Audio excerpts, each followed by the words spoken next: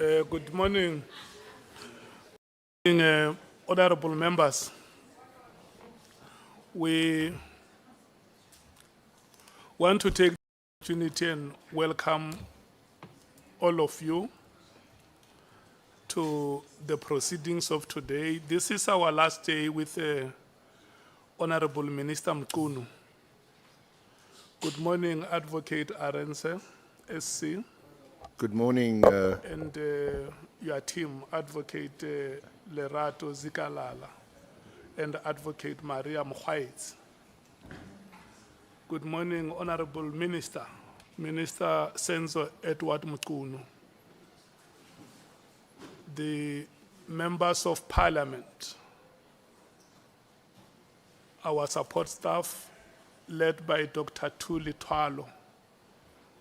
We want to thank you to take this opportunity and thank you so much for the sterling work that you have done, that we are at this point of the proceedings since we started. Your work has not gone unnoticed. We want to thank the members of the media for being with us from the first day, and we believe you will still have the stamina to go forward with us. Honorable members, yesterday when we, members of Parliament, started with questions, it was the same time yesterday at 11 o'clock. From this table, we have been allocating 1 hour 45 minutes. That was for a full member and an alternate. We took 1 full member from the ANC, Honorable Ngola, and Honorable Sokanyile from 11 o'clock, from 11:15 yesterday until 1. And then we went ahead and took the MKP from 2 o'clock until 3:45, and came back and took the DA until 5:30. 25 minutes to 5 to 7:20, we took the members of the EFF. And then the last batch was Honorable Mwango and Honorable Vessels. Their apologies have been recorded. They will not be here with us today. The first 1 hour 45 minutes will be allocated to the PA and Action SA. Welcome, Chief Whip. Welcome, Sangoni. I see the way you look at me. You wanted to settle on your chair. I'm not calling you. I'm calling the PA and Action SA. Honorable Sauls, good morning. Honorable James, good morning. Your time starts now is until 1:45. So you will take us to break. You can start now. Can I check who is starting? Yourself, Honorable James. Or she says Honorable Sauls. Thank you very much. Your time starts now.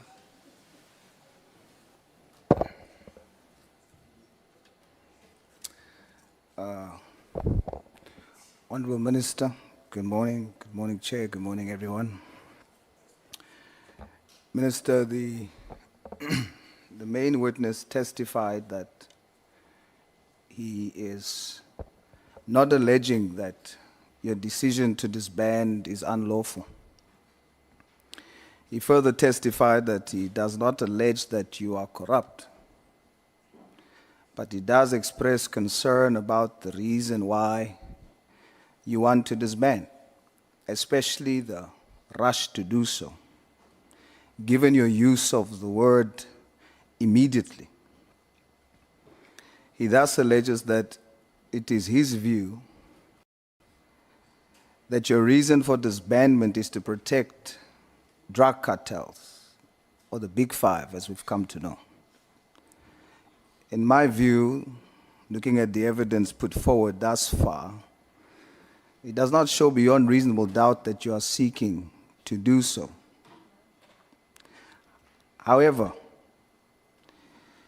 how you responded to questions on your relationship with certain people that are put forward as questionable characters was a bit concerning.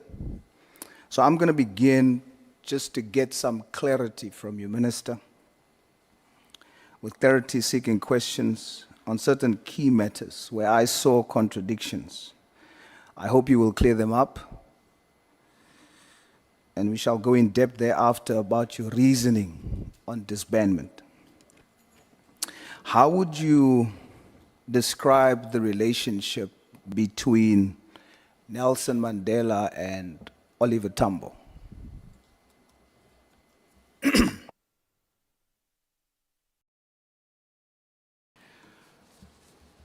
Thank you, Chair.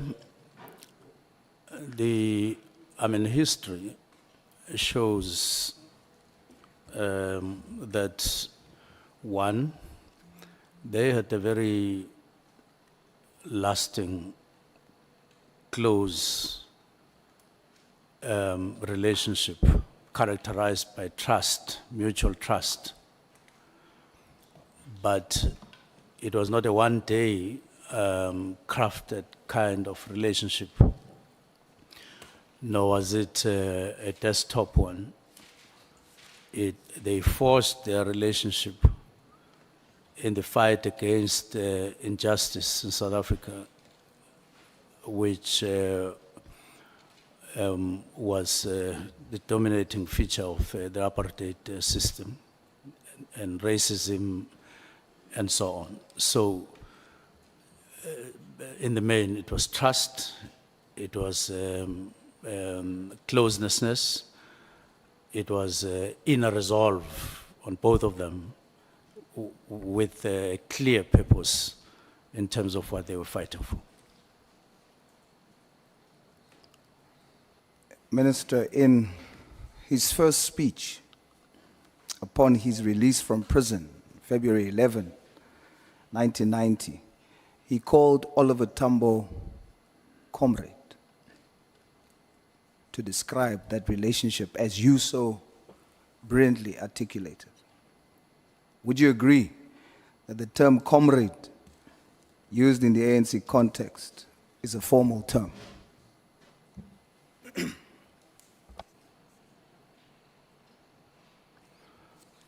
I didn't hear that. Would you agree that the term comrade, as used, as you've just described it, in the ANC context or historic context, is a formal term?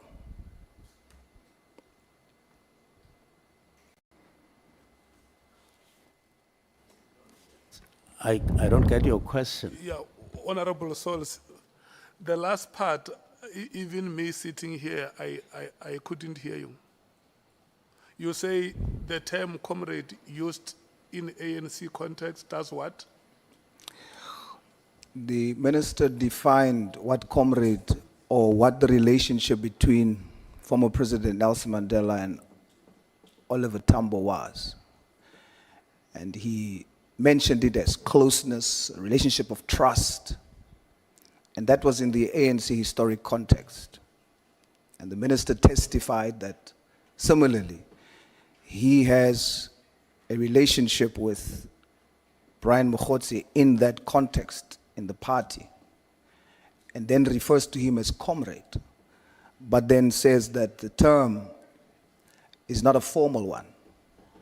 So now I'm trying to engage on, would the minister agree that in the context that he has just described the term, that it is actually a formal term?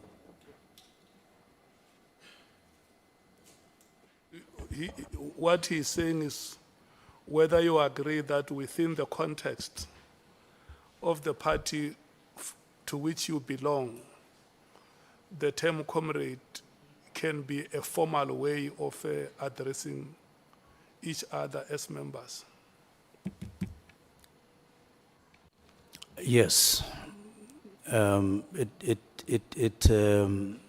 does get used as a formal kind of an address to each other, but yeah, depending on the context. But yes.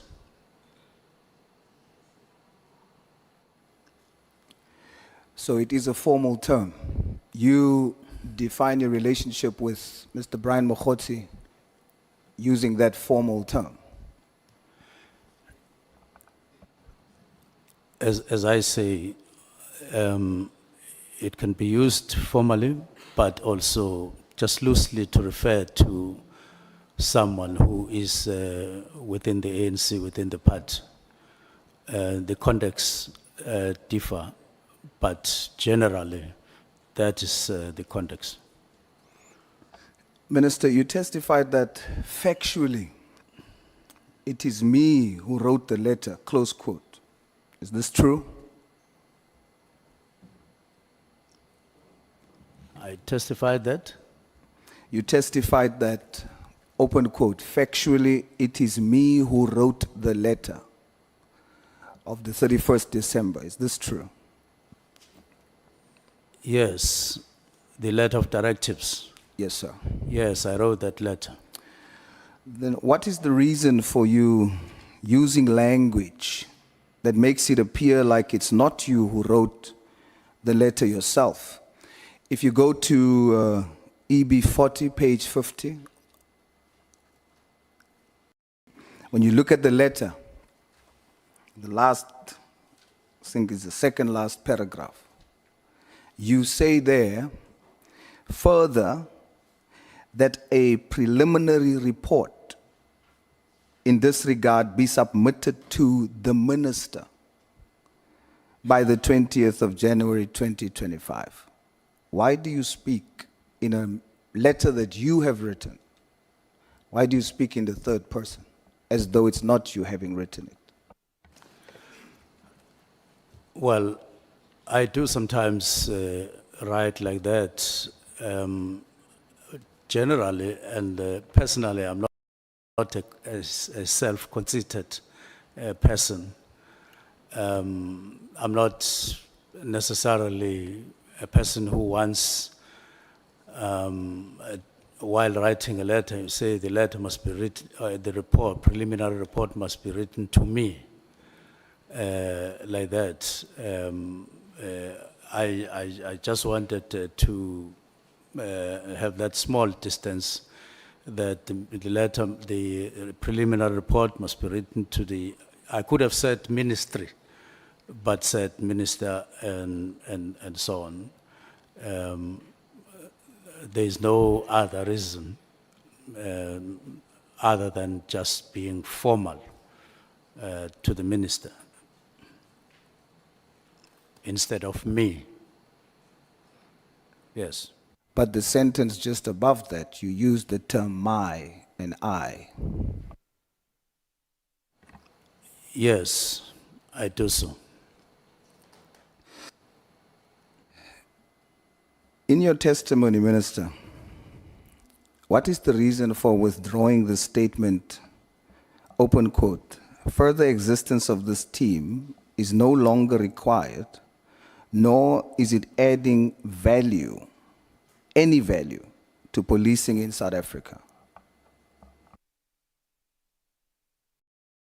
The first part deals with what I've been dealing with in the last 3 days, or it refers to that, no longer required, emanating from, right from 2019, when they intended then to replace the National Political Killings Task Team with a structure that was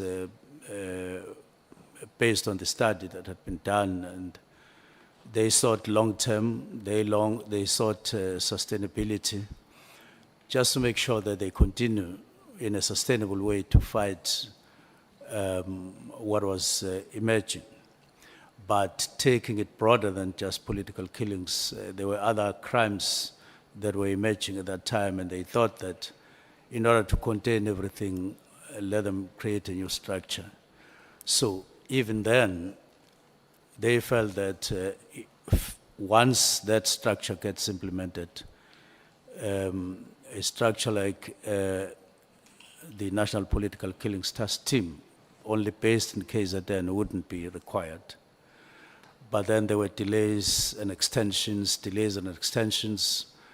up to 2024, when they finally submitted to the National Commissioner a report that was supposed to be signed and then implemented, and which didn't happen. So no longer required comes from that kind of observation. Now, adding, in the sense that a lot of crimes and a lot of people in the country are complaining about one matters, they're complaining about drugs, they're complaining about, and myself, I'm also complaining about that because I've seen in some instances people just getting murdered, and to find that in the background there are drugs and related matters, including illegal firearms. And therefore, if you have a structure of 68 people based in KwaZulu Natal, whereas these crimes are all over, especially in the 4 provinces, you wouldn't feel that you are adding value. If you look at 415 million from 18 to now, of course you'd say they were doing well and so on in the tasks that they were facing, but no longer equally so because of the changes that have taken place. Agreed that they do add value. You are withdrawing the fact that you said that they do not add any value. No, I'm talking about as time went on, particularly after 2023. I fully understand it, Minister, but I'm trying to get to understand, even after that explanation, why then did you accept that perhaps you should have phrased it differently? Why did you accept that in testimony? Why didn't I accept? When the question was posed to you, why did you use the words that they did not add any value? And then you said, no, they did add value. So maybe you should have used other words. So I'm trying to understand, why did the minister withdraw? That you are putting a weight to those words. And you recall when I spoke to the evidence leader, I did say to the evidence leader, when he said, was it not possible to use any other term or other terms, I said, yes, for the same purpose, I could have used softer words and so on. So similarly to the question that you are now posing, construction of a sentence can always take different forms, but those are the words that I used at that time. So, and you will realize that when the CFO... Sorry, Minister, with respect. So for today, as per your testimony the last time, do you stand by how you phrased it on the 31st? Or are you saying that you're pulling that back like you said the last time and you could have used different words? Or are you maintaining that they have not added any value to the South African police? I don't think the actual wording says they have not added. It says, no, are they adding? In other words, if you read the whole sentence, no longer required, it could have said, no longer adding value. So you're saying that Yes, that's from the 31st going forward, they're no longer adding, but prior, they have added value. Yes. Okay, they have Yes. added value. Pardon? You are saying they have added value. Yes, they have, but if They you- no longer do from the 31st. Yes, if you look at, for instance, the figures that were presented in Parliament on the 5th, which I've been referring to, where in March we're dealing with one fresh case. We had dealt with 7 fresh cases in 2024. You wouldn't really say, maybe in a long-winded sentence, you could say, based on no longer adding value, based on one monetary investment, which would have declined as the cases decline, and also based on the fact that you pull people from other stations and you don't replace them over time, which means that where they come from, they leave gaps. So they, in my view, you are no longer optimizing and using those resources equal to the value. So I read the evidence that you... Honorable Sols, let me take Honorable Malimada. Thanks, Chair. Morning, Minister. Morning, colleagues. Honorable Sols is asking you about something that you wrote here, and you say you don't think it's written like that. You're saying my observation in this regard, as indicated above, is that further existence of this team is no longer required, nor is it adding any value to policing in South Africa. And then the question is, do you still stand by that? The answer is yes. But when he pursued me, I then tried to elaborate. Thank you. No, Minister, I fully understand that Are you okay, Honorable Malim? Thank you. Honorable Sols, thank you so much. You may proceed. Thank you, Chair. No, Minister, I fully understand that you maintain they are no longer adding. But what you are saying is that they have added before. Definitely.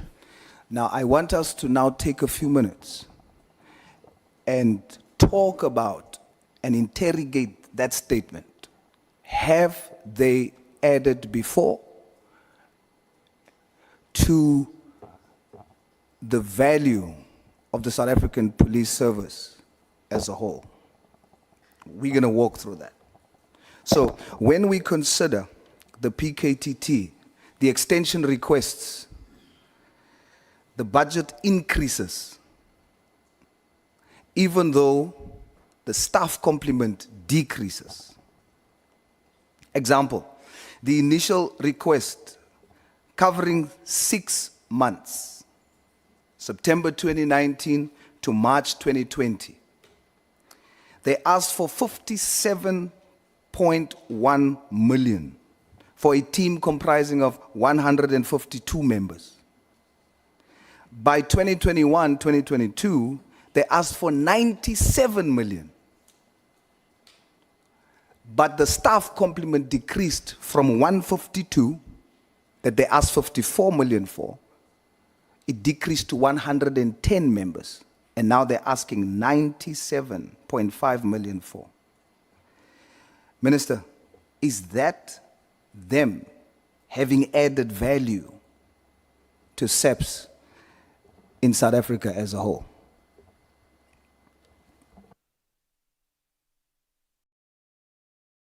What's the exact question?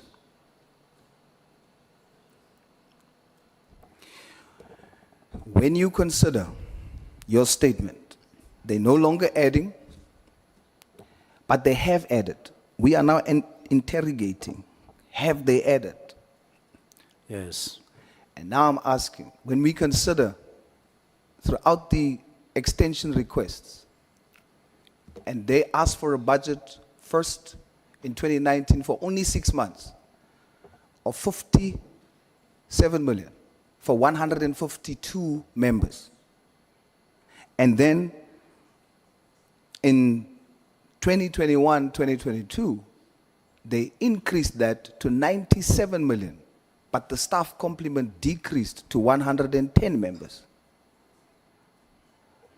Would you say that they added value to SAPS in South Africa as a whole? Well, part of what that sub-sentence or that phrase in the last sentence is based on is along those lines, as I've indicated, the calculations in terms of monetary value. But what I didn't add, because I wasn't writing details, you add the personnel, you add running costs of cars, you add, so that is just an indication what you are talking about. When you add all other things, the expense is quite high for the cases that were decreasing, as you are referring to. So are you saying they have added value despite the way they approach the request if for you- money, even though the staff complement decreases? It's okay, at Minister. the- If you say yes or no, it will work. Are you saying that it did add value, even though they did that? Yes, no? I'm saying so at the beginning because at that time you had a problem of killings as the problem was identified, and it added value in the sense that there was a decrease in the cases. But you can always have a concern about what money was getting into that and so on, as I'm indicating. But generally, that's my view, that at the beginning they added value, and they were a factor in the decrease, although not the only factor. Okay. I'm still just looking at your evidence, and I'm putting it to you what you've given to us. Talking about cases. When you observe that in 2019, the task team reported 60 cases remaining under investigation, 60. By March 2021, the progress report, after giving 100 million, close to 100 million, and they were in existence for 18 months of operation, the number of cases then reported 18 months later, 100 million rand later, was 62 under investigation. No shift. Minister, 62 what? What did you say was the number of cases? at first they recorded 60 cases Yes, under investigation. I have that in two. After giving just under 100 million to them, and them being in existence in 18 months, the cases still under investigation was reported as 62. No shift. Minister, did they add value to SAPS in South Africa as a whole? Well, despite those figures, which I see and acknowledge that you are quite critical. When you look at the expenditure, you look at the figures of cases with minor shifts upwards. You could have a perspective like that look, perhaps the value was quite less if you look at from that perspective. But generally, the view is that I share, is that they added value at despite those figures, because I wasn't I'm not necessarily basing it on case by case and rand for rand, but generally the view which I share was that they did add value at the beginning. I thought you testified that you applied your mind, and what brings you to a decision must make you consider the past events and makes you decide what will happen going forward. So I assumed that your reasoning, as I read your evidence, was that when you saw all these things, it is these facts that made you think there hasn't real value been added for SAPS South Africa as a country, not just provincially. And therefore, this steps has to be taken. So I'm going to take you further, Minister, as I read your evidence.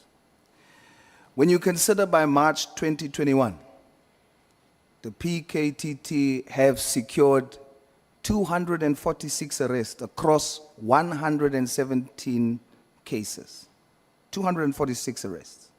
However, of these, only 42 accused were successfully convicted. 64 charges were reported as withdrawn. So the number of charges withdrawn is more than the number of convictions. Minister, did they add value to SAPS South Africa as a whole, when you consider that fact and others?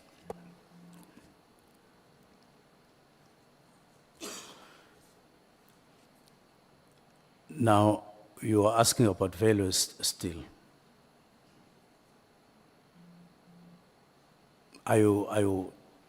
What's the question? Minister, your submission to me was that your statement was that they're not adding value going forward, but they added value when you look back. Now we're looking back, and we are interrogating based on facts before us. Did they truly add value to the South African police service, South Africa as a whole? Well, I have said generally, without or despite those calculations, and considering the fact that there was a downward trend, even though you could still poke some holes in terms of quality thereof, and say generally they did add value, and that was acknowledged across. But it's not without those points and factors that you are counting. Hence, where we are now, taking all those points into consideration, you do have concerns in terms of value. Could I request, so that I'm of help to you in terms of responding, to get where you are reading from, so that as you read, I look at what you are reading? Now, I've studied the entire evidence that you've brought to us.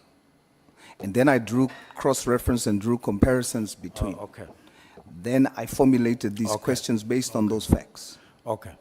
So I'm trying to understand, looking back. So when you consider the PKTT's 2024-2025 request, the latest one, for 94.8 million for 120 SAPS members, that equates to an annual allocation of approximately 790,000 per member. That is 65,000 rand per member per month. And this allocation only pertains to a unit in KZN. I ask you, Minister, did this add any value to SAPS South Africa as a whole? Well, I'll go back to my answer that generally, when I looked at all the factors, my honest view was that the value had been decreasing over time. If you are considering South Africa, as you point out, that was my concern, and finally settling for a directive because the cases, on one hand, decreasing the budget was not necessarily, and the concerns of the CFO. So I share that concern.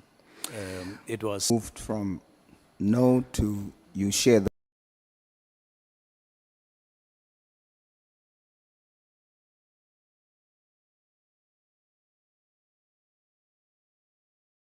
all right. Is it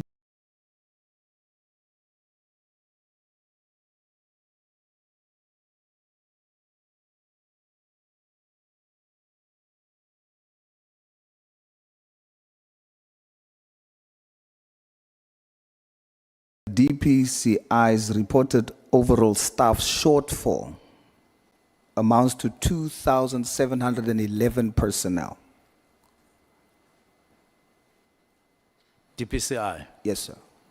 Well, without the advantage of figures in front of me, but I do know that generally they have been raising concerns via General Libya, who was head of DPCI. They have been reporting shortfalls and problems on personnel, on equipment, and on various other components that would enhance their work. They've been complaining over time. So, And not only them, but let me hold it at that, it is true. so I put it to you, Minister, it's 2,711 staff members that DPCI, Hawks, is saying they need. Now, when you consider that, and you spend just under 100 million on a temporary unit, when there is a need to fund such a critical division, does it add value to South African SAPS as a whole? There is a basis of an argument for a decreasing value. You may, as I answered you earlier, that yes, at the time, but as time went on, it clearly unsettles you and makes you a bit uncomfortable. That how you are spending resources may be skewed, and those figures that you are pointing out serves that particular purpose in terms of you looking at your distribution of resources within SAPS, and they increase your concern. So the concern is increasing now. Yes, they increase the concern and the need for a more rational kind of use of resources. All right, let's continue. Minister, when you consider the budget allocation for laundry services alone for 12 months in 2022, for 110 members, it amounted to 4.4 million, just laundry. This translates to a calculated monthly amount per person, just for laundry, per person, 3,367 rand 73 cents. This figure is equivalent to the basic living cost of a normal South African, and that money is used on one member just for laundry. has this added value to the South African Police Service in South Africa as a whole? Yes, you would increasingly find yourself in some corner when, as you calculate the costs of the national political killings task team over time and lending to, at a time when I wrote the directive, it was because of that you continue to sit uncomfortably as you consider other factors. And as I say, the issue starts in November, where I say I have these concerns about murders and all of that, but you don't have additional resources from Treasury. So you have to be on your own. And when you put it the way you're putting, you are more and more on the side of lesser and lesser value. Minister, when you consider that in 2021, 2022, the figures reveals that 43.6, or rather 43.1 million was requested for overtime alone, just overtime. When you calculate that per member, each member gets approximately 392,400 per annum. And that is over and above their normal salaries. Minister, is this adding, and has it added to the value of the South African Police Service in South Africa as a whole? Yes. Just to check, Minister. Honorable Souls, are not those the questions for the portfolio committee of the police and the accounting officer? Chair, you can guide me, but I am taking all this information from the evidence that has been submitted to us. So looking at that and the statement that is made, I'm trying to weigh whether there has been value so that we can assess whether there is legitimate reason for disbandment. So that's where I'm going. So unless I'm not supposed to interrogate the evidence. You are granted, Honorable Member. I just wanted to check that. I think you have clarified it. Thank you, Chair.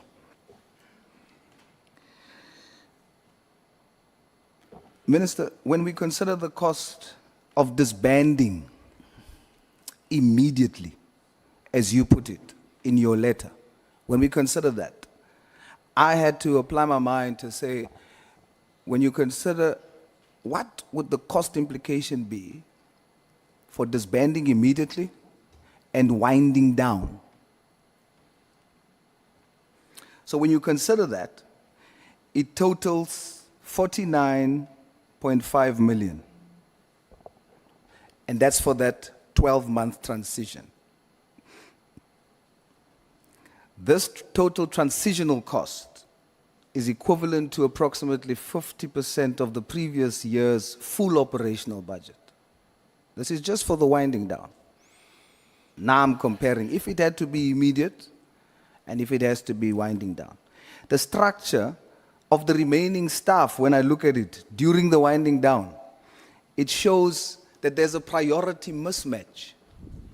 The priorities is not adding up. As of May 2025, the remaining 56 members, they comprise of only 20 detectives, 20. But they were allocated 27 combat members, plus 5 commanders and 2 guards, primarily for security and protection services. Now, I thought the final stage was to consolidate the cases that is still pending. If that's the case, you would then have more detectives, because you need to close these cases now. But instead, there is just 20 detectives. So the total number of protective personnel, the security people, there are 29 members. And the detectives responsible for finalizing cases that's still on the court roll are only 20. This suggests that the main focus is not about investigating cases or closing it down. Minister, is this adding value to the South African Police Service in South Africa as a whole? I would maintain the response that you would more and more see as you do calculations and so on, that it actually was becoming, or it has become quite a costly exercise,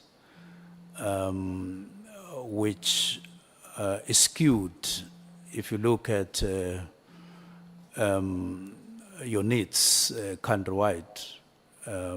It gets more and more skewed. It's impossible to avoid that conclusion.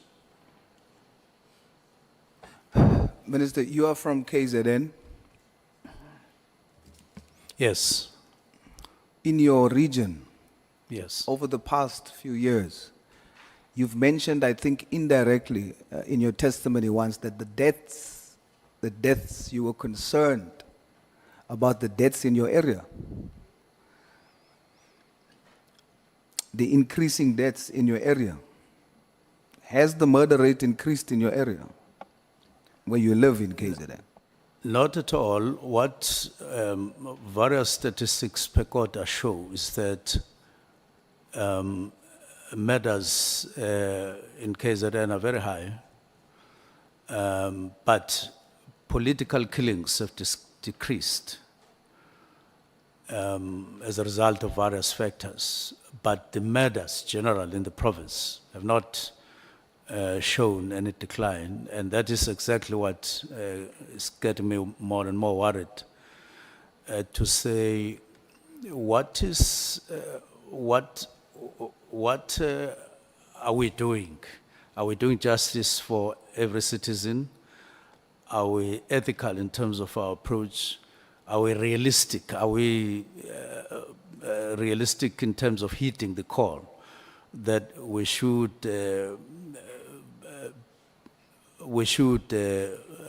overcome the scourge of murders in the country? Because it's not murders of politicians and Isnduna Namakosi. That is a concern, but not them alone. Together with that of citizens general. Murders in KZN are very high, concerning, very, very, very concerning. Despite this huge investment, who arrested the hitman on AKA? Can you come The back? hitman who murdered AKA, who arrested them? Was it the political killings task team, or was it the national task team?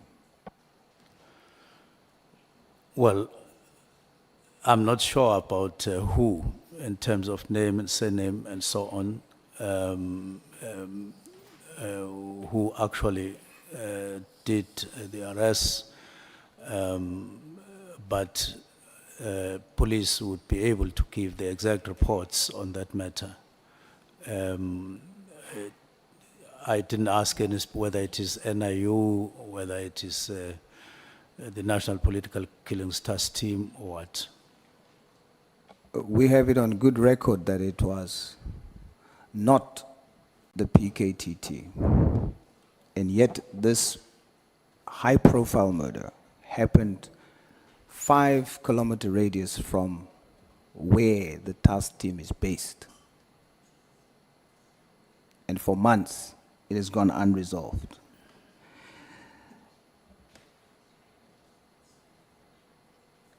Minister, we've now gone through all the things that you've put before us that would serve as basis for writing a directive to say that these are the reasons why the political killings task team should be disbanded.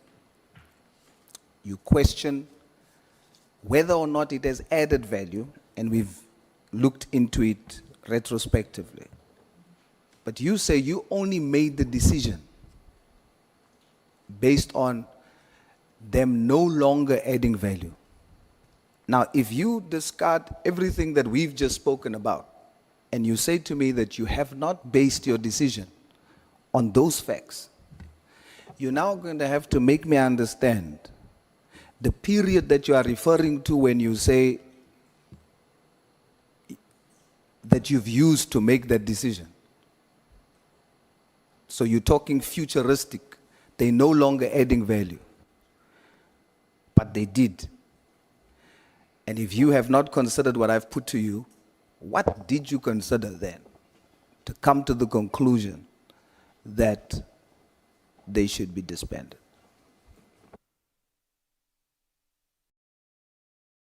Well, I'm saying if you consider everything that you have been saying, even though I didn't go to that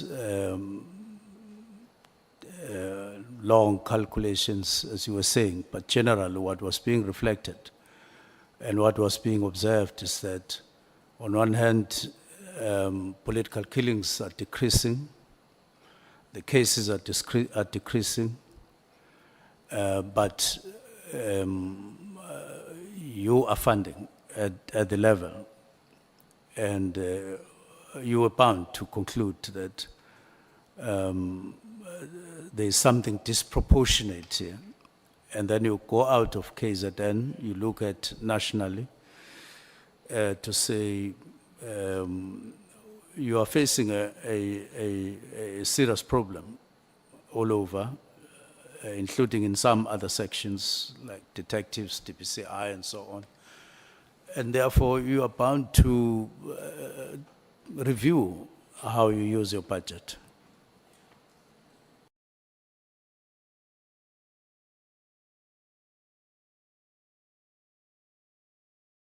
And that was part of there was a kind of thinking that went into along those lines without necessarily going that deep into the calculations. Well, Minister, you inspired me to do so because my job is not to choose a side. So after hearing testimony, I then had to, without bias, listen to you and the evidence that you put before. So when you took the position that there is a need for disbandment, that motivated me to, without bias, neutrally look at the facts and then determine, is there some credence, some value in what you are saying? And this is what I found. And what I found is that the evidence shows that when you measure the impact and the value added to South African police service, South Africa as a whole, there is very minimal value, except for high budgets that's not even on investigations, but rather spent on protection, laundry, SATs, and all of that. So I've come to the conclusion, Minister, that based on the evidence, what you have written in your directive, based on what I've discovered on the evidence, was correct. Not just futuristically, but also looking back. There has been grave misuse. And I want to say and put it to you, Minister, I am not convinced by your testimony of your relationships with Mr. Brian Mokhotsi and Mr. Matlala. Your testimony there is very questionable. I don't I'm not convinced by it. But when it comes to the reasons and the evidence before me for disbandment and immediate versus winding down, I saw with facts that I've just put to you why it would be justified. Don't worry, Minister, about your position. Don't even worry about public opinion. Stand by your conviction. I look at your evidence. I compared it to what was given before. This is what I conclude. And whether the whole South Africa hates me for doing it, I stand by my conviction. As I close, Minister, Muni Baizan. Stand by your conviction when it comes to these facts. On your relationship, how you explain that, I'll be honest with you. It's not convincing. How you defined your relationship, comrade, etc., it's not convincing. But based on this evidence, when you compare that there's a greater need to spend the money that's been spending on a small team, to spread that funding to service South African police service for the whole country, I see it here. And I've put it to you based on numbers. And if that is truly your conviction, stand by that conviction, even if you don't have the position. Put South Africans first.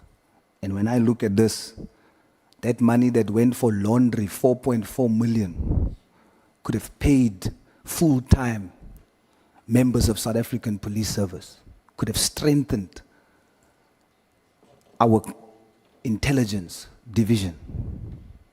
Stand by your conviction. Whether the public hates you, we're not here for claps. We're not here for likes. We're here on national duty. I thank you, Minister. I thank you, Chairperson. Thank you so much, Honorable Souls, and thank you, Minister, for the first part of this session. May we take Honorable James. Good morning, Chairperson. Good morning, Minister and honorable members. Minister, you are currently suspended. You are facing serious allegations. By senior officers, you are appearing before this committee.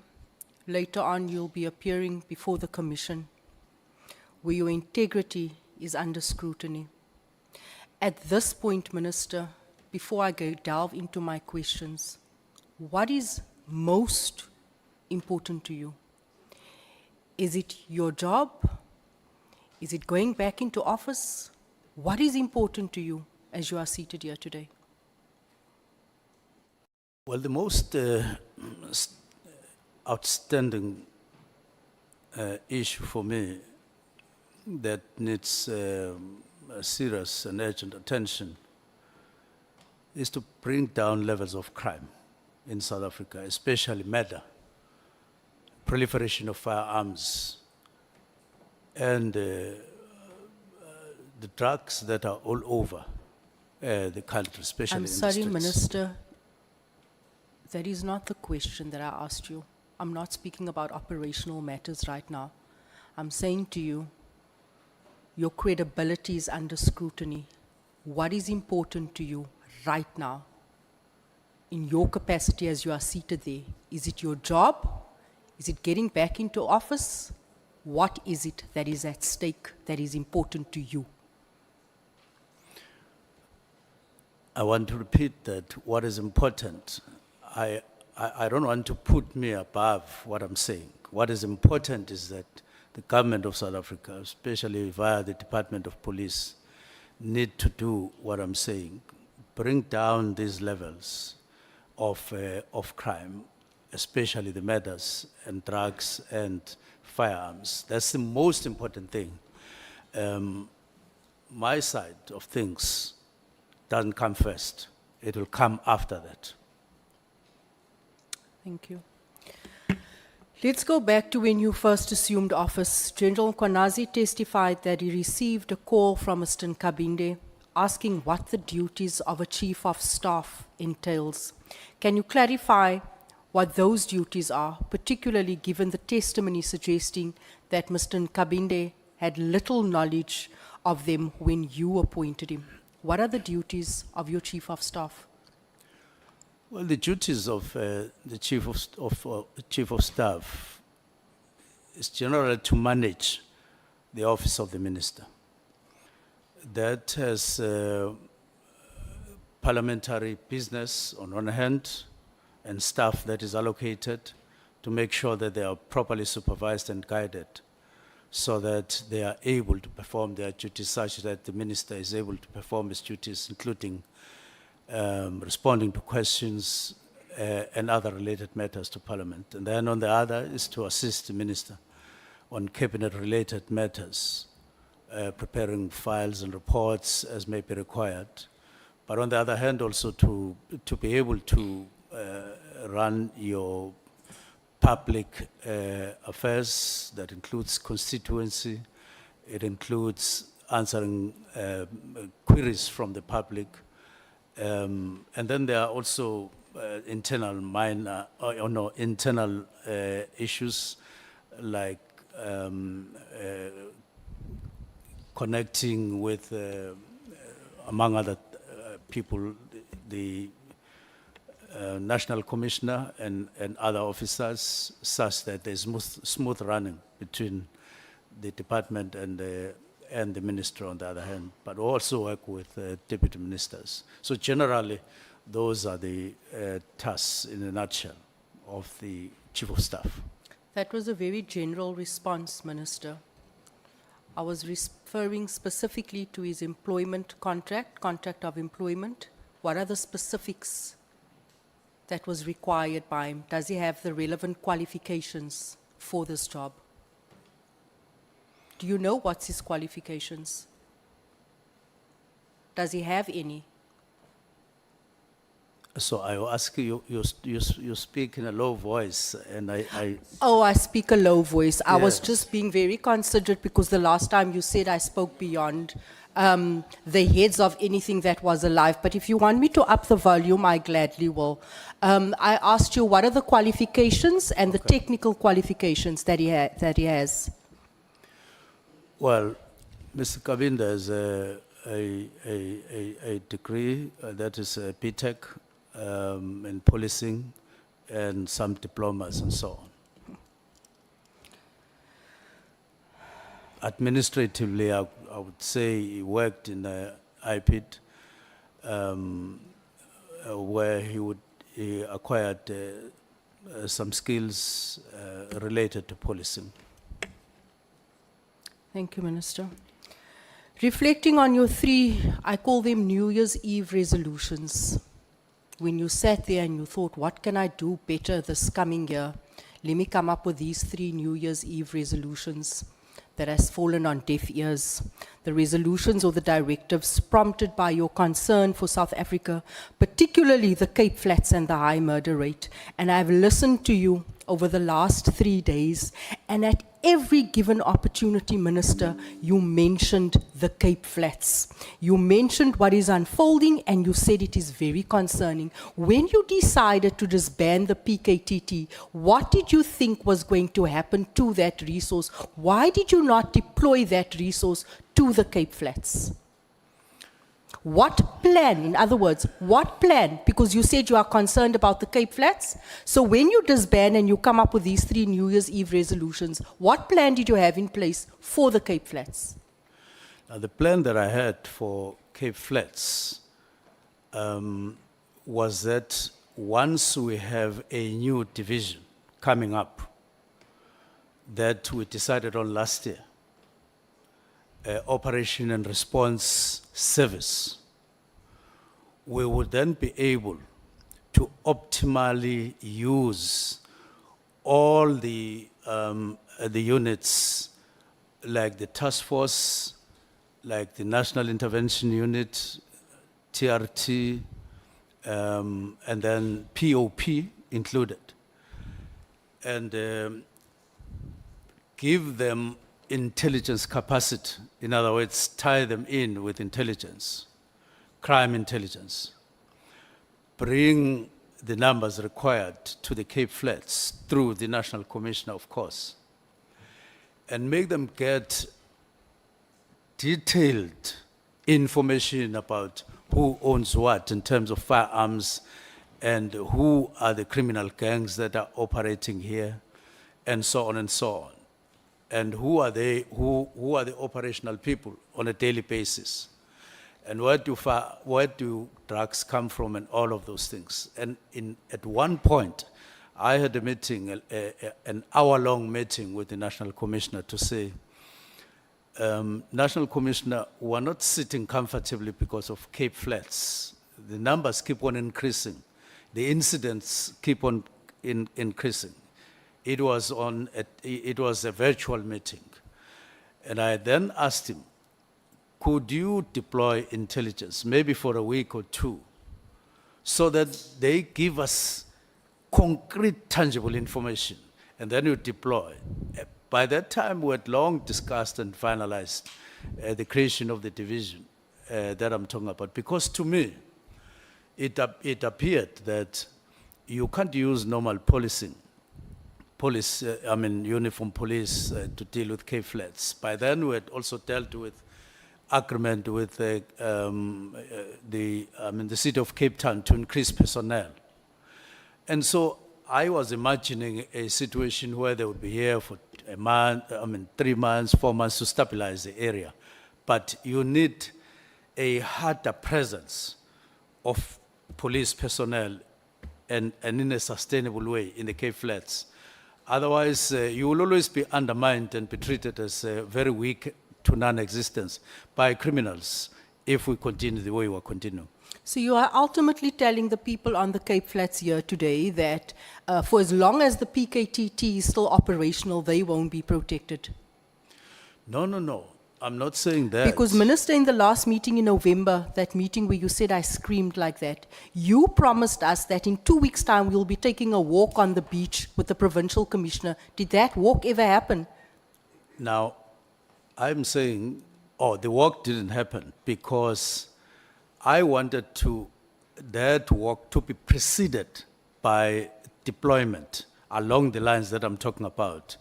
And I spoke to the National Commissioner for a whole hour. And when I checked, National Commissioner, I think it was after a week, have you done what we agreed on? He said, yes, I came to Cape Town, I launched, and one of the deputies even asked, we didn't feel it. And I was actually surprised myself that National Commissioner had come down and said he had done so. So I said what you are correctly saying, but I wanted it to be preceded by visible deployment in the kind that I outlined to the National Commissioner. Not to come and make further promises, not to come and just walk around without any visible action. I stand here to say I didn't quite get what I wanted the National Commissioner to do. I'd like to say to you that the Cape Flats has been waiting for a response, Minister, for the past 30 years. As things stand this morning, I'm under immense pressure because of the 7 children that were gunned down yesterday in Westbury. This past weekend, we've had over 30 people mass shootings on the Cape Flats. You keep on mentioning the Cape Flats as reason, as your concern for the disbandment of the PKTT, but to date, there's been absolutely no response to those areas. which is a shame. You are meant to be sitting here and reaffirming and giving South Africans confidence in restoring public trust. Instead, in your statement yesterday, you said that we are weak as SAPS and we are unable to respond. That coming from a minister is concerning. That coming from a minister is extremely concerning. I want to ask you, you place great emphasis Can I respond on the... to that? No, sir. You place great emphasis on the national PKTT and the budget. You're saying that this was a national political killing stars team. Honorable James, the witness is requesting the chair to give him opportunity to respond. So unfortunately, you cannot deny him that opportunity. Just hold it there and let's hear what he wants to say, with due respect. Thank you. Yes, I wanted to say what you are saying is true. And what you are saying is of similar concern, if not greater concern to me. And I do see that up to this moment, I haven't lived up to that undertaking. I confirm that. And it's not only about Cape Flats. As I mentioned in my various speeches, there's Rivali in South Johannesburg, El Dorado Park, there's Soshanguve in terms of Gauteng. And in terms of KZN, there's Umlazi, there's Inanda, which keep on bleeding. In the Eastern Cape, you continue to have issues around OR Tambo district and in Gqeberha. So these 4 provinces are capitals of murders. And it was for this reason that on one hand we made that undertaking, but on the other, we then created necessary capacity and positioning of South African police to actually face up to these areas of high murder rate so that we deal with them. I haven't been able to get my way on that. It's not necessarily to wait until PKTT, but it is important to note that those resources are very much important. And I've assured everybody, it won't leave either KZN or whoever empty-handed, because the structure is up once you have created and functionalized that division that I'm talking about. Because it is the cutting edge, combative side of SAPS that needs to be capacitated for these 4 provinces. Without that combative edge, we're going to be reacting all the time after 6 people have been murdered, 8 people have been murdered, but we don't stand up front and prevent it the way I was envisaging. It's probably these matters, as I say, I work well with the National Commissioner, but I've realized that, well, sometimes he would indicate right and then turn left. And that is a problem for us as South Africans because it impacts what is unfolding in our communities. I wanted to ask you, you also place great emphasis on the National Political Killing Stars team and the budget. Was the budget allocation for a national operation? Was it for national? Because when you say that this task team is not only for KZN, it is meant to serve all South Africans. This obviously implicates, and it implicates the accommodation and travel, the actual budget. The initial budget, was it a national budget or was it just for KZN? It's a national budget that gets allocated to the national killings, national political killings task team. And beyond March... Sir, if you may just stop there. Yes. So if you're saying that it's a national budget and the members are deployed to this task team, obviously, you know that members in a specific team obviously then has to travel to other provinces in terms of court appearances. How does this impact the case, the progress on the case, when members are having to travel from one province to the other just to appear for a 2-hour court appearance? And how does that impact? Is that a strong strategy? Are we not only supposed to focus on a specific area where there's fire, and this is the reason behind having a specialized task team? Where there is smoke, there's fire, to deal with a concentrated area. Because you cannot possibly have members from one task team operating in the entire country. It's not feasible to start off with, and members won't be able to appear in court, because this is what we've seen with all other task teams. What you are saying relates with what I have in mind and that I've been working on for some time. It makes perfect logic. So I'm And- specifically speaking to the political killings task team. Yes. We are saying you said Honor- that honor- that Honorable- task team is Honor- national. Honorable James, let me just hold you for a moment and recognize Honorable Ngola and Honorable Ntuli.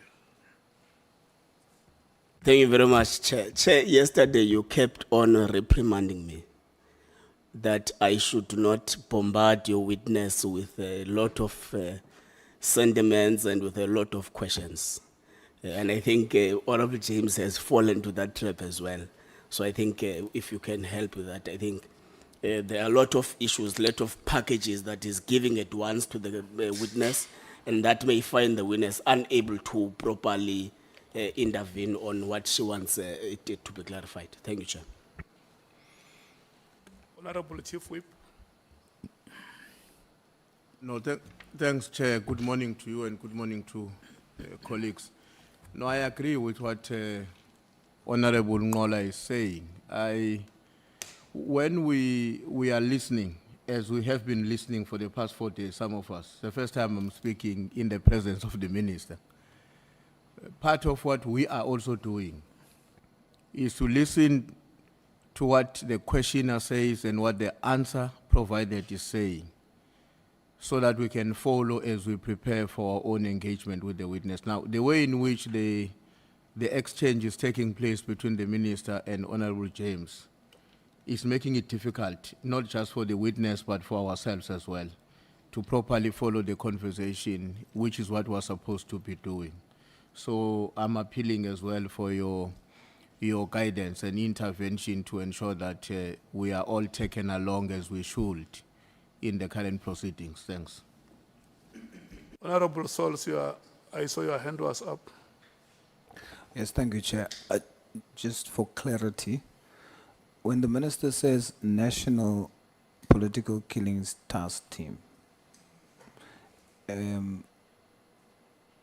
just want to understand the task team that needed to be disbanded was specifically created for operation within KZN, or is the Minister saying that it was created to operate nationally, and therefore the name National Political Task Team, or whether it was just supposed to focus on KZN? You want to know whether the NPKTT and the PKTT is one thing. Okay. Let me rule on the first point. I want to request to Honorable James not to breathe heavily on the neck of the witness. Footsteps are allowed in a race, but when you breathe heavily on the neck of the witness, that may distract the chain of thought. So I just want to request you that you do not breathe heavily on the neck of the witness. And then before we allow you to resume, let's allow the Minister to respond to the question that Honorable Sols has raised, whether the Minister, Honorable Minister, the NPKTT and the PKTT, are they one? They are one. It's National Political Killings Task Team, but it is based and focused in KZN. In KZN. Honorable Souls, are you clarified? Thank you so much, Honorable James. You may proceed. Chair, I just have a difficulty, even me keeping my trail of thought, when I ask the minister a question and he says what I had in mind. We're not asking the minister what he had in mind. We are specifically referring to the detail and the duties of the national PKTT, and we are trying to determine if this national PKTT was adequately resourced and funded to extend and to do work in other provinces. And so that is what I'm asking the minister. Was the budget allocation, because remember when you put together these task teams, Minister, you book accommodation, you book vehicles, you book laundry, all of those things form part of the costings.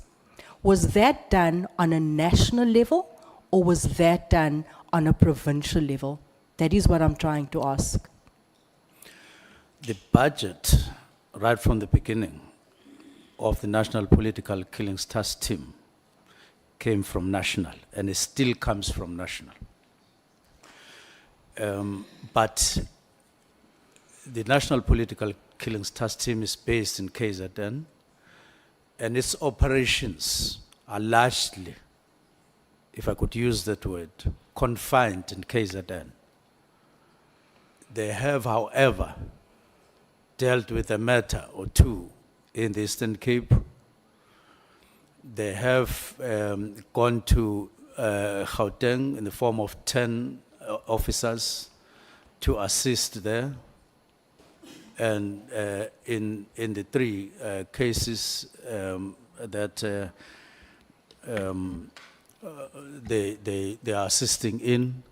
So, to be honest, Honorable James,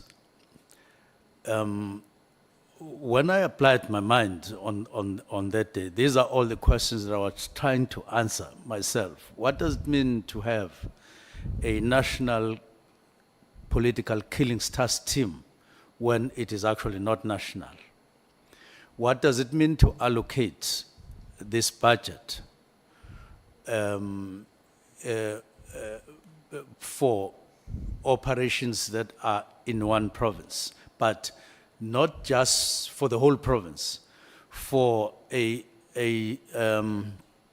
limited category of murders, even in KZN? And even there, amidst a sea of increasing murders, even in that province, and other crimes.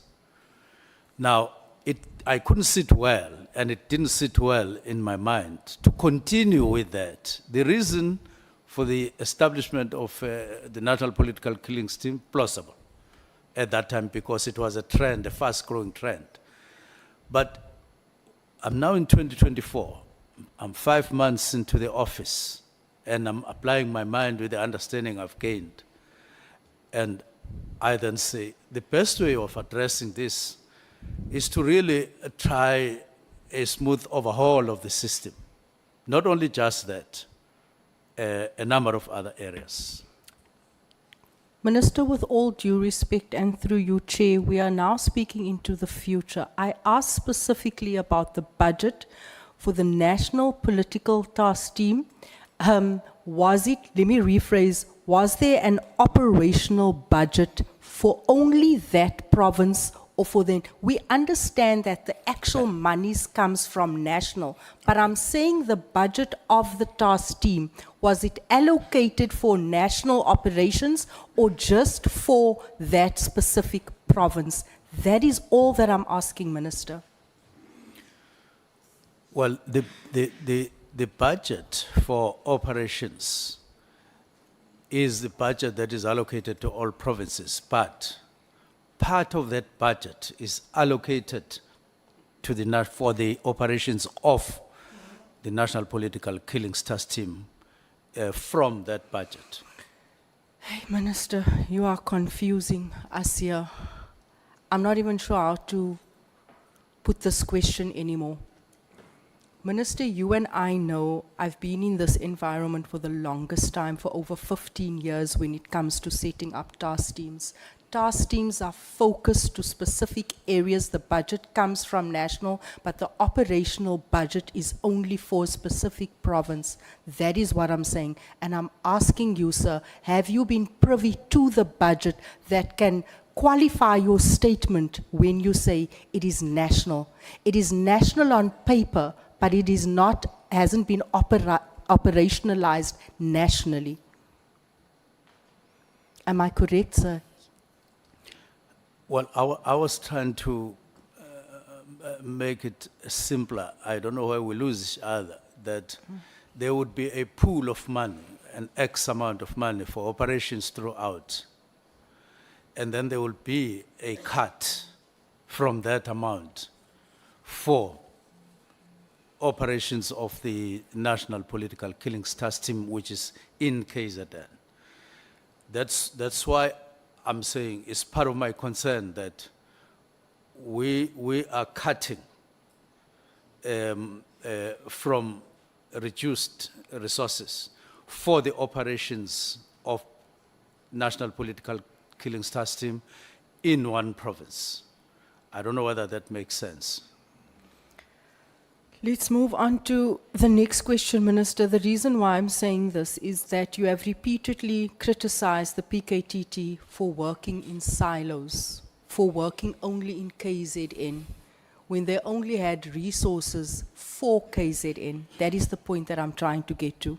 Yet, Yes. Minister, by you taking a unilateral decision on New Year's Eve without consultation, did you not yourself act in isolation? Well, I would say no, but maybe the extent to which it was done before the signing may raise those concerns. But I have repeatedly said there were meetings where I made it clear that we need to review, and National Commissioner also spoke along those lines.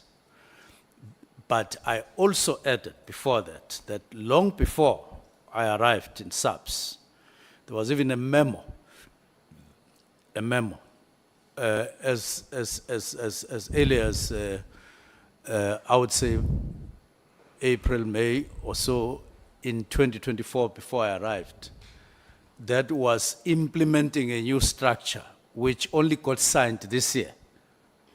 It only got signed this year by the National Commissioner, which would have addressed all the issues in all other provinces equally or so, and would have made it unnecessary for us to continue with the National Political Killings Task Team.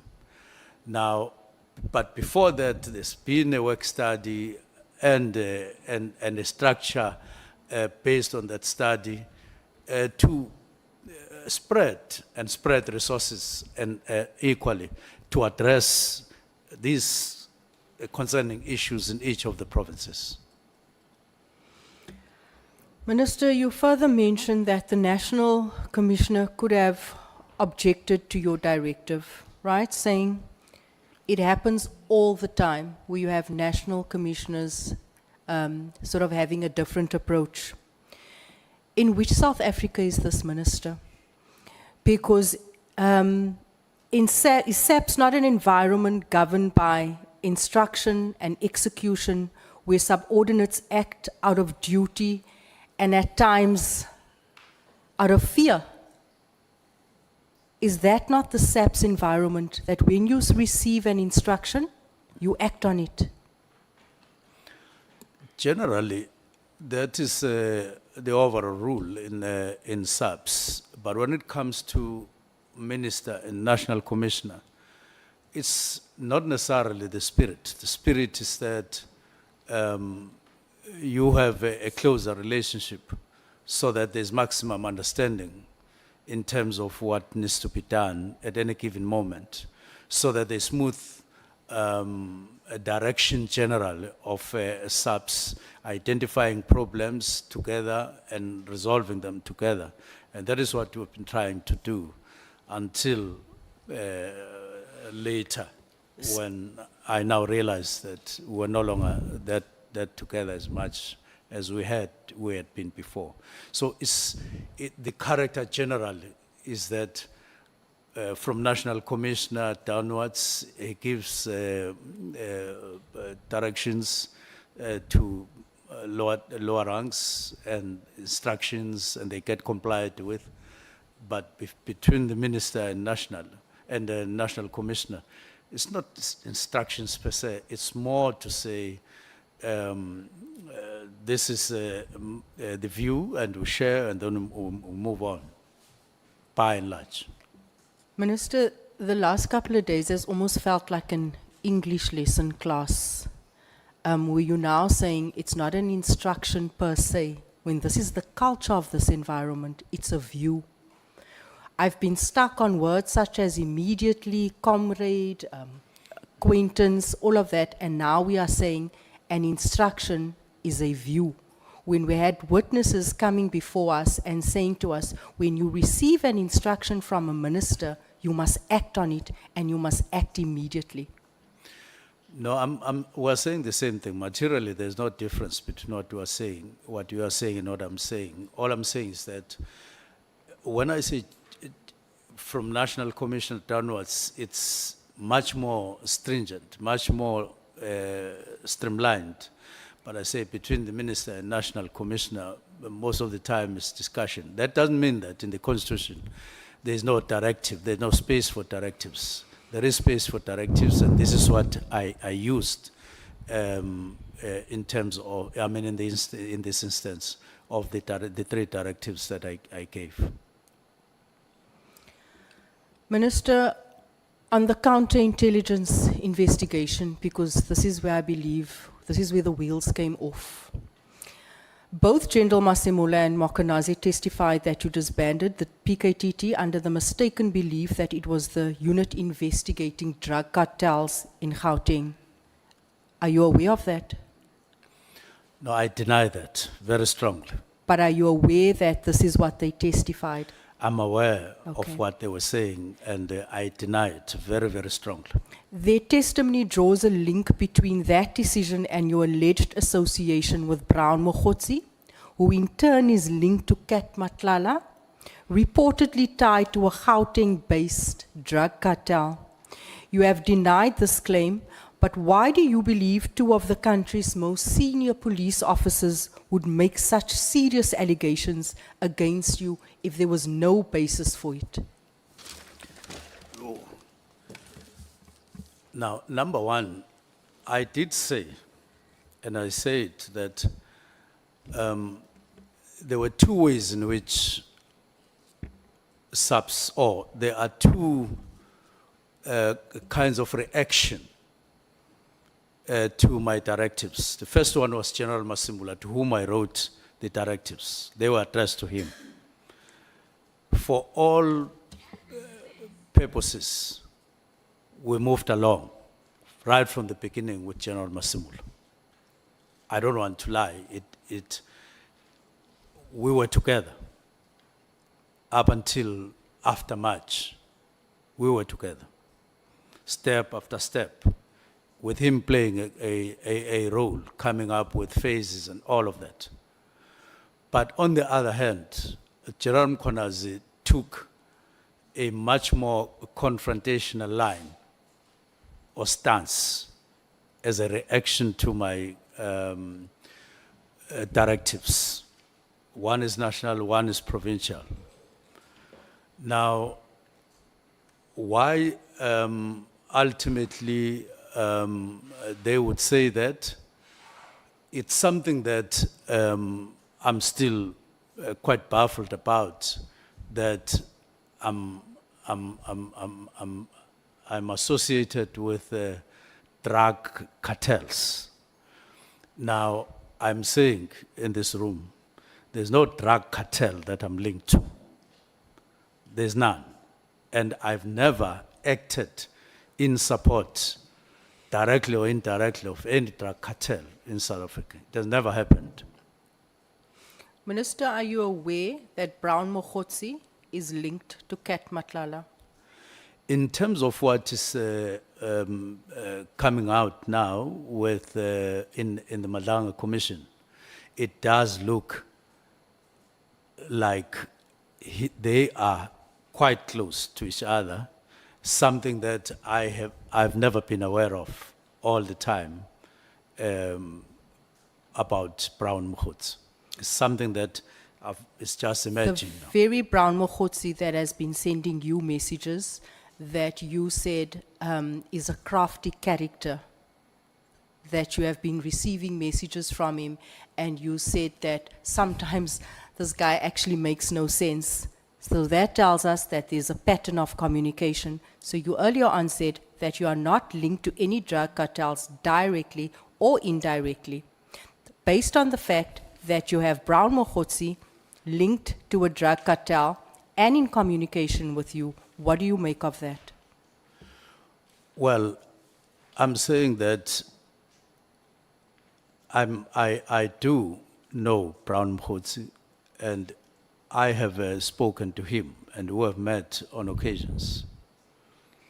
Now, I wasn't aware of any other person he links up with in his own time. I wasn't aware, totally unaware. I've never asked him, who else do you speak to? Who else do you do what with? I've never asked him that question.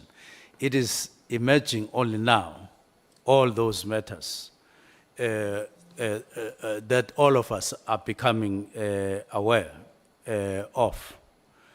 And I'm concerned about it. That's what I've said.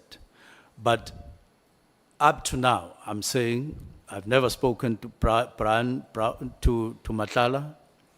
I've never linked up with him on anything, from him to me or from me to him. And we've never met in person. It has never happened. And I've said, even when the word link is used, it is running empty. I've never seen anyone putting on the table anything concrete to say this is evidence of the link. It's an accusation, and that's partly what I'm dealing with here, and therefore, and I did say on the 12th of June, which was something like a few weeks before the Durban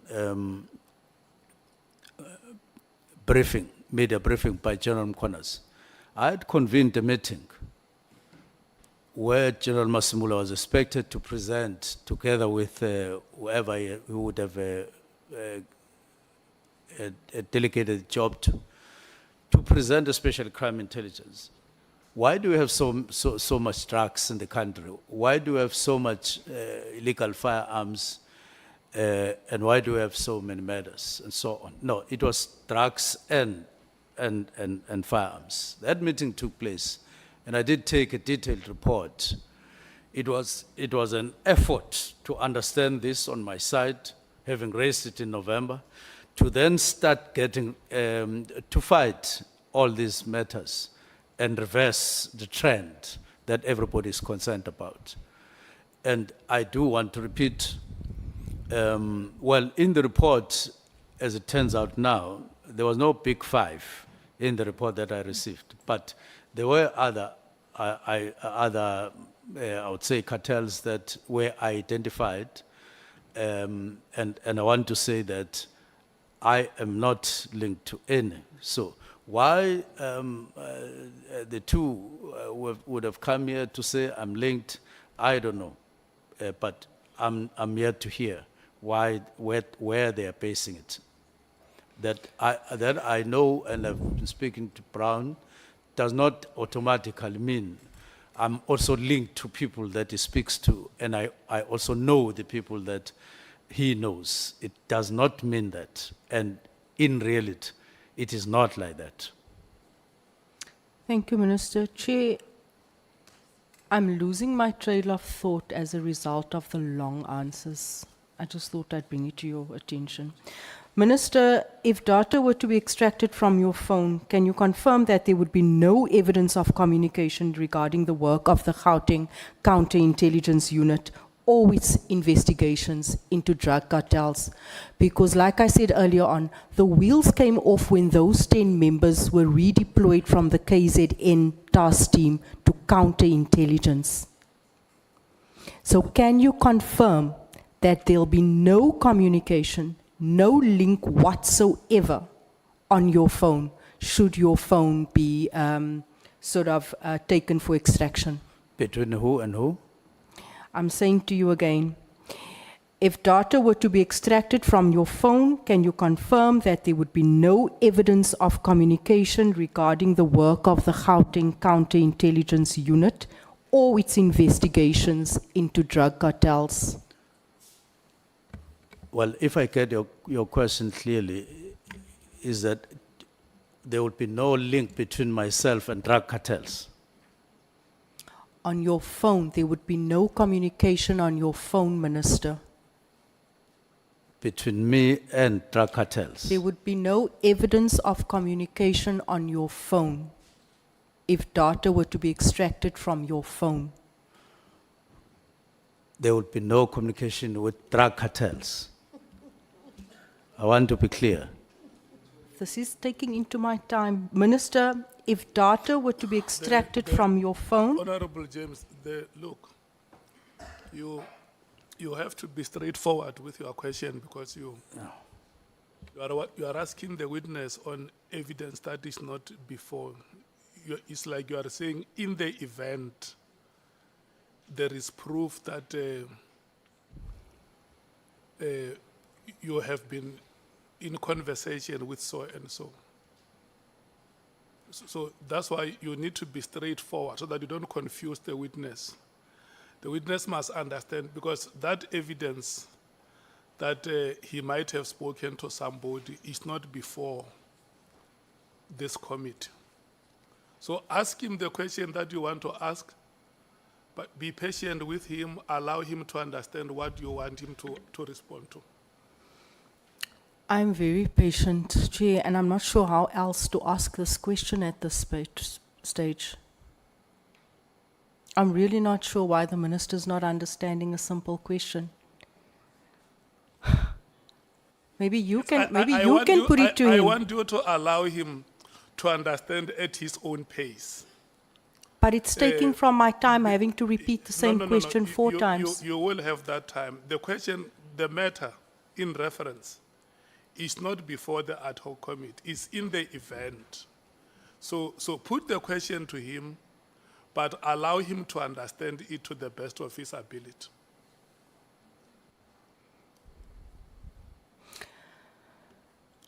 I think let me move on, Minister.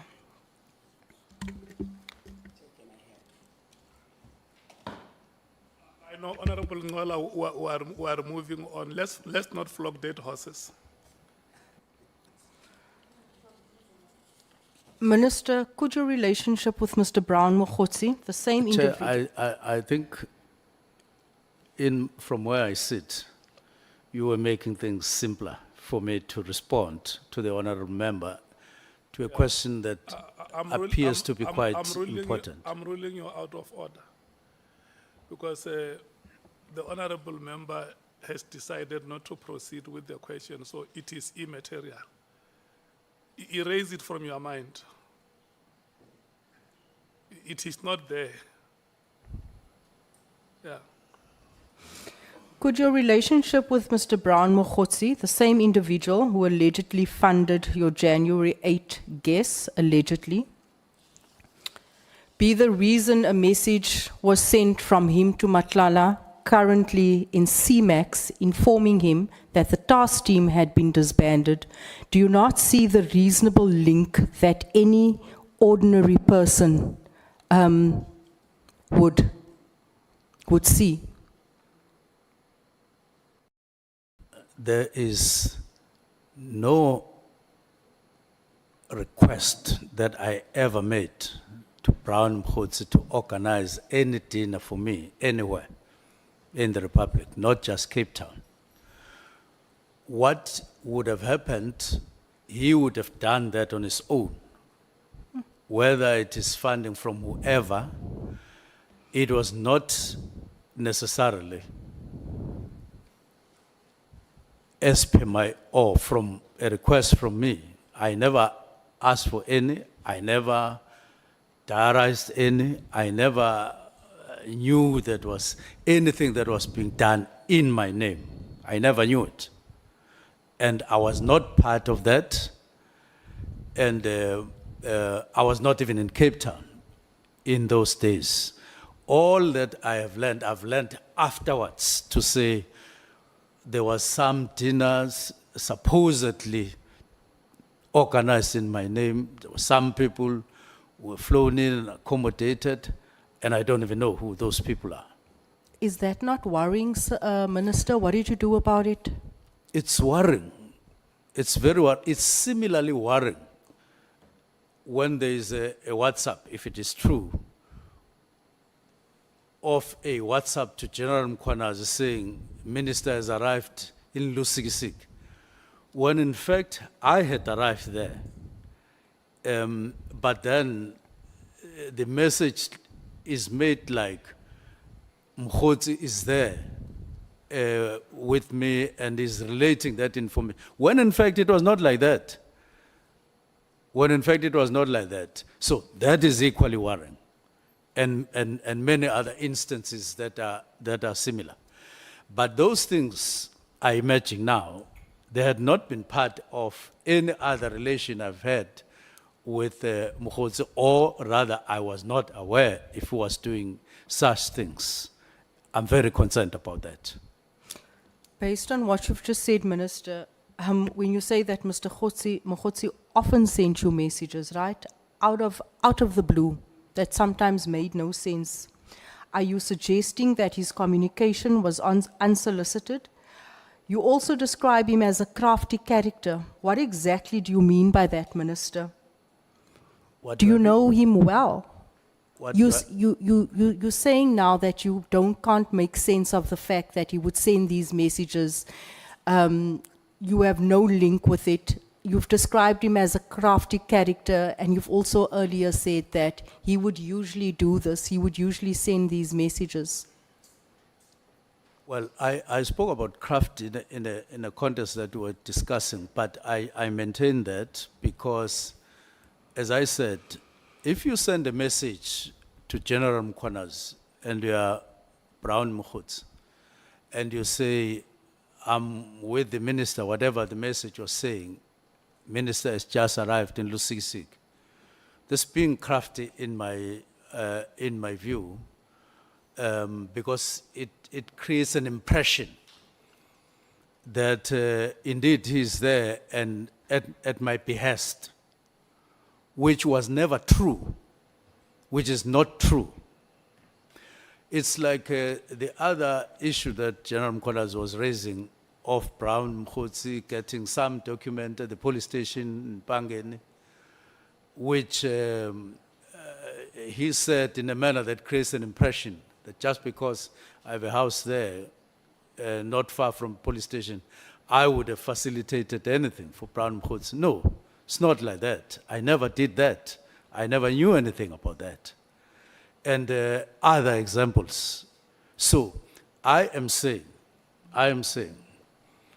other than the relationship of a mere comrade to another mere comrade, there are no other things that I've been doing or that I do with Brown Mkhotsi. I've been relating that. Nothing. No dinner, no lusikisiki, no fundraising that I have asked him to do. It has never happened. It has never happened. And if he claims, or anybody claims, I would want to see what evidence that would make people say, I have any other relationship with Brown Mkhotsi, which I say I don't have. And I even said in the Sizulu yesterday, why must I have? Yeah, that is enough, Minister. Okay, thank you.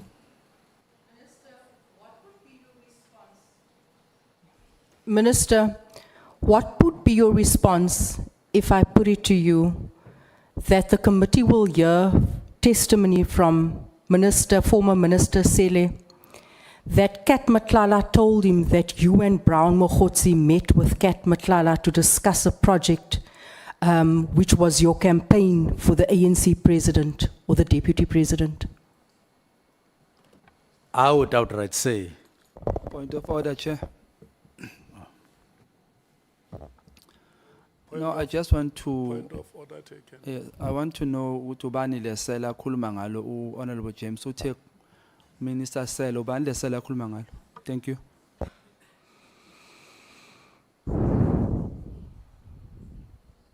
Honorable James, you spoke of Isela Sele. Honorable Shongwe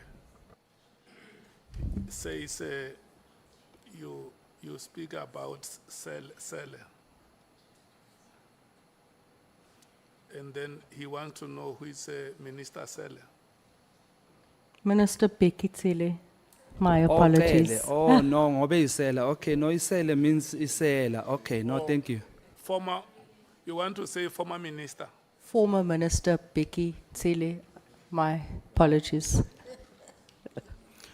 now, if former Minister Peggy Cele would say at one point, I met Matlala, I met Mogotsi, and discussed something, that would be a lie, an outright lie. If it were to happen, it would be a lie, even without me asking for evidence, even before I do that, because I know that has never happened. Minister, you appear to place great importance on public opinion. You said public? This is the last question you are asking. Yes. Yes, you are now on the referee's optional time. The whistle can blow anytime. Noted, Chair. Minister, you appear to place great importance on public opinion. As it stands, there are widespread calls for you to vacate office, and you have become central to the internal divisions within SAPS. Would it not be in the best interest of South Africans and of restoring public trust for you to step down? Well, I don't know what you are talking about. We're in an ad hoc commission or committee. We are dealing with the problems that we are dealing with at the moment. What you are introducing, I can't answer. Thank you It so is much. based on public perception Thank that you Thank so spoke much. about. Thank you so much, Thank you so Chair. much, honorable members. We will come back at 2 o'clock.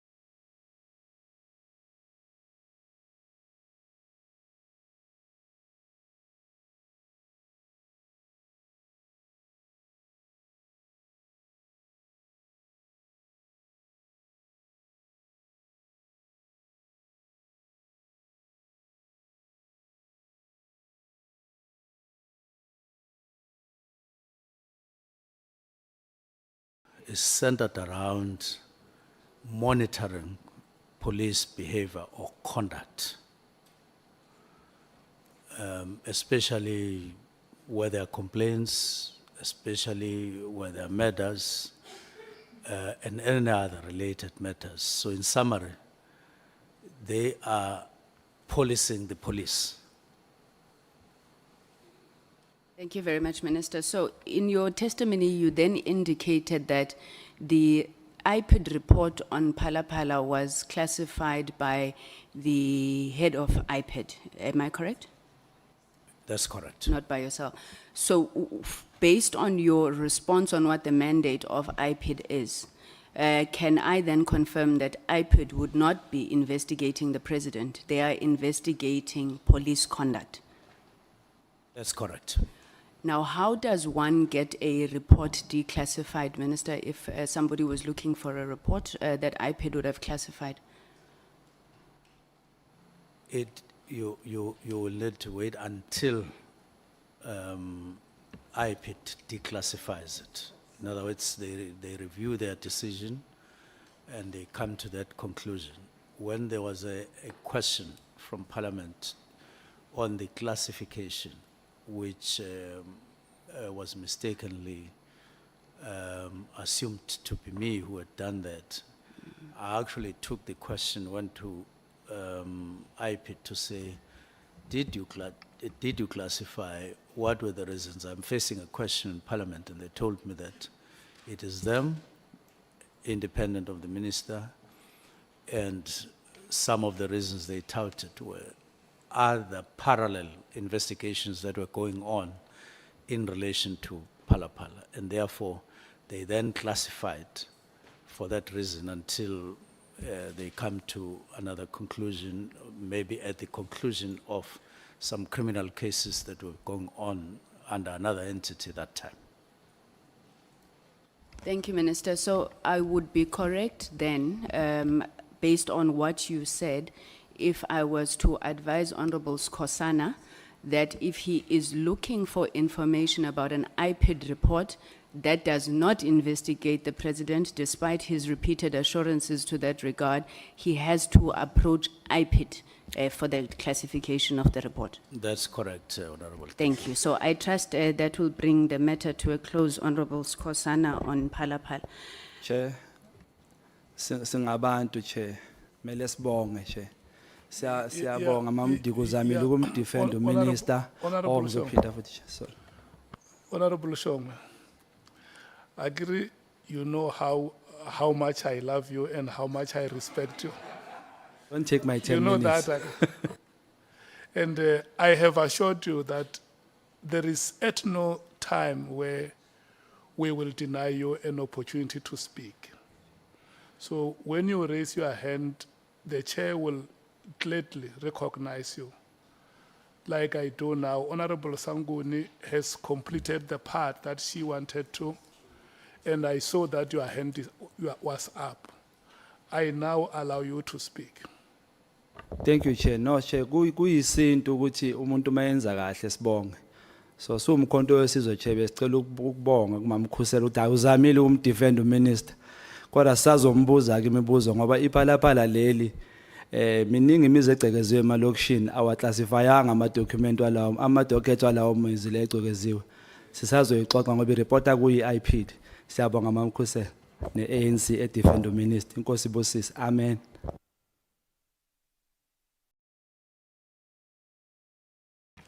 Do you want to comment on the No, there's nothing on to- the message of gratitude? No, it's a pleasure, Honorable Chairperson. As the ANC, we will continue to seek to educate Konto Wesizwe, as they call us ngabantu bakwagogo. So we're happy to educate them on how these things work. Thank you, Chair. I see the hand of Honorable Nomvalo is up. Yeah, no, Chair. Can members of this committee be protected? And not, Chair, please don't allow their names to be wrongfully cited in a line of questioning. If we want to maintain the decorum of this meeting, I think it's important that we comply with the highest principles of discipline and not allow members to just throw in names unnecessarily so and unprovoked of one of honorable members in this committee. I thought you are going to protect us against what What honorable, what has been said, Honorable Nomvar? and two, we don't need to be educated by the ANC. They don't qualify to educate us, and they will never qualify. We don't need to be educated. If anything, it's us who must educate them on how to run a country without being engulfed by corruption. They need to be protected, to be educated by us.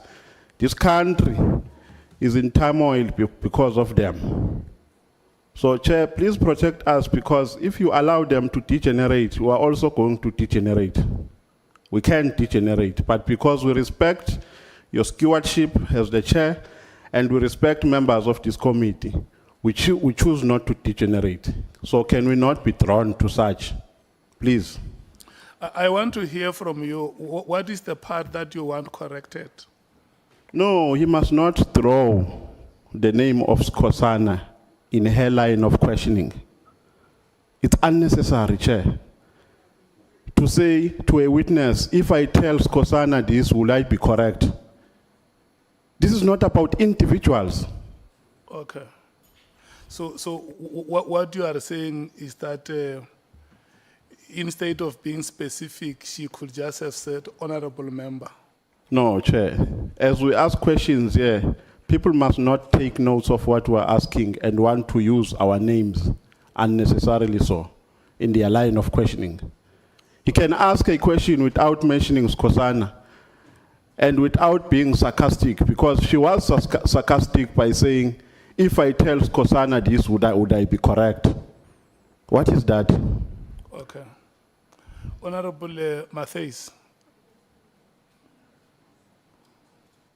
Mine is just on clarity, Chair, so we don't want to leave the nation misunderstood about our terms of reference, as Honourable Member has said. On 3.5 and 3.6 of our terms of reference, it covers, if we want to bring in Phala Phala, we can bring in Phala Phala, because the broader scope of what we're doing, I've just lost these terms of reference, speaks to us investigating the broader corruption within the justice system. And if Phala Phala, Honourable Member, falls under that, we are allowed to bring that to the committee and for us to investigate that as well. And also in terms of us declassifying documents, it does not need the MKP to go and declassify the Phala Phala report. We can make that decision here as a committee to have that done if it's going to serve the purpose of it. So it was just about clarification before the nation is misled by the GNU. Thank you,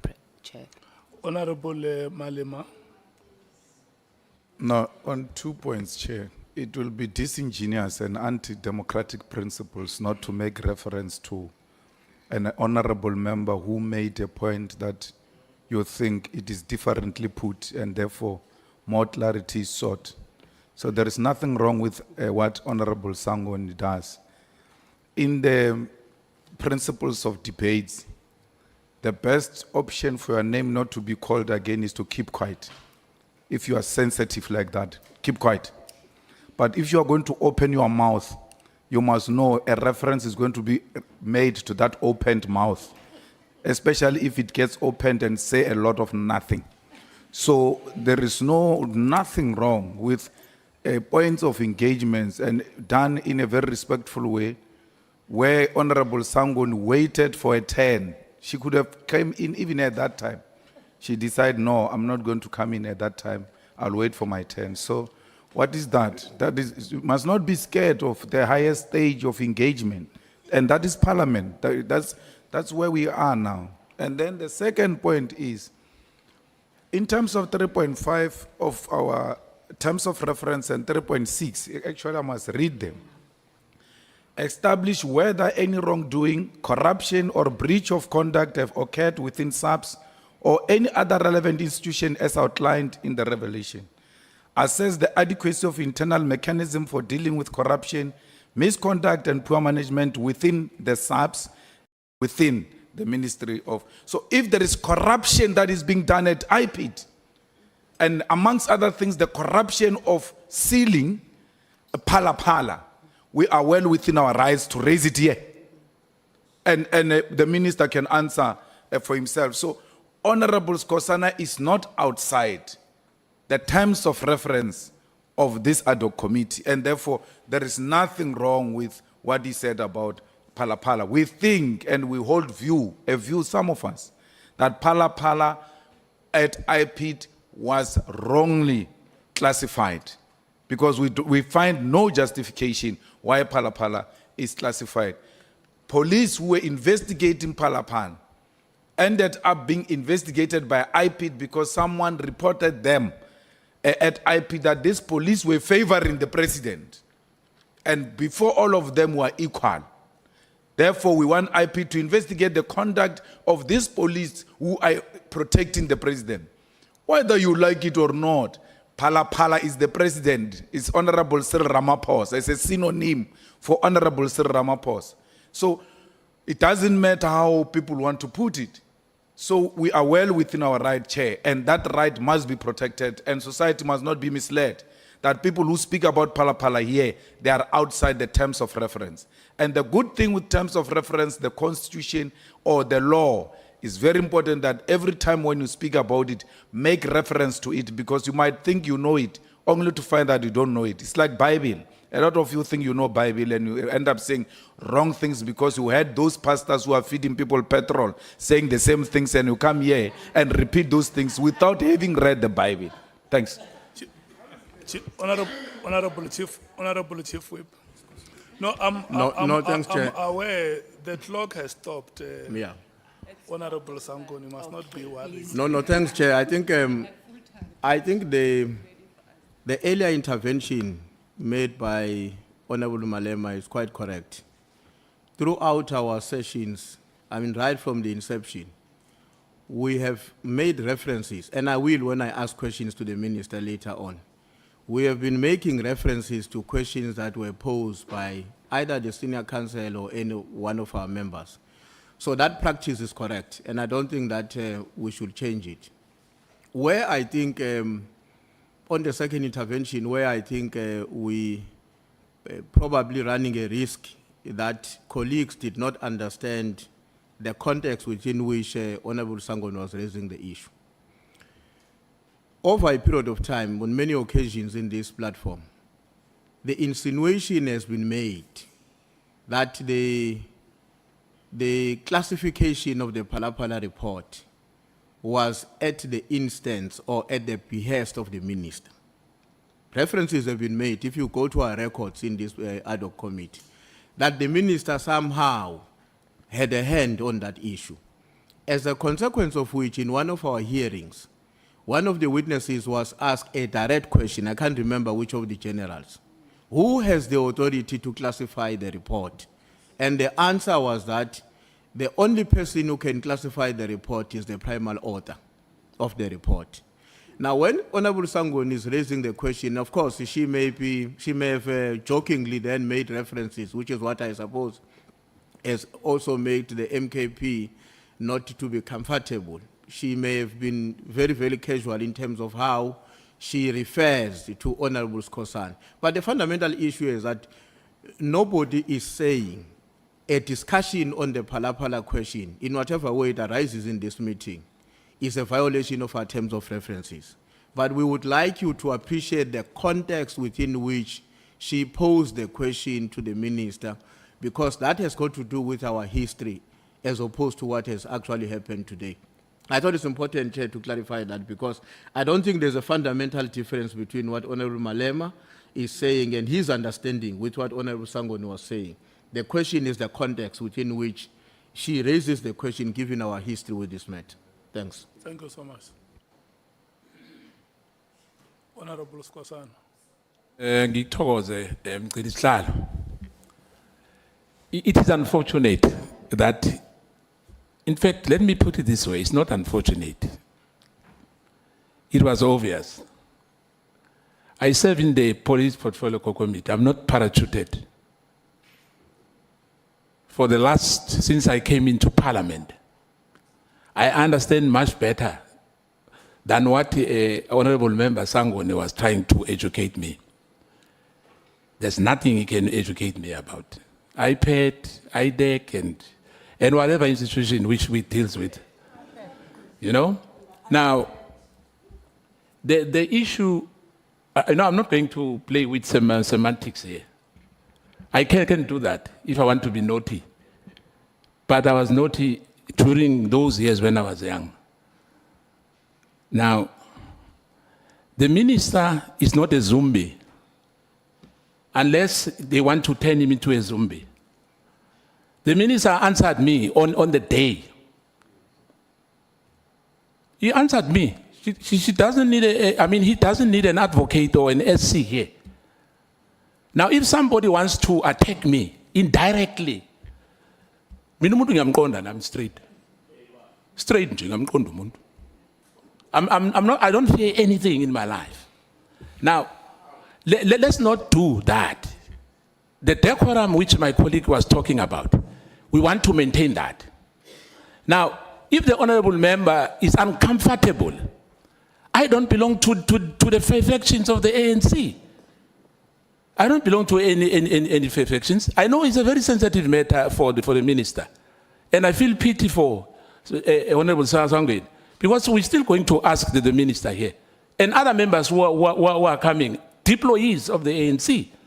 And we are not here playing party politics. Let him present her own story here. Ask her own question. I'm not going to interfere. Even if he says iPad or IP belongs to a Department of Justice, is fine. But I know, because I serve in that committee, I didn't remove anyone to come in here. No, it's fine. No one was removed. I'm here. I'm serving in that portfolio. I know the history. I know everything. I didn't come here to defend anybody or anyone. Thank you so much. Thank you. Honorable Scosa. Honorable Nomvalo, you'll be the last. Yeah, no, Chair. I just wanted to make this point that we still maintain our position. And we are saying this to seek your guidance. We're not inviting opinions and sentiments about how sensitive we are and so on. Here we seek your guidance as the chairperson of this meeting to say, don't allow a situation where some members choose to be sarcastic and tell us that they are educating us, as if they qualify to educate us. They don't qualify to educate us. It's us who qualify to educate them, not the other way around. So, Chair, we are seeking for your guidance. We're not seeking for anyone's guidance except yours as a chairperson of this meeting. We can't allow the name of the MK party to be rubbished here. If people have got a problem with the MK party, they must raise that elsewhere. It's not us who said people must lose elections. It's not the MK, it's not us who said people must get 1% in KZN and be voted only by their girlfriends, their candidates, and not receive any votes from anyone. So they must not come and express their anger here in the ad hoc committee, because we can do that as well. There is no mouth here which speaks a lot of nothing. If there's anything that does a lot of nothing, is a nose that can't even control mafinyila. Not a mouth that speaks a lot of nothing. Everything that we have spoken here as the MK party is in line with the terms of reference. It's in line with the terms of reference. Chair, if anything, we will never be bullied here. If people have been thriving through bullying, they are not going to bully us. We're not going to allow that. We're talking to you, we have no interest of talking to anyone about the guidance that we request from you and the protection that we request from you. So can we be protected, Chair? Because we will be tempted to respond. Thank you so For as long as they provoke us, we will respond. Thank you so Fearlessly so. Honorable members, let me do this. Let me tell you, No, because Chair. I will give you a chance to speak. Let me No, say, on a point of order, I just want to make one point very clear. point of order. On Yeah, you see, the problem is when you deal with anti-intellectuals, No, but he is suffer- out of order. I'm that also suffer raising a from point of rural order, Chair. arealism. I'm raising a point of order. I'm These are ruling small- On a point these are of order, small boys Chairperson, that on a have point of engaged- order. I've engaged their On a point father of order, Chair. long before Chair, they on a arrived point here. of order. On a point of order, When they were still Chairperson. looking after On a point cows of order, Chairperson. in the villages He of continues to Mzimkhulu. say nothing. He I was says a dealing lot with of their nothing. father here. He can't even Yeah. control Mafinyila. They can't do anything. He can't Small even boys. control Mafinyila. Control That's your- the only thing. control your weight. We're going to speak, Chair, for as long Control as it your takes. weight. We're At not least going control to your be weight. bullied by Malema And here. ri- and buy the We're not right going size to be of bullied clothes. by you. We're not your boys. We're not Control- your fans here, control your Malema. weight and We buy are the not right your size of fans clothes. here. Okay, You think honorable- what these boys were okay, carrying okay, bags for you? okay, That okay. We're fed not your fans here. fed is We going to are kill not you your in your fans. We sleep. are going to confront you. Honorable We will Mayor, confront you. Honorable kill you We will in your confront you. We will confront you. Honorable We are not your Malema, fans here. Honorable Nomvalo. We're not your fans here. Honorable members, may We're going to confront him. May you please listen to me, honorable We're going to members. confront him. We're not his fans. I We're not request, just boys who are carrying bags for him. honorable members, I request. Control your You are not going to bully us. you. Control You are your not weight. going I to bully request that us, you Malema. listen- We're not you going to be listen to me. bullied by you. We'll never be bullied by you. Honorable Nomvalo, you are the last person whose microphone is still on. You know, when I was at teaching, the session after lunch, we used to call it the graveyard session. And the experience now is the opposite of what I went through in my other life. This really cannot be the graveyard session. Let's do like this, honorable members. Number one, I want to tell you what belongs here and what does not belong here. Number one is that there is a statement which was made here that by the MKP. And the ruling that I make is that, yes, it is correct that honorable members can make reference to any statement that was made by a member during the proceedings. I don't think that Honorable Sangoni was wrong to have mentioned the name of Honorable Skosana, to say Honorable Skosana has asked a question about the classification of information by IPIT, answers which the minister a question to which the minister has responded. Number two, it is true that if honorable members want to probe or inquire about alleged corruption at Pala, if there has been, they will not be wrong in terms of the scope of the terms of reference that we have adopted. Those are the two issues that belong here to this meeting. Yesterday, I spoke to Honorable Skosana and said to him that once the referee blows a whistle, it means the referee has seen a misconduct that is not allowed in the pitch. And once the player who has been fouled reacts or remonstrates with the referee, that player also acts in common purpose. So I may not want to be drawn into how you conduct yourselves, but I want to remind you this. All along, I have been emphasizing this point that when we are here, we are in service of the people of South Africa. And I want to make this appeal once again to all of you, that let us not make the people of South Africa to know our parts, which we are not. The way they know us, let it always be how they know us, and not introduce to them the other sides which they have never known about us. Because that is how we keep the decorum of this parliament, and that is how we also keep our individual personalities intact. I mean, it's very, very unfortunate, Honorable Malema and Honorable Nomvalo, that it had to come to the point that it did, and for sure, I think that you should also be regretting that there could have been a way to deal with the matters that you strongly feel about than to have dealt it the way you did. But look, you can't be crucified for that. You are human beings. Sometimes you may get very emotional, and at the end of the day, you learn from such moments in life. You are leaders coming from political parties recognized in this country. Mogolo o pelopedi. Ye nngwe ge e tlala, ye nngwe ya tlalologa. When you are a leader, you must always have two hearts.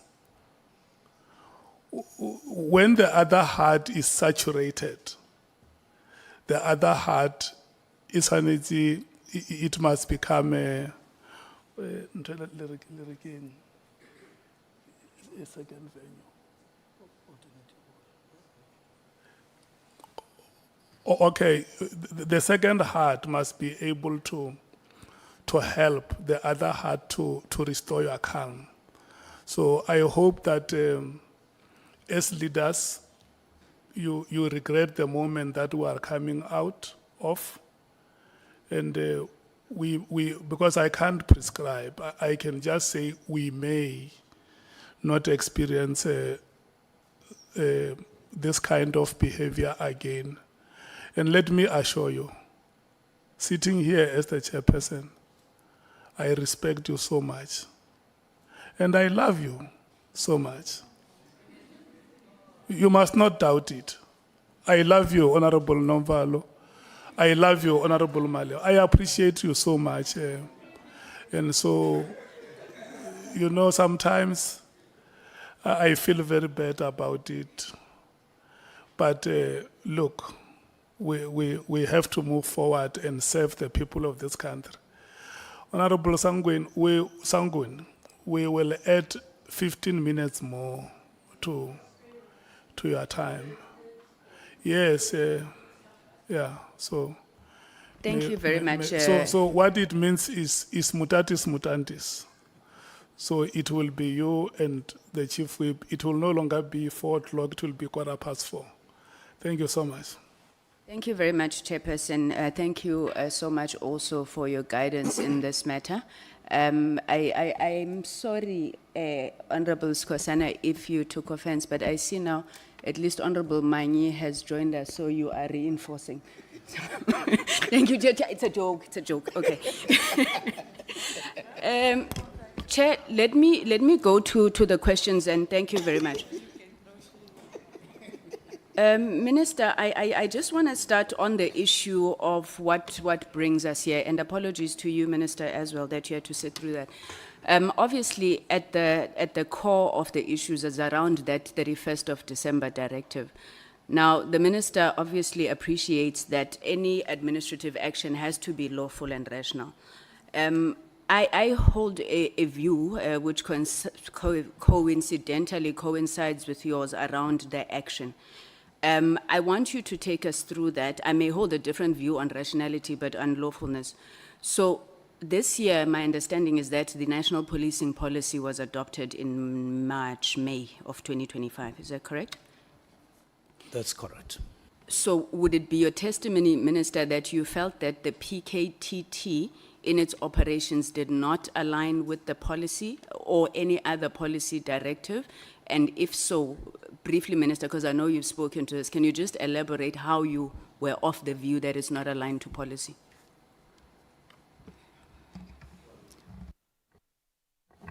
Well, it is more non-alignment with PFMA than any other law, in the sense that more and more I felt that when all the information was before me, I felt that we may have made an error allowing the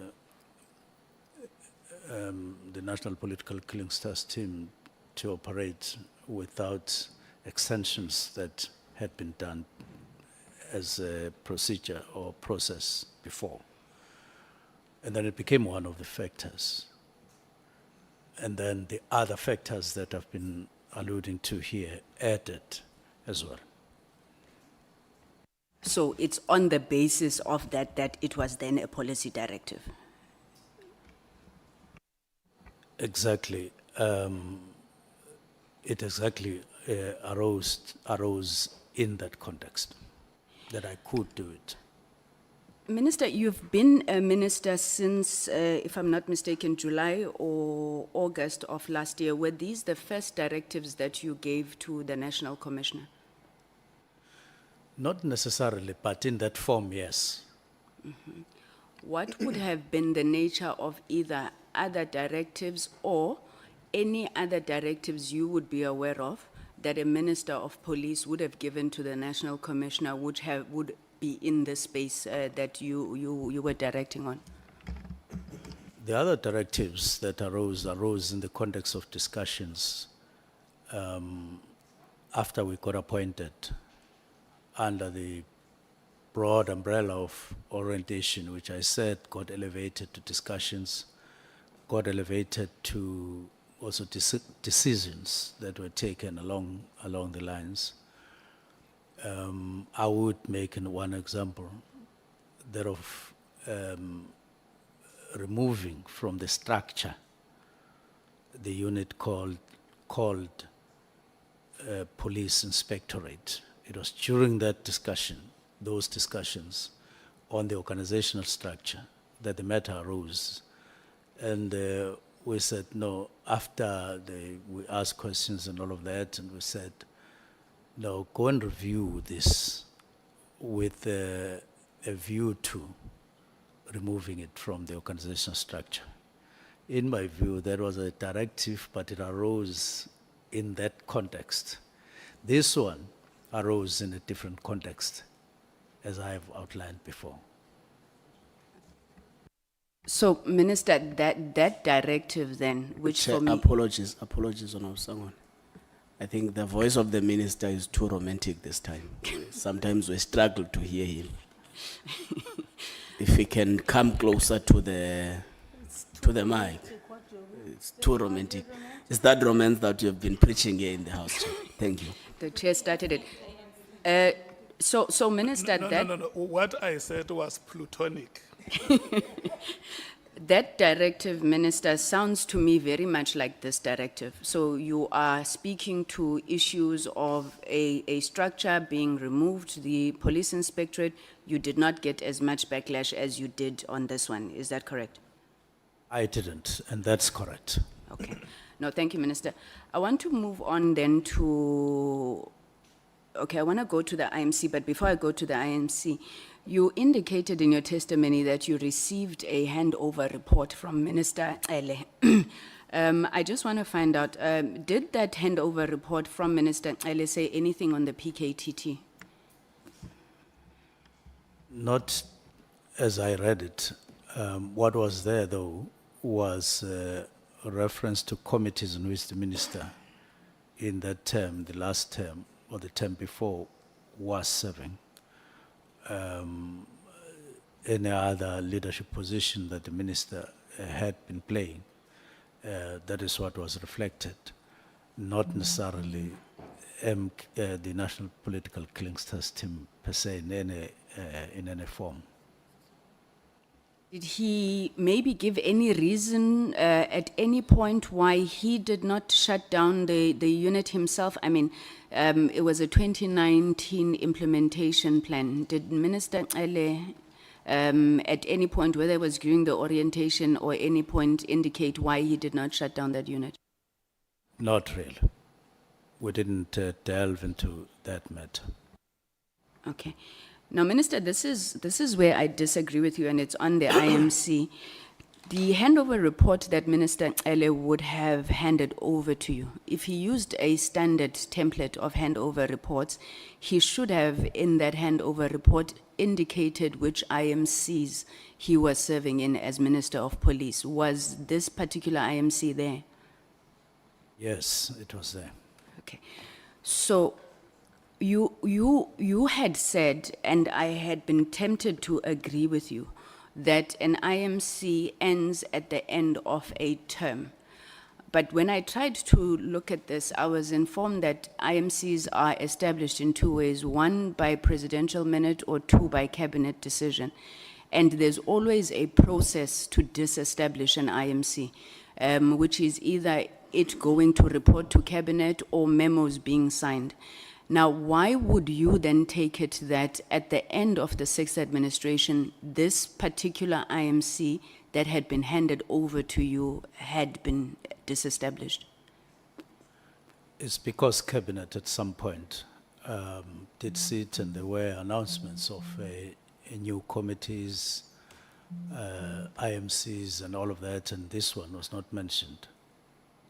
Okay, then I think that may be new evidence, Minister, because what we have been deliberating on is, does it exist from sixth administration to seventh administration? But if you are saying that then cabinet agreed on the IMCs for this term, we would really like to see that, because I think it has an implication on your testimony. Now, you then say, Minister, that the reason you disbanded the PKTT was because it had been established by the IMC. You say that in your testimony, I'm not sure which page. Then in page 235 of the bundle, which is an information note written by General Khumalo, Lieutenant General Khumalo, requesting funding. He says the PKTT was established by the IMC. Page 247, which is a report to the minister written by General Masemula. In the fourth paragraph, he again confirms the establishment of the PKTT by the IMC. So there's no dispute, I think, there in terms of the PKTT being established by the IMC. You then say, when you took a decision to de-establish the PKTT, was because it has been established by the IMC. Why did you not, and I think you've been asked this question, I'm just not getting it. Why did you not then consult the other ministers who would be affected by your decision to disband? Because you're saying it was an IMC thing. Yes, the IMC doesn't exist, but why didn't you tell your colleagues who had been part of establishing it? I'm sure it is the manner in which the decision was arrived at. We said with the deputy ministers, I think it was on the 21st of November 2024, to look at a number of issues that were picked up since appointment. In the main, those were complaints and so on of a human rights nature, and others about intelligence, SAPS, and some practices, dismissals and all of that. But we were getting allegations as well from different people. And then we said, what do we do with these allegations? In fact, we started by saying, what have you been receiving? Deputy Minister 1, Deputy Minister 2, and then I also shared some of the things that I had been receiving. And the resolution was saying, go and engage the National Commissioner around these matters, yourself, Minister. So we agreed, but I didn't do that. I think it was 21 or 26, thereby, because we had not discussed the details of the nature in which the form of that engagement, the extent, and all of those things. So I then grappled with that particular question. Now, it took some time, and I wasn't anticipating that there would be an ad hoc committee or a commission. I was just grappling on my own to say, how do I meaningfully engage the National Commissioner? Not just engage for the sake of engaging, engage for the sake of taking meaningful decisions that will take us further and out of what we were discussing, what we seemingly were in. Now, it went on and on because we're busy and with other things, and I wasn't that quick in taking that decision. It was only after I settled at break around the 29th and so on. Then I went home to sit, knowing I'm not getting up to some business, and then the other day, and then things started sinking properly and shaping up properly. And then on the 31st I wrote. Now, I may have been concentrating on what I needed to do as a minister appointed, and then that issue of consulting other ministers, even though there was no IMC, didn't arise. But I did check, though, I must confirm, with the special advisor to say, if you read this letter, because I consulted him after, and mainly on what I'd written, lawfulness of this constitution, and we agreed that it was all within the powers of the minister as per constitution and legislation, and then I went ahead. Okay, Minister, now you say that you, as Minister of Police, who was chair of the IMC, you felt that it was within your rights to do this. But how do you say that as chair of an IMC that you yourself believe didn't exist, you could then disband? Where did you then draw the authority to disband from? Because you, in your statement, you say it was established by the IMC could disband it. You then didn't consult the IMC, but then as chair of the structure that you say didn't exist, where did you then derive that authority from? This was a political intervention. It was not established through legislation. The minister has powers like 207, 2, and so on and so on. Now, when the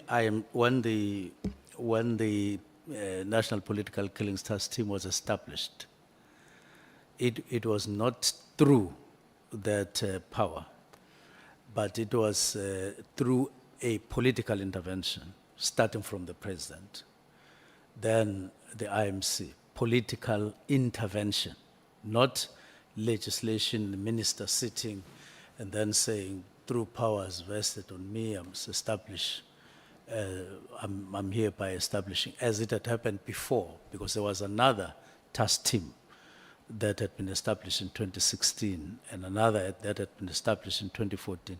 This one was not established that way. It was political intervention from president to IMC, of which the minister was one. So I then relied on that particular sequence or that particular mode or to do that, but leaning on the powers of the member of the executive.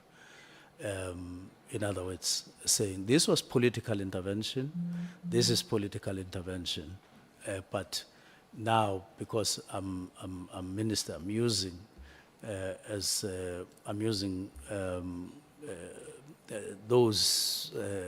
that framework as minister to do what I did.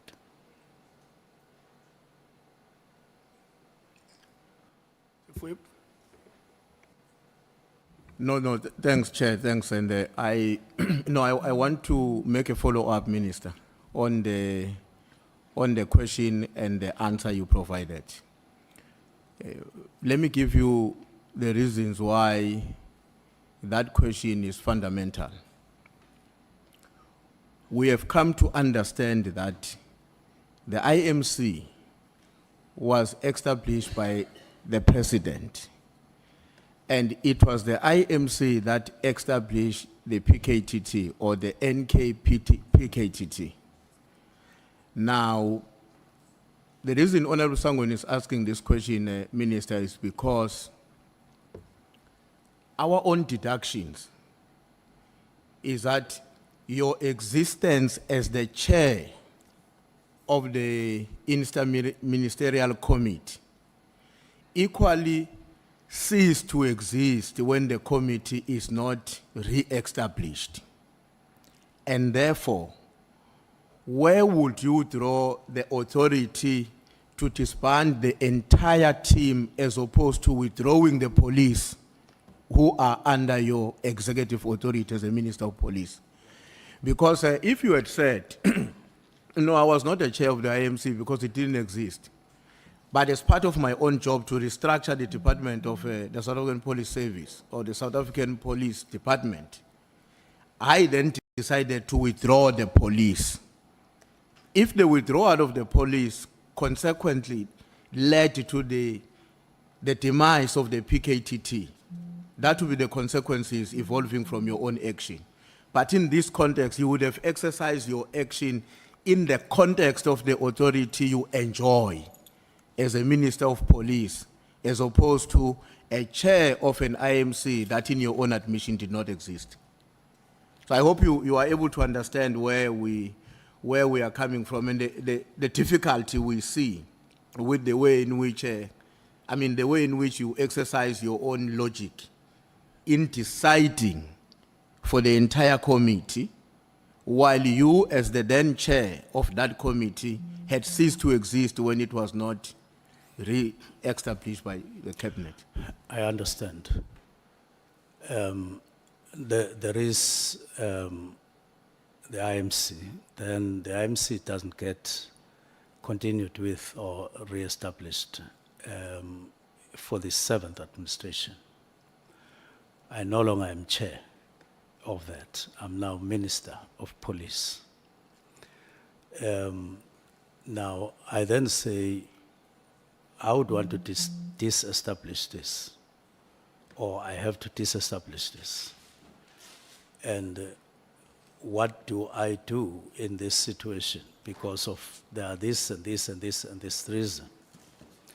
And then we look at the Constitution on what the minister, no longer as chair, we look at and we see there's something called a directive using what now is what was a political intervention now facing me as a member alone.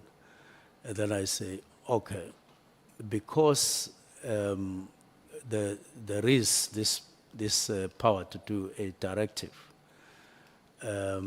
whose content is not necessarily determined, to say is only directive for this, on this and this and this.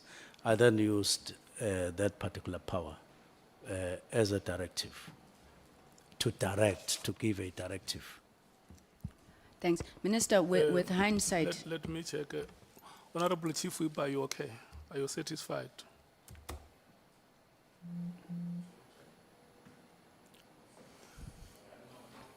Just a minor follow-up. I understand. Let's do this. It will, just hold, Honorable Sangwen. The clock has stopped. Okay, It will all be right. the Chief Whip, Honorable Malema, and Honorable Ngola. Honorable Minister, the microphone is on your right cheek. If you please make sure that it faces straight to your mouth. No, thanks, Chair. No, I won't be long. I wanted to check, Minister, just one question only, and you will decide whether you answer it as a yes or no. In your own understanding, can a minister issue a directive that cuts across or beyond the department that a minister leads in terms of its impact? Now, the National Political Killings Task Team was, for all practical purposes, a structure of police, in essence. But then, because of the needs for interdisciplinary and all of that approach, you then draw other relevant to then assist at officials level now, that's what you're remaining with, who are playing specific roles there. Now, in my view, because this is housed in South African Police Service, I could do that. The resources that were being used there were not basically from SAPS. There may have been other resources used by, for instance, NPA and by others in their roles as they do there, but not as is the case or would be the case in SAPS, because as SAPS, you will have to get members from all over. As SAPS, you would hire accommodation, you would provide cars, you provide all of those things. So it was different from SAPS. And it did have an impact in terms of how you use resources and so on, far, far more than those other departments would have been consulted once you have taken a decision to say, look, we have come across this and deriving from history and all of that. And so my answer to your question is yes, in this instance. Okay, Honorable Malim. No, thanks, Chair. Minister, the NPKTT was established in 2018. Which administration is that one of 2018? It's the fifth administration. And then it continued after the elections of 2019, Yes. which takes away the argument that you said they get dissolved automatically once a new administration comes in. It doesn't necessarily. I haven't checked whether the interministerial committee that had been established in 2018 did get confirmed or endorsed or continued with in 2019. I suppose it happened. No, Minister, me and you sitting here, and all of us, we know the interministerial committee that was established and came into effect, the NPKTT, July 2018. Yes. After that, there's never been any other announcement of re-establishment or anything of that sort. That committee, as it was established, it went on into the 7th administration. Yes. And now you're moving away from your argument, which you said earlier. A new administration automatically dissolves the IMC. No, I'm not saying so.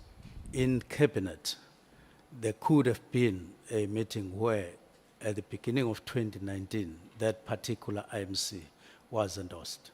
It doesn't mean that each time cabinet establishes its committees, it will go public and so on, especially if it was endorsed. I would need to check those facts. So I'm happy that Honorable Sangoni says that's a new evidence that you are presenting to us, because all along we lived under the impression that when a new administration comes in, it's automatic.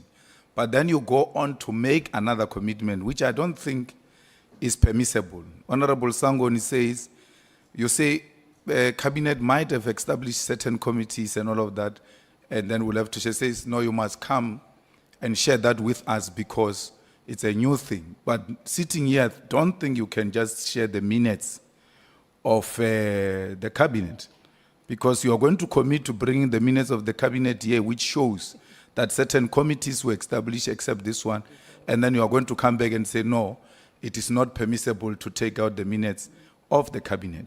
Are you sure you will bring us the minutes of the cabinet? Subject to whatever condition, like you are talking about. So we'll never know, because if you are denied that, then it's clear, we'll never know. Then we are left with one information which is at our disposal. It was established, it came into effect July 2018, and then only got dissolved by yourself, because that's the only evidence and information we have. Apart from what you are saying now as a new evidence, we'll have to rely on what we have. Thanks, Chair. Do you have any comment, Minister? No. Okay. Honorable Ngola, Covered by the follow-up of the Chief Whip and the sentiments by Honourable Malema, Chair. Thanks. you proceed, Honorable Sangon. Thank you very much, Chairperson.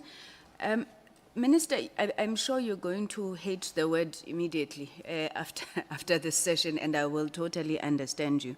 But in your letter, you said you didn't mean immediately because you asked for a preliminary report by the 20th of January. And you are using that as evidence to demonstrate that you didn't mean immediately. But then the second sentence, or the sentence after immediately, says the final and closing report must be submitted to the minister late January.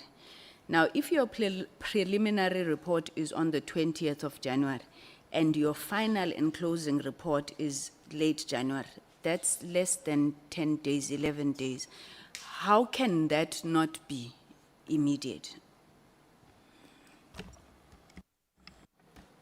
Well, it cannot be immediate because if you mention immediate and you cut out preliminary report, which is on the 20th of January, the following year, then immediate remains alone. If you also don't include end of the month, the meeting that takes decisions in the department, you don't count it. If I had not written those two, then we'd be discussing something else and totally different from when you include them. Because when you include them, they give you the context. Whether it was feasible to write a report after the preliminary report and then a closing report, it's different. That would be operational. The National Commissioner would have come, would have said, as would have happened throughout the period, Minister, I need 2 more weeks. Minister, I need this. It was happening all the time. So these were indicators in terms of how we should proceed, not the actual. Thanks, Mr. Honorable Malema says yesterday, if somebody says stop a car immediately, you don't expect them to stop it next week. Ne? But would I be correct to say that your expectation was that by the end of January, this team must be shut down? Because when you say final and closing, it means that you are giving them January, 20th of January, they must say this is how far we are, and then end of January, they must have completed. So it was immediate from the point that you instructed them, and by the end of the month, within 30 days, they were supposed to be done. Is that correct, Minister? That is correct, but subject to the managerial aspects arising from the preliminary report, arising from any other later report. Okay. I won't ask you, Minister, because we've already asked some of the generals, but I think 30 days is a very short time, you know, to shut down something of that nature without putting in place plans. But I think your response would probably be that it's operational. But I do want to say that that is the basis, I believe, of you being accused of defeating the ends of justice. Because to say in 30 days with all of these dockets in place, investigations undergoing, end of January, this thing must be shut down. I don't know if you want to make a comment on them, Minister? I do want to make a comment. The directive didn't have anything to do with dockets. Dockets were not part of the directive. In the preliminary report, in the final report, or discussions thereof, then the issue of dockets would have come in, and then management comes and say, this is how we would then manage dockets. Common sense tells you that if there would have been a case or cases in court, the directive was not saying withdraw those cases just because you are closing. No, it doesn't. If you were chasing after a particular criminal, it didn't mean that. But as another example, you wouldn't. There were officers from other provinces. It also didn't mean that, or it wouldn't have meant that you tell them pack and go and just like that. Because ordinarily, in terms of simple logic, that would not have been literally practical. But there are many instances where the executive would take a decision. Maybe, let's just say, not in a hasty fashion as this one may look like. But as the executive, you do say, let's do this in 6 months, let's do this in 3 months. If you're an executive and you don't do that, I would say, I wish you good luck. I would still want to see such a person, how you work and how you get your things delivered. But then I gave that indication. But you always know, you always without any error, that the executive management would vary whatever you say, and then you then move along. It's known. No, thank you, Minister. Minister, what level of detail do you get briefed on when it comes to...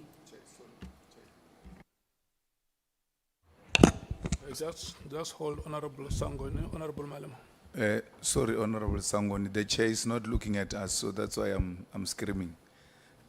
Minister, we really have to take this process very serious. You can't say stop immediately, stop end of January. Doesn't mean if you are taking matters to court, you'll have to stop. It doesn't mean if you are chasing criminals, you'll have to stop. But what is the job of this team? Because its job is to take matters to court, is to chase criminals. So when you say if you are chasing a criminal, it didn't mean they must stop chasing criminals immediately. If they are taking matters to court, it doesn't mean they must stop taking matters to court immediately. So what was immediately going to stop? Because that is at the core of their work. Now, the question and the answer arose in a context of dockets. When you wind down, even in December, as was the proposal from the National Commissioner, there would have been a case in court 5 years, for 10 years. Now, you would plan in your wind-up report a provision for that.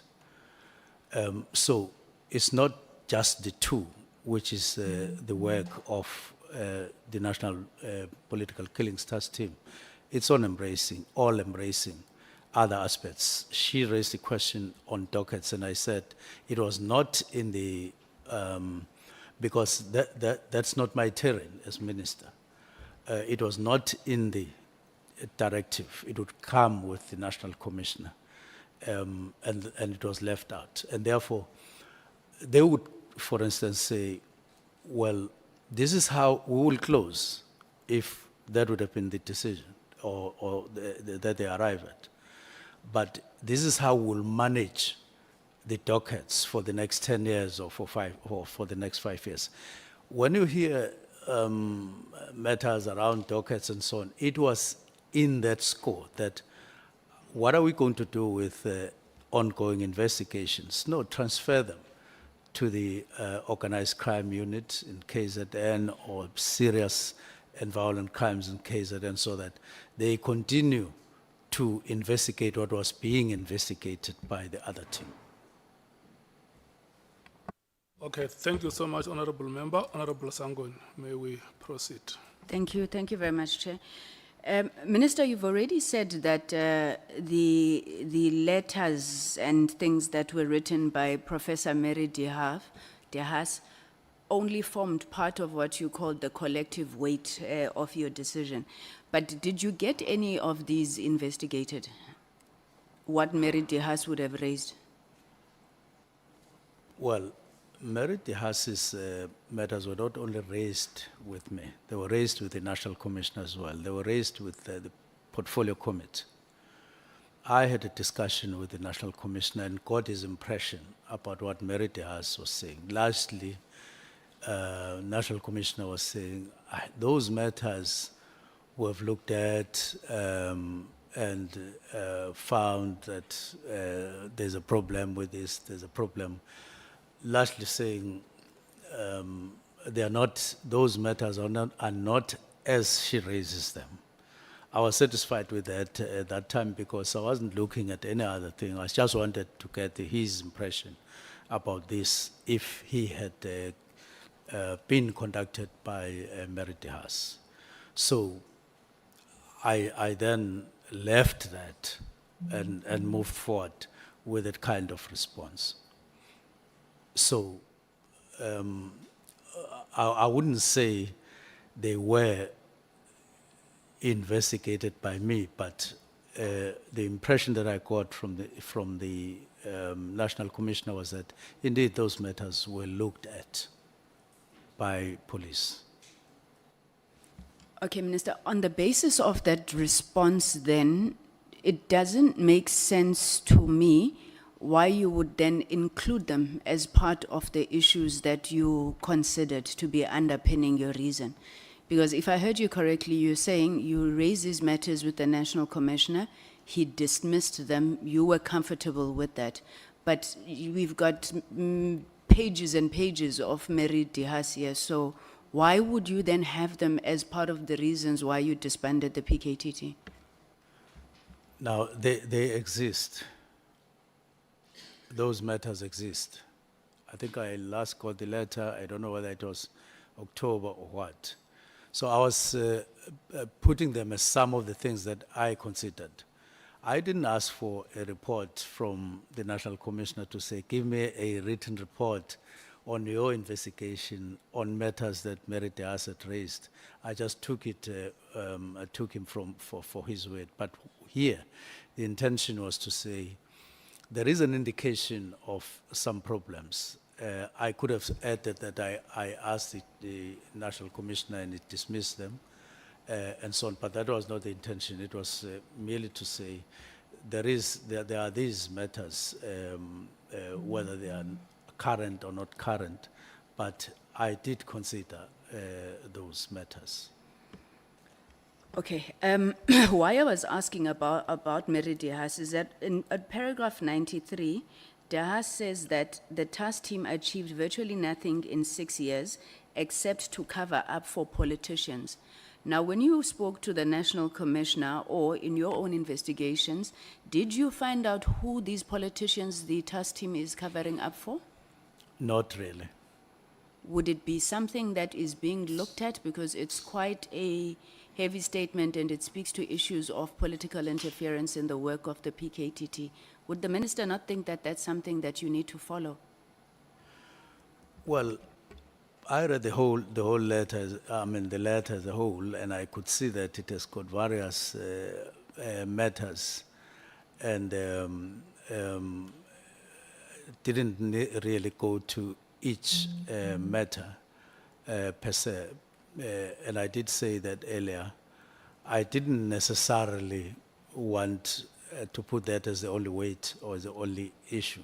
I just took them as a collective, those issues that she was raising, that she is complaining about various matters, not necessarily one by one, necessarily, but I still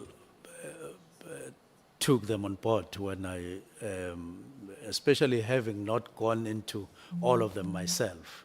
So I said maybe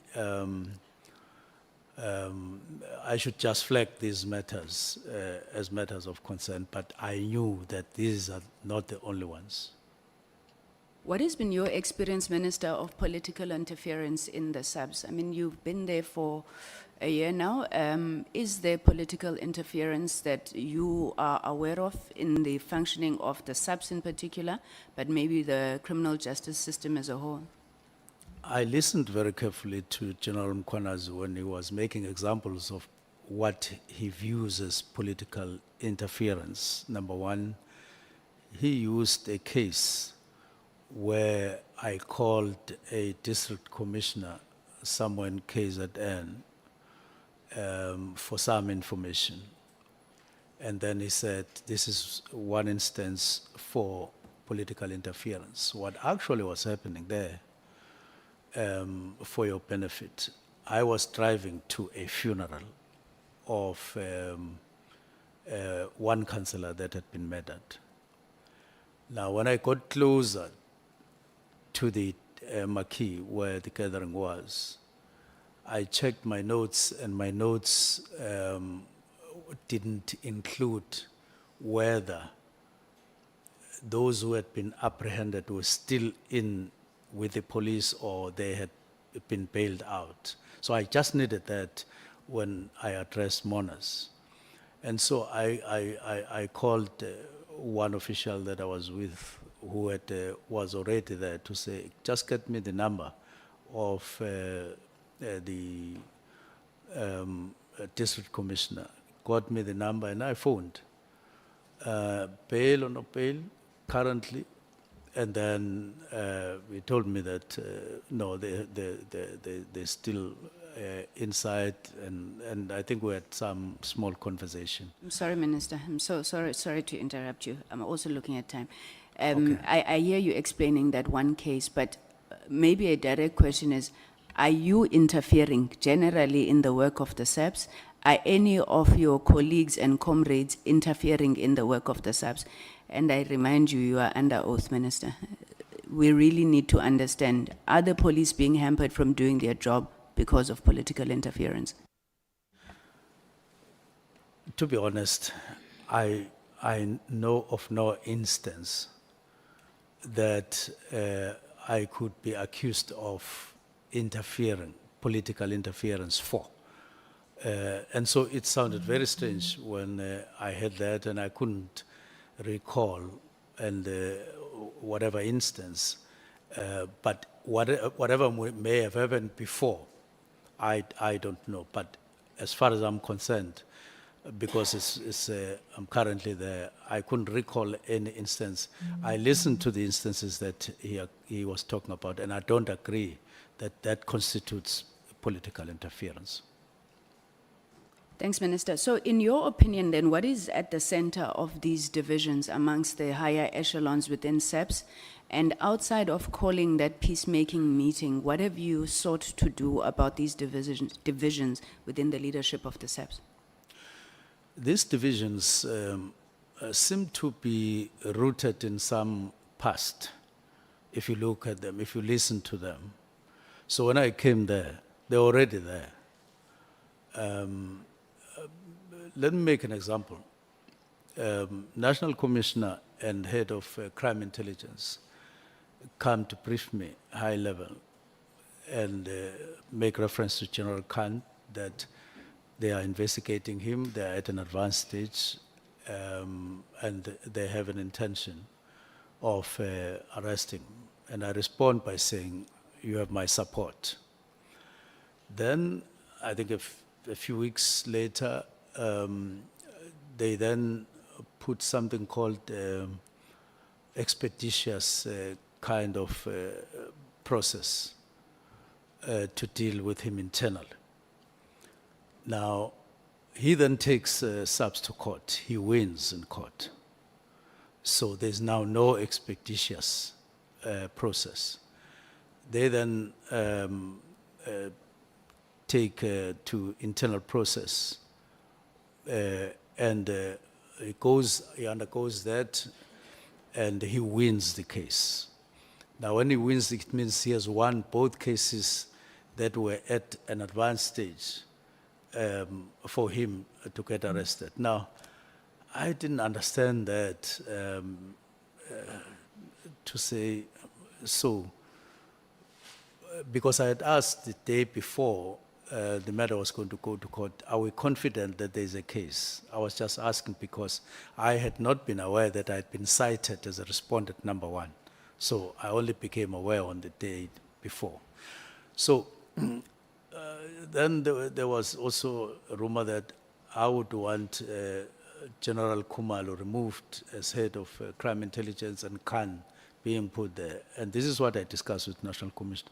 National Commissioner, those rumors are not based on anything that is me. That would have, so you could see that it's a reflection of some of the things that are happening within the upper echelons of police. The root causes of which I wouldn't know, except that they are sort of oldish and they were there. And Have you tried to fix them, though, as the leader of the SAPS? as said yesterday, first thing I started with was to assure the National Commissioner that he has my support. And I remember at some point, Deputy Minister saying, you have now said enough of you having confidence to the National Commissioner, because in any major function, I would say I have confidence to the National Commissioner. So my calculation was that once the National Commissioner is confident that it's not a question of a new minister coming in and wanting him removed. I have confidence. I even told him that I haven't even checked when your term expires, and that was true. I had not operationalized it in my mind.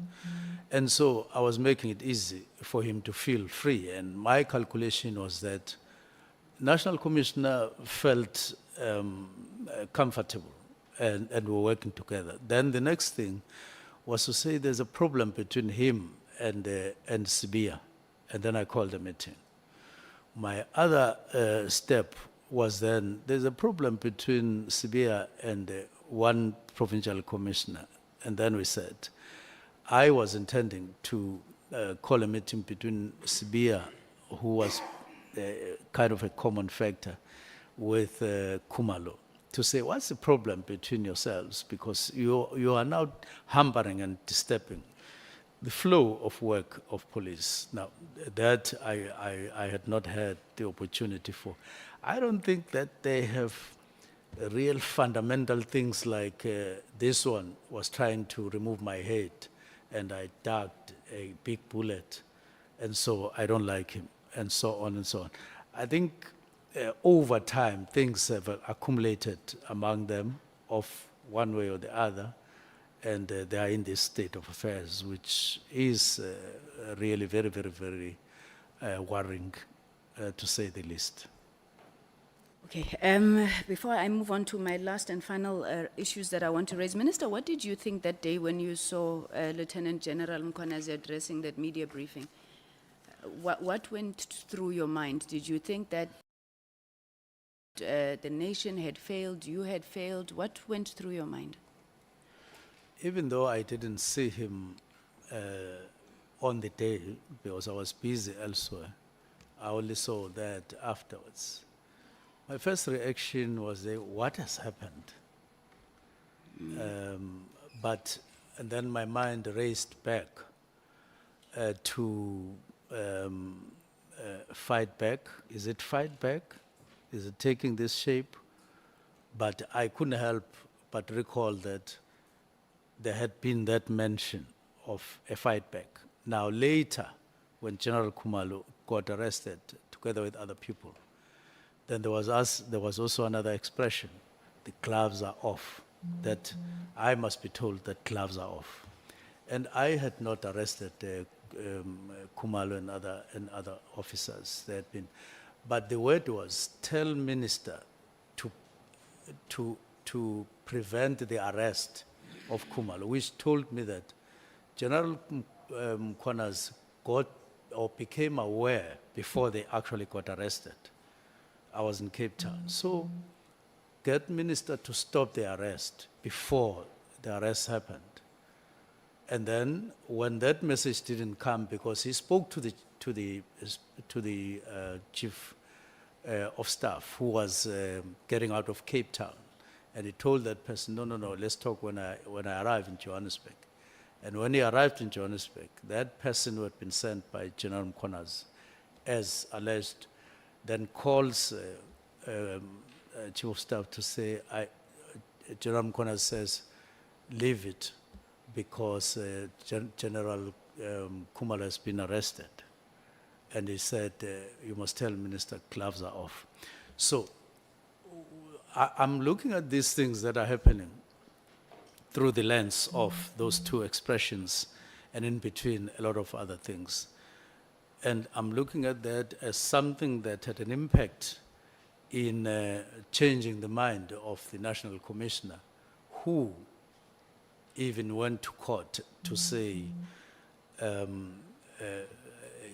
he thinks that, or in a sworn affidavit, that he has no problem with the directives and so on, but the how part, and he wrote it down in black and white, which is further evidence that he had no problem and so on. He would then turn later when he went to the commission and for the first time clarifying where he stands and so on. Okay. Thanks, Minister. Just my last few questions. You spoke about the Chief of Staff now. Minister, what framework demands that when you're hiring a Chief of Staff, you have a panel of interviewers, firstly? And secondly, who were on the list of other candidates that you mentioned that this panel was looking at? I was meant to come with how, I don't know whether I got it. Yeah, how I rather read that to say this is the standing practice, and then I'll come. Sometimes there's compliance, sometimes there's no compliance. I'm finding it. Okay, while he's still looking Okay. at that, sorry, Minister, we'll come back to it as soon as you Yes. get it. So, Chief of Staff has got a BTEC in policing and a diploma or so. The position of Chief of Staff is at a level 14, a Chief Director in the Public Service, Major General in the SAPS. The minimum requirement for a Chief Director is an NQF level 8, which is a honors degree. So does the BTEC equate to a NQF level 8? It would be honors and or. Then they will put other things. But does the BTEC equate to the NQF level 8? No, it's 7. But if you have diploma or diplomas, then it. Minister Susqat, is it not NQF level 8? Then if you have anything else, but for the door to be opened, it has to be a NQF level 8. For sure. Let me see what happened. But there are specifications. But those specifications, I know that if you have other things, it happens that way. Okay, maybe, I don't know if your legal counsel would either would have a job description or an Yes, advert for a level 14. Yes, I'm saying this because in many instances it has happened that a person doesn't have an honors degree, but has a junior degree plus other things that when when SACA investigates or go through your qualifications as a whole, they peg you at a required NQF and they say you qualify for that. It has happened that way. Okay, Minister, you were Minister of Public Service and Administration, so I'll take your word for it, but I have never seen it in practice. Otherwise, many people would not have studied if we could pack to get to NQF level 8. I'm not Yes, sure I if know. you've got that Yeah. information, I Minister. don't know. I'm getting it. Honorable Sangoni, Yes. your time is no more. Yes, the Chief Whip has said that he's taking over in 5 minutes. My last issue, it is my last issue. My last issue, Minister, is on the signal messages that are in this document. When the Minister was testifying and he was asked about this message on page 79, which says that, Minister, I've got the case number in the judgment, now we've got something proven by the court. This is a matter which either Sibia or the Minister can charge Kumalo with and apply Rule 9 of the disciplinary hearing. You testified, Minister, that you didn't know what he was talking about, so you didn't pay attention to it. But this is a big thing for you not to pay attention to it. When Brown Mokgotsi says, I've got something that you or Sibia can use to charge Kumalo, and he tells you what to do. How could you not seek clarity on this thing? Why would you just leave it? And then why would he refer to the two of you as a collective we? Minister? In the first place, there's no minister who would have charged Kumalo. No such a thing. And I doubt if the Deputy National Commissioner would have done that. And both of us, the Minister and the Deputy National Commissioner, is just a no. There's no such a procedure in the first place. He can only be charged by the National Commissioner or from outside. Now, when it came as a one thunderous thing, but about nothing. So I disregarded that on that score that I didn't understand the meaning thereof. But knowing that I had received more or less other messages of that nature, including from Hots, which you would struggle to have a meaning for. So I couldn't pursue that, but at least I knew that I had no such intention because I mentioned there. And there's no such. So sometimes you just say, let me go on with my work because there's no such. You are sure about that. Okay, Minister, so you did testify that you wouldn't necessarily discuss issues of SAPS with Mr. Mkhotsi, but you can tell that from the message he's deep within the issues of SAPS. Whether he knows processes or doesn't, he's actively working for something, whatever it is in SAPS. Then he goes on in that other page where he says they can't get anything on the Phoenix saga. Then he talks to you about people who are off the funding, inverted commas, 20. And this guy has a 3 billion rand contact with SAPS. So he's also talking about setting up that meeting between Deputy National Commissioner and Chief of Staff. This doesn't sound like somebody who was not deeply involved in the issues of SAPS, Minister, and he's writing to you about them. Let me just... what would you do when he does things like this? Let me talk about 3 billion, tender. I didn't even know, up to date, I don't even know what that tender is, what it is all about. I didn't know. One thing that I noted there that we had spoken about with him was the Phoenix thing, where he had called me and alleged that there was an investigation on Phoenix, which Phoenix is a wholesale in KZN. So he said there is somebody who is investigating and wanting to trump up some link or some trumped up links between me and Phoenix, and I didn't even know what that thing was about. And I said, you will tell me when you know something better about it. We're on the phone. So when it returned in the manner that it returned, I assumed that it refers to that. But the 3 billion tender, I didn't know. I didn't even phone him back, nor did I respond, because I just got lost what that thing was all about, let alone that I have nothing to do with tenders and SAPS, except in an instance where, like the one of 360, where I came across something that attracted me to make an inquiry with the National Commissioner. Okay. Just to correct you, you did respond to that message, Minister, but it's cut off. That's the one Honorable Vessels was referring to yesterday, where you said, Minister, this is the last question. I'm going to close my laptop. I just need to read this to you. So you said since the 6th of July, you've been smelling, looking, everything, General Mkhwanazi. You addressed a meeting of the ANC recently, outside the scope of terms of reference, I know. But I was very interested in what you said. And because you were wearing General Mkhwanazi, I wondered if this had anything to do with the current saga. There you said, uma uguti wenze iphutha, ulenze iphutha ngoba phela umuntu ngumuntu. Ungasabi ukwenza iphutha, ulenze nje. Futhi uma bekugxeka bavumele. Do you remember you talking about that? Yes, I remember that. What mistake did you, if you were talking about yourself, Minister, feel that you made there? I mean, you go on, you know what you said, Yes. right?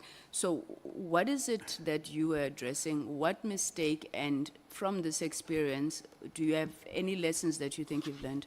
I wasn't addressing me at all on that day. I was addressing the chair of the task team in the region where I come from, Mr. Elfas Mbat, saying, you have been appointed to chair the region here. As you work, you may make some mistakes, but even when you are criticized, go on, because... So it was not about you making mistakes? No, not at all. I saw some tweets and something like that on social media. It had nothing to do with me. I was almost facing Mbata. Have you made any mistakes, Minister, and do you think there's any lessons you need to learn from this? Yes, there would be mistakes. No one is perfect. I know that, and me too. I'm not perfect, but I always make an effort not to make mistakes. But even in that, but when I realize that I've made a mistake, I try by all means first to admit that I made an error and then correct whatever error I would have made. Thank you very much, Minister. Thank you, Chairperson. Thank you so much. Chief Whip, the honorable member has informed me that your time is indivisible. So your time is going to expire at 20 minutes after 16 hours. So let me just take some 10 seconds and recognize Honorable Mani from the MKP. If you can please raise your hand. Thank you so much. Honorable Nana from the DA. Thank you so much, honorable members. Chief Whip, you may proceed. No, thanks, Chair. I think, Minister, I think the first thing that I just want to bring your attention to, and you don't have to go and read because I will quote and give you the context. On your affidavit, which you presented to us, paragraph 27 and paragraph 37. Paragraph 27 talks about the fact that the extension of the lifespan of the PKTT was done on the basis of a consultation between the minister and the National Commissioner. And I would imagine that would be a meaningful consultation, meaning a direct consultation that would have taken place. Now, on paragraph 37, you are then saying that you are bringing to our attention, actually, that both generals, Masemula and Mukwanas, in your own words, you are saying they failed to produce the evidence of the extension, because the last extension that took place was before the resignation of the then National Commissioner General Sithole. Now my question is,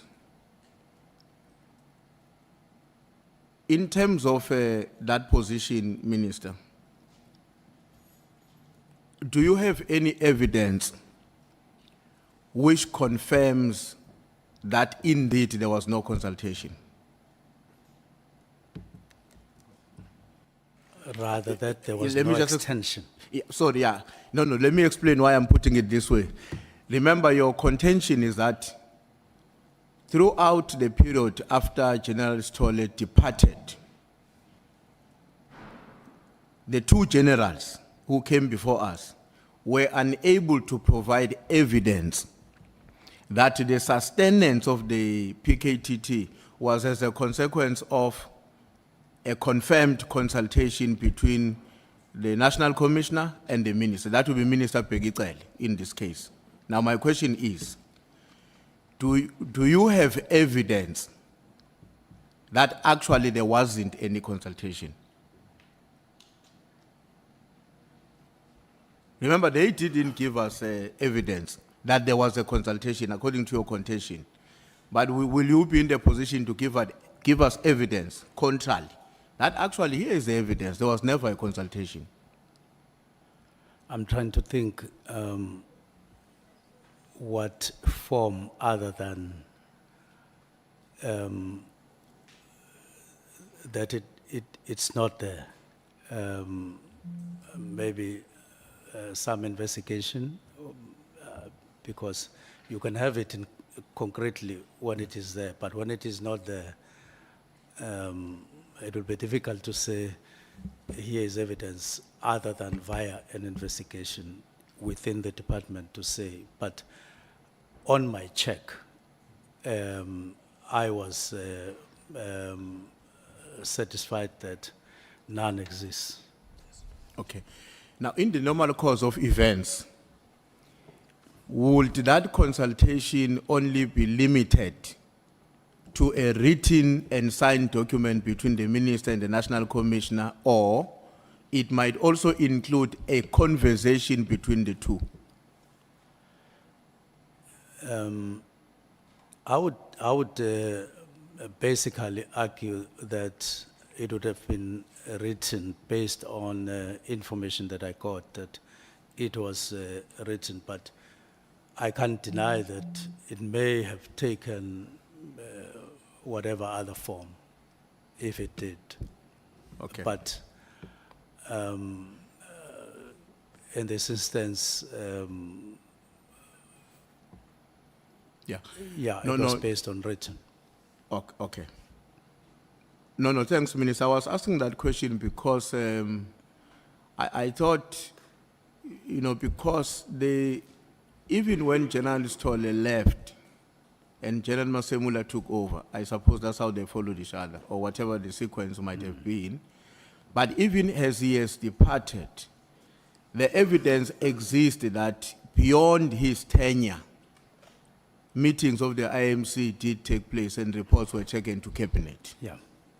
which may therefore justify a conclusion that in whatever form it may have taken, a green light was given by both the then Minister Cele and the National Commissioner for the PKTT to be extended. So that is the point that I wanted to make. You may want to comment on it. Yes, it's not just the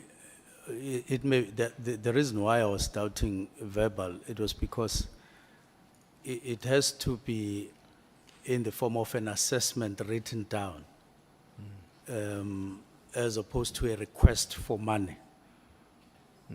There's a distinction. That's why the CFO in 2024 March talks about the need for a work study if the National Political Killings Task Team is to be drafted into the organogram. It suggests that there would have been a work study. It can't be verbal. And that such a work study signed and would then extend the term, and then it would release money, as opposed to the process going the other way around. So I doubt that you could do it verbally, both the assessment and signing for the extension. So in that context, Minister, shouldn't we then come to the conclusion that if there was an expectation that a meaningful consultation will occur between the Minister and the National Commissioner to extend, that therefore a meaningful consultation would also be rationally expected between the Minister and the National Commissioner to discontinue? It would be expected. It would be expected. I think so, if I hear you well. Okay. But in this case, we can conclude that because if the way in which you would expect it would be in a written form, in some form of an assessment, remember, between the big chiefs, the Minister and the National Commission. Yes. Would I be wrong then to conclude that that did not meaningfully happen between the Minister Mchunu and General Masemul in the case of a discontinuity. That there was no extension. Meaningful consultation between the two chiefs that, okay, we're discontinuing. No, I have explained that I didn't consult per se on face-to-face or in writing, but there were meetings on factors. I singled out one factor that I had a problem with. It is the category of people who came to report certain things, certain practices.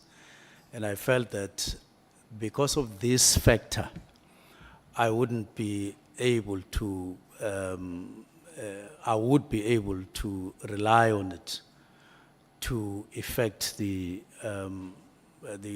directive. And then we will have discussions later, but I took that as risky and serious, and that I wouldn't be able to go to anyone and talk to them on this particular matter. Okay. But Now- others, I would want to you to underline that there have been processes, there have been everything, but not on the actual directive to disestablish. Now, in your response to a question from I think from the senior counsel, including from some of my colleagues, Minister, you made references to the fact that you had directed the Chief of Staff to send the letter to the acting commissioner and the national commissioner. Yes. And then he decided, without your direction, to send it to the PAs of other generals. And I want to say, would the PAs of other generals include the PA of General SB? I can't recall specifically, but I do recall him indicating that he sent to some PAs. I can't recall whether he did it to all deputy national commissioners. Okay. I'm asking this question, and I really would not hold you accountable for that, because that was a person acting outside your instruction. But I'm asking this question because a particular web has been created of Mohotsi, Matlala, Sbiya, and I will explain later on why that web becomes a matter of concern to us, and his conduct to decide that beyond what the minister has asked me to do, I'm also sending to all others. Because when you read that web, it becomes, it's very difficult to believe that he would have excluded the PA of General SB. Yes. And it's very easy to conclude that the inclusion of General SB as PA may very well be informed by the fact that he had an interest for SBIA to act faster without being delayed by anybody else above SBIA. I mean, that's not your question. It's a question we will pose to him, given the deductions that we can make when we look at the sequence of events after that. But I'm not posing it to you. And then when you were responding to Honorable Malema on the Mohotsi question, of course, you referred to the character that you did not know, and we explained what you explained. I don't want to get into details about what exactly did you say. Now, he appears to be very central to the crisis we're handling, Mohotsi, in one way or the other.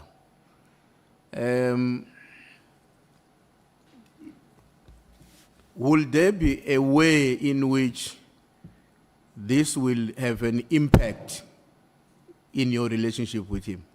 Will it define the relationship in any way? You don't have to tell me in what way, but given what has happened now, and here is this correct, do you think that is going to redefine the way in which you related to him? Without it being central, and my view is that it is not central, but your second question, definitely it would have to it will have to affect the relationship. Why? Because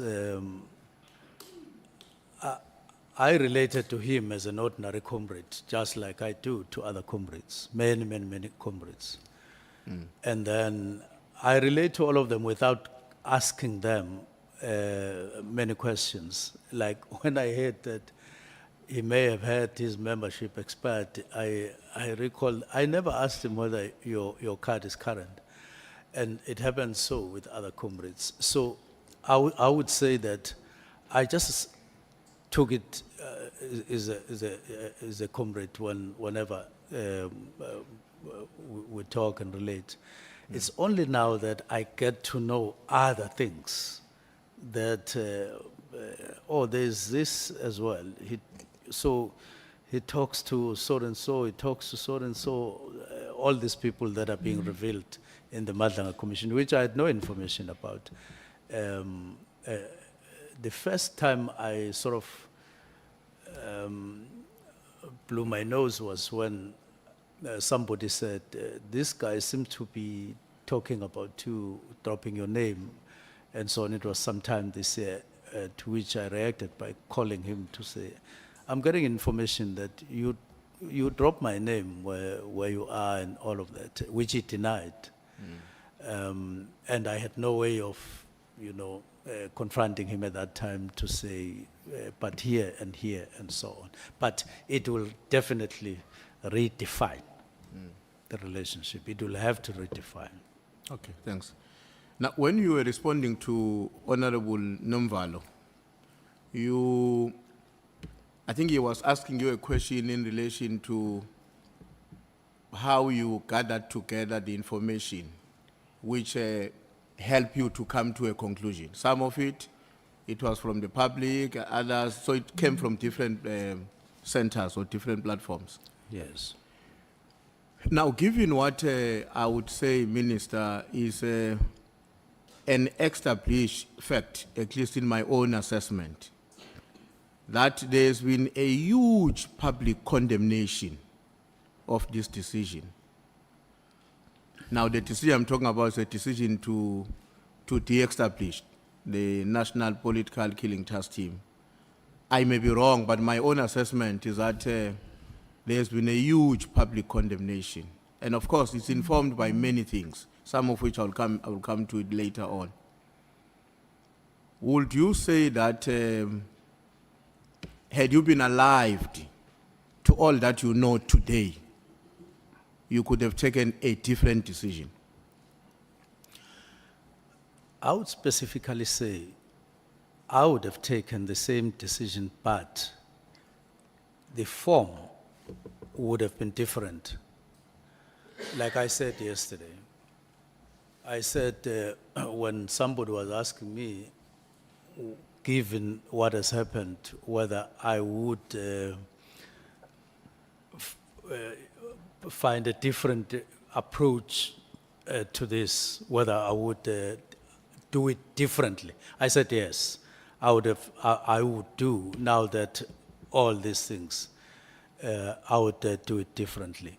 Now, I'm saying the same thing. The decision would have needed to be taken, Honorable Mpemba, based on, it's even if you try to duck it, you try to avoid it, you would have needed to take a decision of this nature at some point, purely based on how you use money that is available, and ask yourself whether the way we are using money currently in SAPS is optimal, is in line with the wish to protect everybody, not only in KZN, but in the country.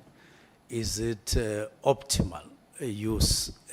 And also given the fact that you now have the new structure, which does everything that the National Political Killings Task Team is meant to do, and so on. So you would have had to take the decision, but maybe the form that it would take, you definitely would have needed, if you were aware, if I was aware, I would have taken, it would have taken a different form, the same decision. On paragraph 84 of your affidavit, Minister, you are referring to the meeting that took place on the 21st of November. And that is a meeting of the minister and his two deputy ministers. And you are very particular that that meeting, among its own part of its decisions, was that the minister must have a meeting with the National Commissioner. Yes, There was a web of, a lot of allegations that were there, and the direction was that the minister must meet with the National Commission. Now, before you answer that, on the 22nd, there's another meeting that takes place, which is not a meeting of the minister and the National Commission, but it's all other people who are there. Was the meeting of the 22nd already planned when you went to the meeting of the 21st? Yes, because we can't, we couldn't call a meeting in a day. It was already planned. It was already in our plans. I think we had a little chat about that even on the 21st. But yes, it was already planned. But on the first question, the actual resolution was that no, engage the National Commissioner, of course, in the meeting. That was how we framed it. Don't you think that maybe if you had engaged the National Commissioner in a way that I think you were directed by your meeting with your colleagues, as opposed to engaging him in a bigger meeting with everybody else on the 22nd, you would have understood each other very well?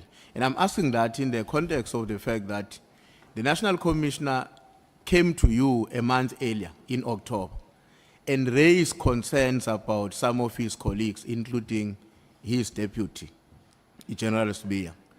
Now, you now meet on the 21st of November, again on the 22nd. And we got a sense that on the 22nd, that is where a discussion took place about challenges facing the organization. But don't you think that a one-on-one with him to go deeper on these matters would have been helpful as opposed to the 22nd meeting? They perhaps would, but on the 22nd, I still had no idea how, what the engagement would need to take, what form it would need to take, because we had just met the previous day. So I was beginning to think, what would be the issues, what would be the approach, and so on, and I was still way before I could circle with anything that would make sense to me at that particular time. But theoretically, had something circled already to me, definitely, I see that would have been the case, assisted, yes. I'm asking that, Minister, because I mean, you sit with your deputies, and that's a political leadership of the department. And I imagine that when you were looking at these allegations, you were not looking at them in general. There may have been some general things, but you would be particularly concerned about their evolution. Maybe the allegations now, they might tomorrow evolve to be the truth. So now you are the political head, you are sitting with your colleagues, and they are saying, please go and engage the chief of the police, because we can all see these things are going to lead into a major national crisis if they remain unattended.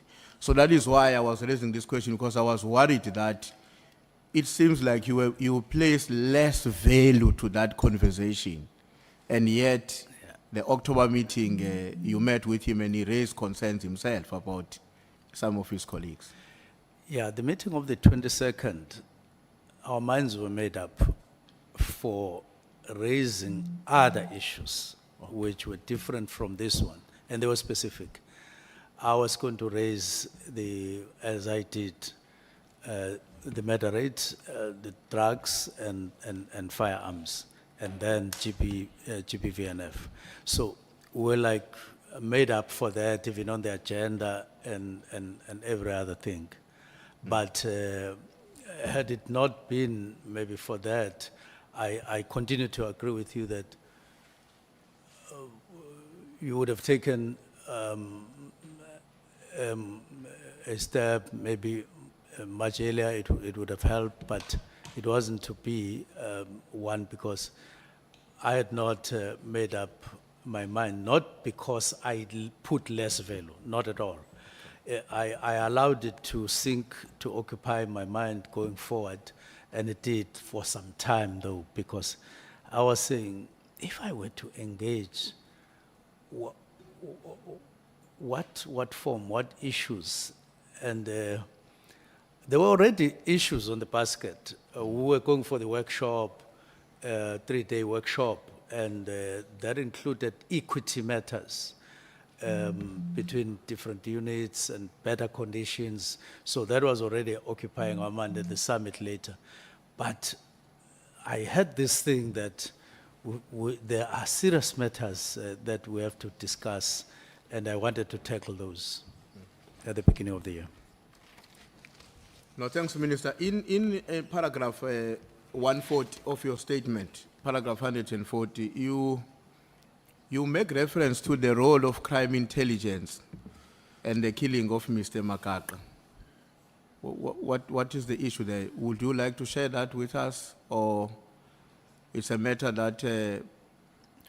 Well, it's basically something that some of the people that I say contacted me wanted to talk about.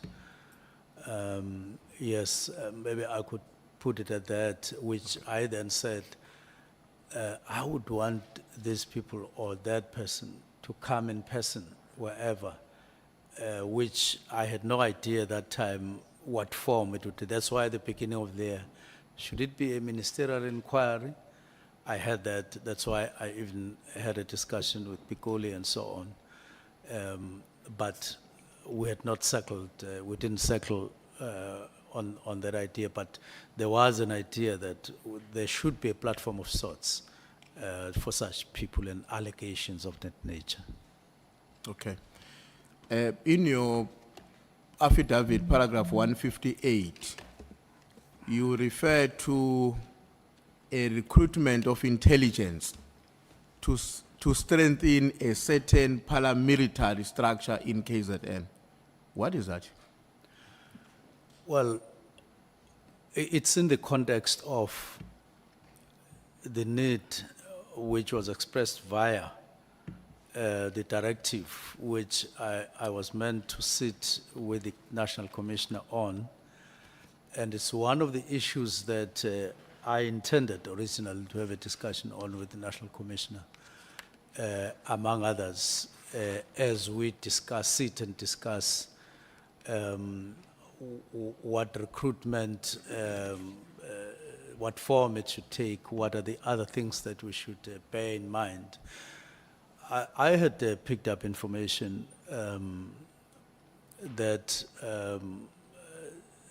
there were such intentions in KZN. I wouldn't be able to talk in details, but somehow these would also rely on some of our structures as those get built. In other words, they would exploit any weakness and take any possibility as those paramilitary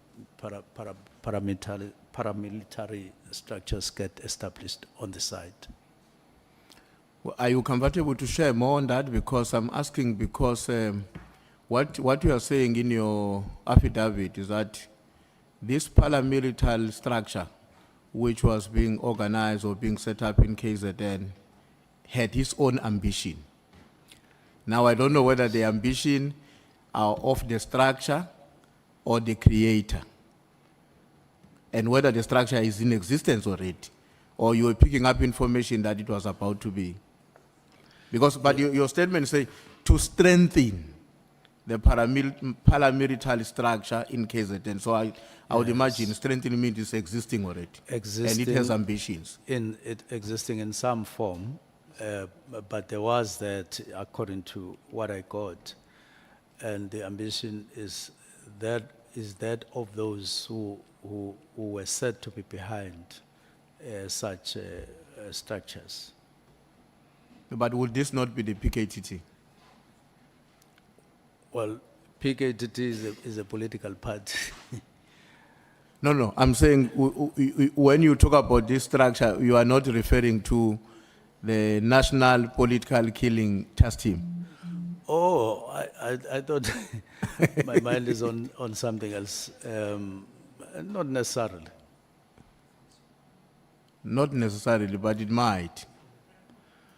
Well, I'm sure if any matter would have been gone into, if such a fact would turn out to be true, then it would be. But from the legal that I got, it just came in that form that some paramilitary is in the formation, strengthening, and so on. Were you given a sense by the people who shared that information with you? Were you given a sense of the nature of the relationship between the PKTT and the paramilitary structure? Not necessarily. Not necessarily. Not necessarily. Okay. I hope that matter, Minister, will have to be followed very urgently, given the fact that, as you know, you know where we come from in KZN. I don't have to educate you or anyone about it. And of course, if at your level, there's an observation of a structure like that being in existence and with its own ambitions, which I would imagine are devoid from the ambition of the South African security forces, that does present a particular threat. I agree with you fully. Thank you. And then, Minister, the meeting that was, I think you've dealt with this question at a different level about the meeting that was requested by General Mkhwana's, in which he wanted to attend with all these other people, including Mr. Brown Mokgotsi, who is not a part of the organization. Now, I know you responded why you did not grant that meeting, and you explained, and you had a plan that you were also having an intention at some point to have a one-on-one with General Mkhwana's. Yes. So that he can have an opportunity to express himself and you can understand each other. Yes. But some of the issues that resulted in you not taking that direction, and this may not be exhaustive, but some of those issues was the level of anger on his part and the threat that he meted against you. What would you say to a South African that is sitting somewhere and saying,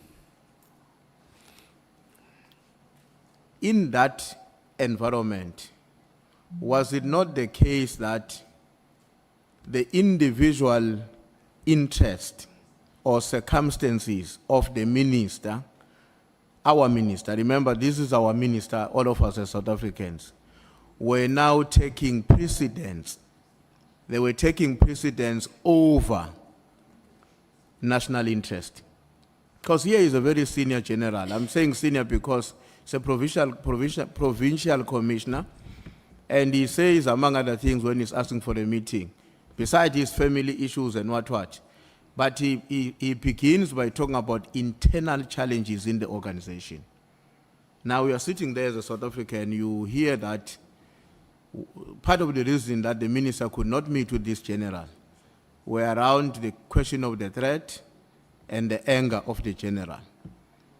How would you respond to this South African who say, maybe at that moment, the individual interest of the minister were taking precedence over our national interest? Not really, because I decided that the meeting would rather take a different form. Let me start with a meeting of General Masimula and General Sibia. Let me then go to the meeting with General Sibia and General Mkhwanazi, which were not my interests, beyond that of the nation. So I decided a different angle, or to start the meeting in a different way. These other ones,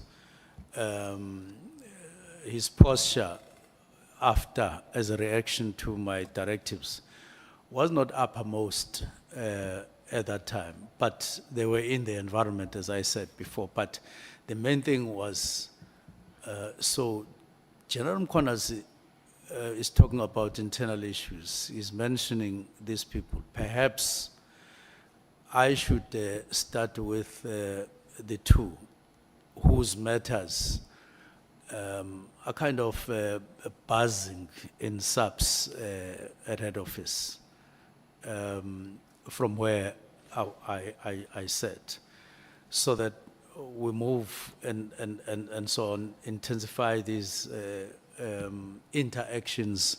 If there are problems, let's resolve. At some point I said to National Commissioner, could he give me an opportunity to resolve or to approach General Sibia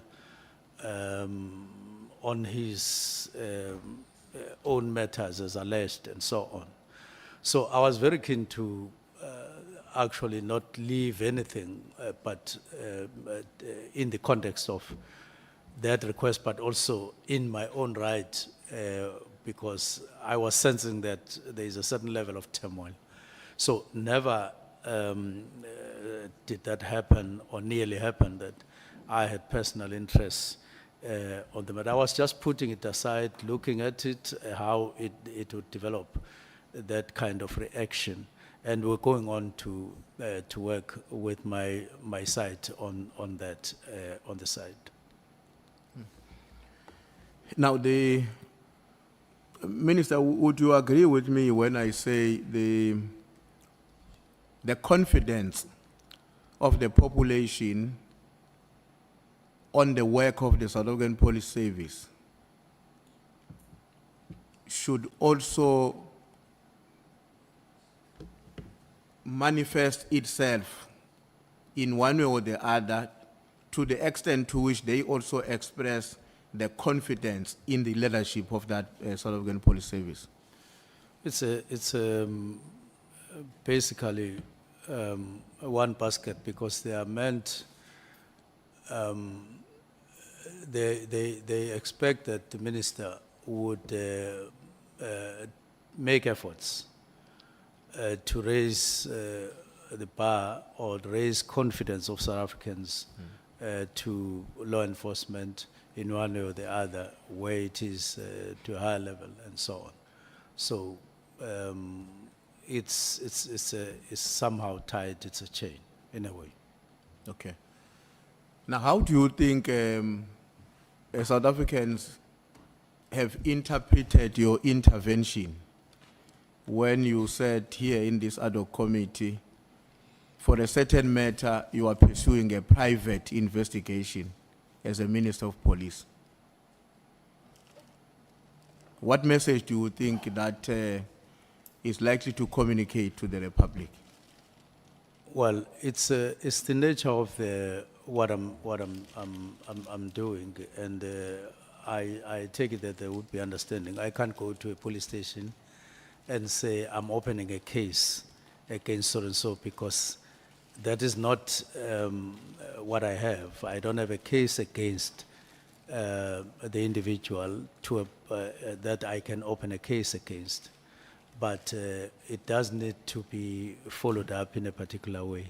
So I wouldn't expect any confusion on that. There are matters for which you can't go to a police station, but matters though that you have can't go to a police station because there's no case to register at that point. In other words, there's no obvious wrongdoing, but you are gathering information and so on. So I take it that there would be clear understanding of that.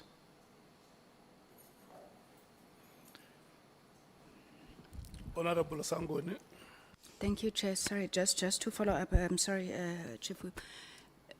Minister, you complained at length about General Mkhwanazi, what's the word I'm looking for, going out to look for a case about you post facto. You said he has no case, he can't prove corruption, and he's going to look for it. How is what you are saying now different?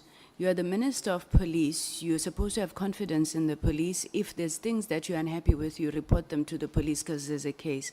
But you're saying you're going after someone, you don't have enough information, you've hired a private investigator. How does that differ from what General Mkhwanazi did to you or is doing to you? No, it's different.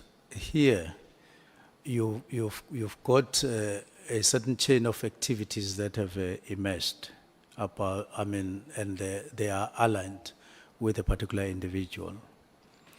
Now, I then get a warning that so-and-so gets to drop your matters or your name here and there and so on. I phone him.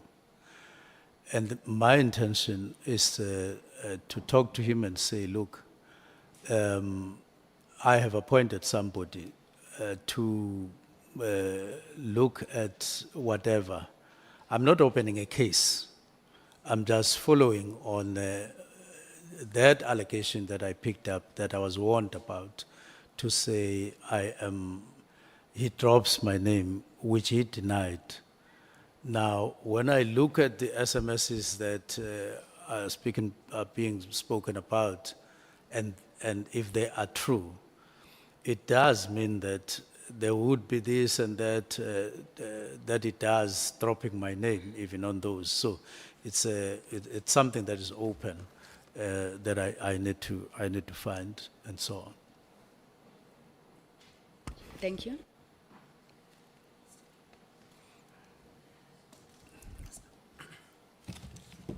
Chief Whip, you may proceed. Okay, no, thanks, Chair. Let me just give a second to the lawyer is still giving some information to the minister. No, I'm not a problem. I just want to be certain that the minister can hear me. I'm not condemning you. You are doing your work, yeah.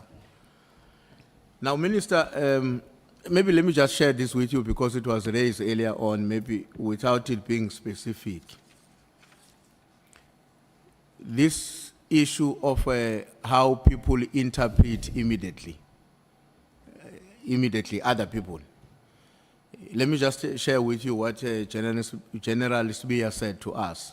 And he says that at paragraph 46 of his sworn affidavit, he told us that immediately does not mean 6 months or within a month.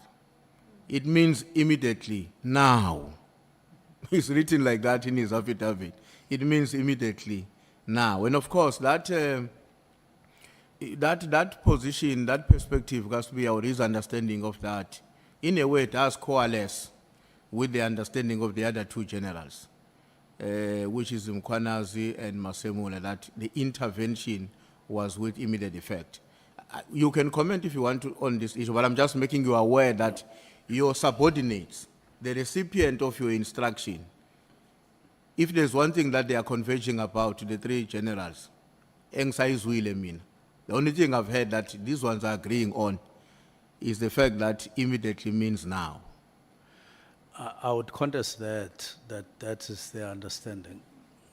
The first one is that General Masemula, I think he understood it well. It starts on the 3rd. It goes to the 22nd via a letter suggesting a phased approach in terms of managing the implementation of the directive. It goes to the meeting of the 6th, 5th, and then 6th, and then 27th, which had no immediate in that particular context. It was clear that this is his understanding, and I agreed with it. So if he came here to say immediate meant now, I would say immediately that, but that's not your understanding in terms of what you proposed. That's number one. Number two, I wouldn't know what was Sbiya's thinking, because this thing is on two fronts. Immediate means now, but in terms of understanding that a decision has been taken, and then you start processes. But that in actual fact, you could say now, like switch off the light, I would say switch off the light now. You can stand up, and that's not that's not the ordinary, that's not the thinking of an ordinary person in terms of what this thing would mean. Even now, we'll say, when are you going to Johannesburg? You say, I'm going to Johannesburg now, but you are going, the next thing you do, you go and wait in the airport for an hour or two. So I think let's be practical and ordinary and not seek to change the flow of things in the normal life. But when I wrote with a full understanding of what I meant. I'm taking a decision now, but let's meet on the 20th. Let's meet on the 20th, which itself was open. If anybody had a query, would have phoned, would have done all of that. But it's a, so I don't think we need to be fussy and rigid in terms of the meaning of immediate, even though it's applied. It has to be applied, like any other, I would say. And I even went on to say it's not like in a drill. I made an example. You can, so people can argue and so on. Otherwise, but when I wrote, that's what I meant. That's how I saw things. That's why I wrote preliminary report. Even though I had said now, but said preliminary report, and I pointed at the 20th, and then later. And I know you don't stick with your dates necessarily like a robot. Sometimes things get postponed and so on. So it was in that context. Chief Whip, let's just hold it there. Okay. I see you are left with very, very few minutes. I see there are 3 hands there. The minutes left are 4 for you, Chief Whip. No, the 4 minutes is more than enough for me. Yeah, no, I'm informing you that your time left is 4 minutes. Honorable Skosana, Honorable James, Honorable Ngola. Thank you, Chair. I thought that the minister by today, you will have accepted, the issue and the meaning that, it's like they are insulting our intelligence. Explaining this issue of immediate as if we don't understand and mhlambe asazi ukuthi immediate usho ini. And this is all, there was an illustration here. If you tell your driver that he must stop the car immediately, your driver will think and stop 100 kilometers away after you told him to stop the car. It can't be. I think, Minister, you must accept that immediate means immediate, not what we are trying to, the way you are responding to us is like we are going around the bush. We understand exactly what immediate means. Please respect us, Minister. Thank you, Chair. I'm ruling you out because I thought you are asking a clarity-seeking question. Honorable James. Chairperson, we must be mindful of the fact that there are children watching. And I think it's really, I want to agree with Honorable here. I think it's really insulting our intelligence to be going over this and saying that the word immediately may mean now or later and coming up with all of these examples. Can you not insult us like that? Can we just be clear? There's then a clear language barrier that is then evident in this room that we've been entertaining for the last couple of days, and we've been dragging on issues based on the simple meaning of words. Chair, we cannot continue like this. It takes up so much time. In every engagement with so many of the members, we've had to unpack what the word immediately means, and so many other words. Please protect us from this blatant undermining of our intelligence. Thank you, Chair. I'm ruling you out of order because it's not a clarity-seeking question. Honorable Ngola. Thank you very much, Chair. Chair, the minister in his response to the Chief Whip, he makes mention of the fact that anyone who would have had a problem with the immediate provision in his directive would have extended even a call to him to get some clarity if a need arises. Now, I'm taken aback, Chair, because if that would be a proper or adequate modus operandi, would we be here if the minister had extended a call to General Mkhwanazi when it was reported by his chief of staff that General Mkhwanazi is angry and making threats? The same way he did when he heard that Brown Mohotsi is name dropping him, he extended a call. Would we actually be here had that particular modus operandi operated way before this thing bested in the manner in which it has bested now? Thank you. Okay. Let's do like this, honorable members. Minister, honorable minister, you have given many examples trying to explain the word immediately. And the last examples are the ones that you have just given now. Yes, no, I will come to you. About switching off the lights.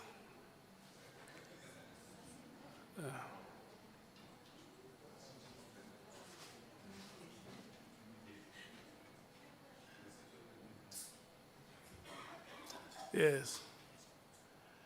And there are other examples that you have given earlier on, what the word immediately means and what the word immediately does not mean. And I want to plead with you and also plead with you, honorable members. If we make it a habit of this parliament to discuss words like swimming pool, fire pool, immediately, not immediately. We want to make it a habit of this parliament. It's a problem. We are leadership. A swimming pool must stay a swimming pool. And immediately must stay immediately. I don't see us wasting any time, Chief Whip, trying to discuss English words here. It's very clear. So immediately is immediately, we know it, Minister, what it means. It means now. Yes. Yes, it cannot be any other thing, and I just want us to move away from being hostages of semantics. There is an established understanding of what the word means. So we can't be a parliament that is known for what it is not supposed to be. Thank you so much. Honorable Nomvalo, your hand was up. Yeah, no, on the same issue, Chair, I know that you have closed it. But maybe you are hard on the minister. Maybe he has a source that he uses which describes the word differently. Because dictionaries are used here in South Africa to get a meaning of the word. Dictionaries are used, and the name immediately has been used even by the office of the president to say this decision is effective with immediate effect. Maybe the minister can point us to a source that he is using with a different direction, because I even went to the Oxford Dictionary, I went to Cambridge. The word means now. It doesn't mean anything else. So I was going to ask, where does the minister get that definition from? It's a clarity-seeking question, because it might happen that really he genuinely believes that it doesn't mean now, because there is a source that he uses which describes words. So which source is the minister using to get that definition? Thank you. Do you agree with my summary, honorable member? I agree, Chair, but... Yeah, no, we will pass the question, don't worry. Okay. Honorable Malem. No, Chair, I want your summary to also apply to the minister. Because we, this side, seem to be understanding immediately to mean now. He's the only one who doesn't understand that. He gives it context of lights and all of that. He keeps on saying other things. So you are ruling, you must be able to communicate even to him or minister. Immediately means now, according to this meeting of ours, as a chair of this meeting. No, I agree with you. Yes, I- must not only I- apply to us. And he must shift from wanting to, because it's not semantics. He keeps on speaking about context. When used in a particular context, it will mean something else. But the reality is, it means now. And we are not accepting his explanation and his redefinition of immediately.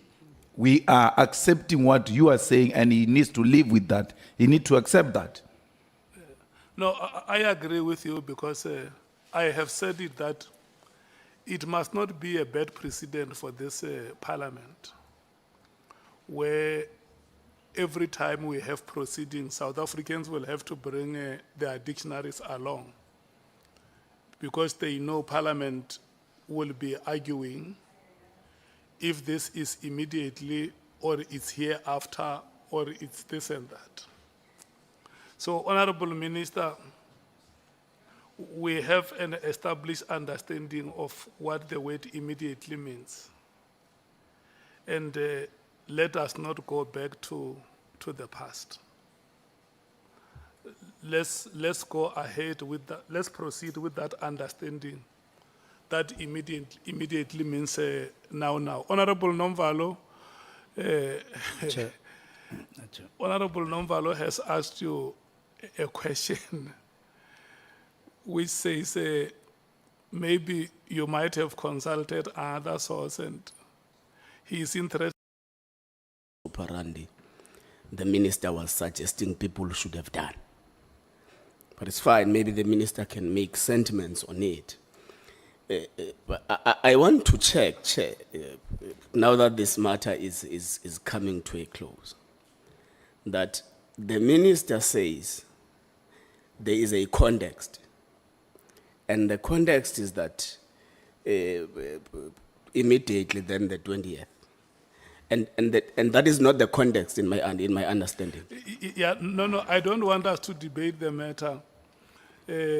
I want the minister to respond to that question that you have asked and we move ahead. You had earlier asked a question. So if we were going to keep on debating immediately on Medelec, I don't think that it's going to help us. Do you allow me to give the minister a chance to respond to the question that you asked? It's fine, Chair.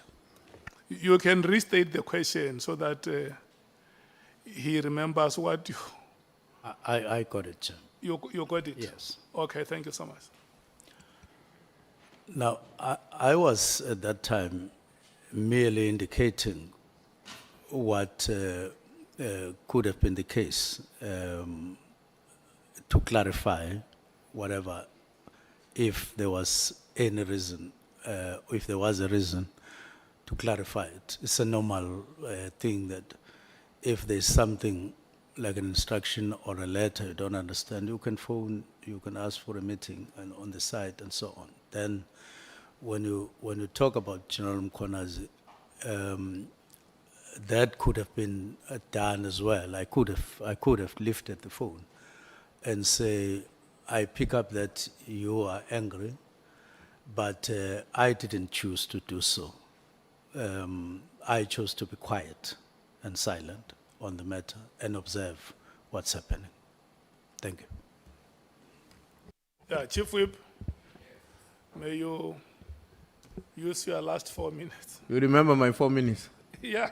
Okay. No, thanks, Chair. No, I would stick to that 4 minutes.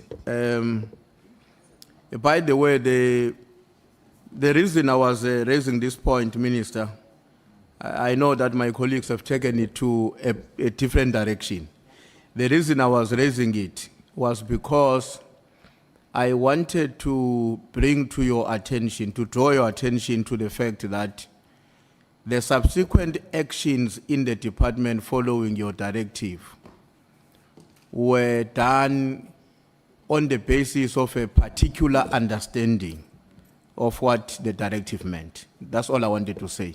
And I'm not contesting your argument about the context and all that we're saying. I wanted just to draw your attention to the fact that the way in which processes evolved in the department were driven by a particular understanding of the directive. Now, I want to conclude by, I'm just going to read a few things here and then ask the last question, Minister. You don't have to write them, or you can write them, but it's things that, it's just to connect the many dots up to date. The first one is that you wrote a letter on the 31st of December. The second one is that Mr. Nkabinde, without your instruction, shares the letter with all the PAs, which I want to contend it would not have excluded General Sbiya until I'm proven otherwise. The third point is that Mokhotsi talks about Matlala, talks to Matlala immediately, following the directive being out. In terms of the evidence that has been shown in the papers presented before us, there's an indication that they, soon after your directive, started to converse over WhatsApp. The fourth point is that Mokhotsi and Sbiya often find time to either talk to each other or even to meet. Sometimes they even meet where they were not expecting each other, but Mokhotsi would come across to greet. Number 5 is that Usbiya, after your directive, he immediately directed that Tama dockets must be brought back to the head office. Number 6 is that no work was done on any of those dockets when they were taken back to the head office for that 4 months. And when they were brought back, I think in less than a month after they were brought back, some arrests were have taken place. Number 6 or number 7 is that when Mr. Matlala had a problem with his tender, he decided to go to the SAPS headquarters or wherever, but to meet General Sbiya when Sbiya was the acting National Commissioner. Number 7 is that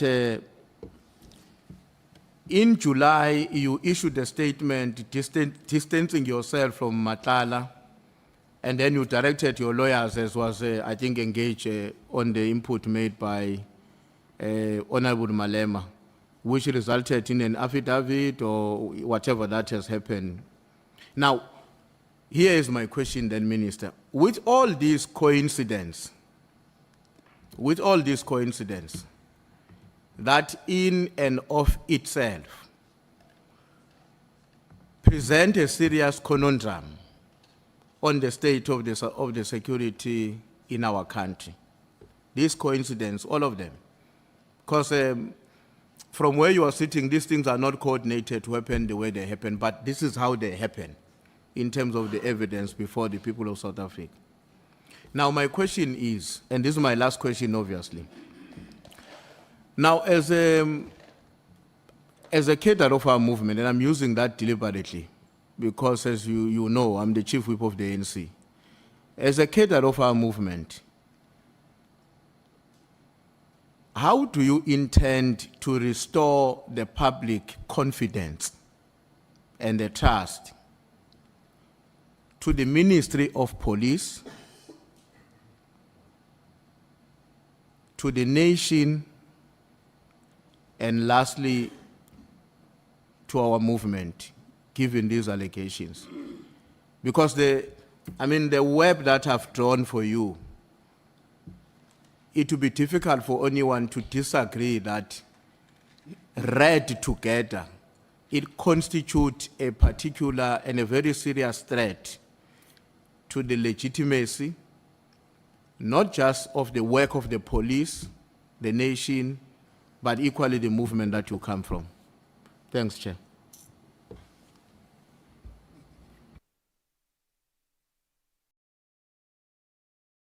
Honorable Minister. Thank you very much, Chair. Let me leave the first set of things from 31st, all PAs, not because I'm not responding, but saying I recognize them as important, just for the sake of time, leave them. But on dockets, I would recommend that the ad hoc committee gets a full report on the ad hoc committee and the state of dockets. My understanding is that it's not a simple matter of dockets moving from KZN and back and so on. And it's not a simple matter of dockets sitting in Pretoria and then back before we reach a conclusion on the matter. And I would attach a lot of importance that the committee makes an effort to get information. And I did at some point recommend that one of the people who can be an authority in terms of information on this, who handled, as far as I'm concerned, is General Motsipe. I would recommend that the committee makes an effort to provide that time. Two, on the relations between Matlala and Sbia, I would agree, seeing that Matlala seems to be a person running, I don't know whether this is the only tender he got or the other tenders, that it's not a conduct that inspires confidence, that you have your headquarters where the entrepreneurs just befriend you to a point where such a thing would happen.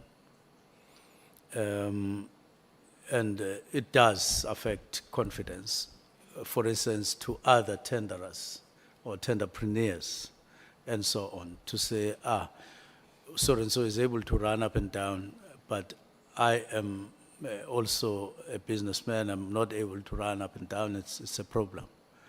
One of the things that I can mention in this regard is that somewhere in January, the offices of crime intelligence in East London, somebody just walked us to get inside the gate, proceeded to the offices, asked for a particular officer, went there and said, once he was there, declared the office a crime scene. Now, once declared the crime scene, he made a demand of, I think, 1.2 million or so. And then the officer in that office went out, came back with 1.2 million, gave it to this person. Person climbed down, walked out of the building, out of the gate, just walked, no car, and then walked and disappeared, although subsequently arrested by DPCI. But I'm saying those things, they contributed in one of the directives to say, what kind of people do we have in crime intelligence?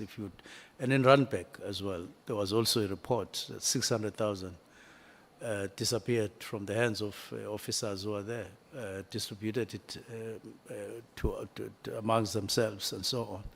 So those are the matters. So I would say it does take confidence. It does need to be looked at, our behavior in relation to business people and so on, if we are to inspire confidence. Leave that, go to, I do want to just pass the affidavit. We had a discussion with Honorable Malema on this, in this committee, and I said I share his views in terms of the affidavit, but sharing the views as I do, that is the very thing that is being used to keep on poking at me to say, there's a person I relate with when I say, I don't relate to Matlala, I've never spoken, but there's still things that are running. Now, when the lawyers get an affidavit, I don't think I deserve to be, well, criticism is always, but I don't deserve to be, well, I would say we need to equally recognize that that is the very same person that is being used to say this one relates to the other. So when the affidavit says something and people tend to disregard that, I have a feeling that says that we are choosing, we choose sides and so on. Let me pass that. So go to the fundamental question that what needs to be done when there is a situation like that and people in South Africa feel the way. I would have said openly to this ad hoc committee that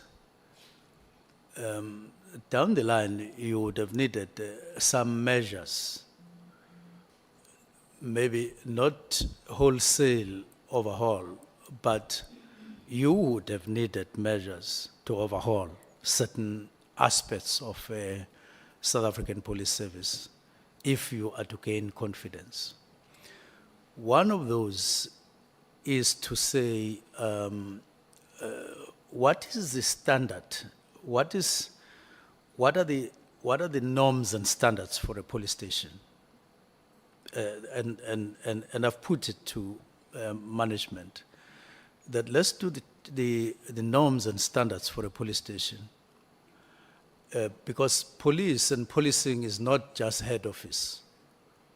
Police and policing is what people see on a daily basis and what they hear on a daily basis. Now, what is the system that station commanders use to police their area and so on? What informs them? And then overhaul the system of vehicles in police stations. This practice of a car breaks down somewhere Kukumbu in the Eastern Cape. Then an email has to go to the district office, then to the provincial office, then to head office. And then the person who fixes cars says, I want to wait until there are 15 breakdowns before I go down. It just is taking us nowhere. It doesn't build confidence and so on. Make the system work in favor of those who are on the ground, who are chasing criminals on a daily basis. You need an overhaul there. We spoke about that, but I don't think that as of now we are talking. In other words, build confidence from the floor and upwards, and do tangible things. If you have a police station which you promised some 5, 10 years ago and you haven't done so, and there's crime, people will say it's because that police station has not been delivered. And therefore juggle the way you build infrastructure, your model of building infrastructure of police. And so there are quite a number of things. I call them enablers. We identified them and we spoke about them. Build down, and let's not talk too much. Let's talk less and do the job on the ground, and then deal with deal with matters. As long as we have this rate of matters, the drugs and firearms, which affects people on a daily basis, where they are losing their relatives and so on, people killed innocent. And for that you need resources. Let's be realistic. You need resources.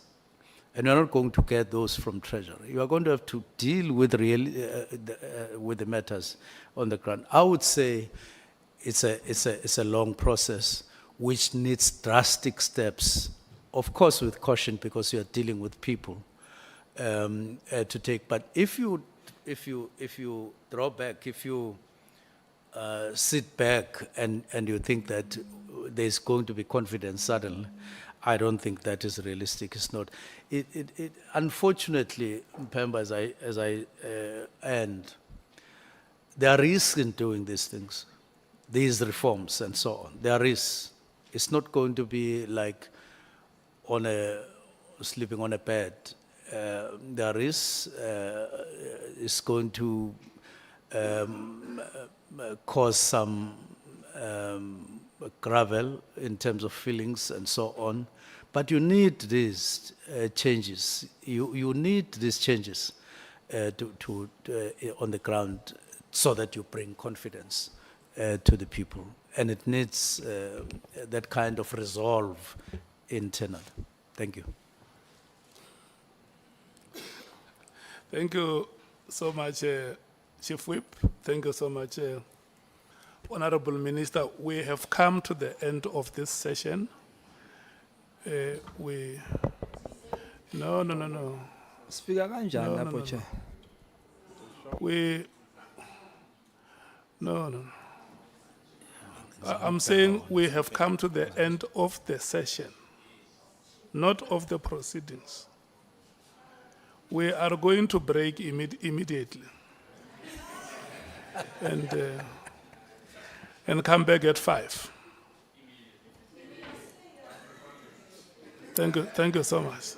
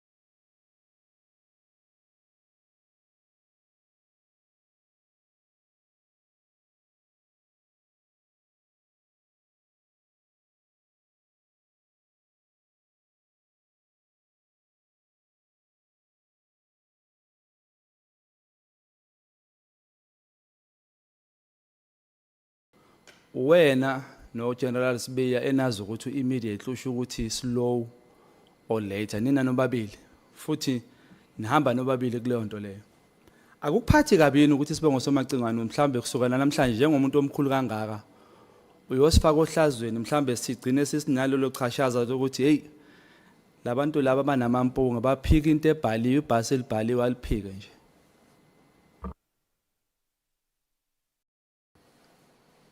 Ngicabanga ukuthi kulolo daba selixoxiwe lwafinyelela ekugcineni.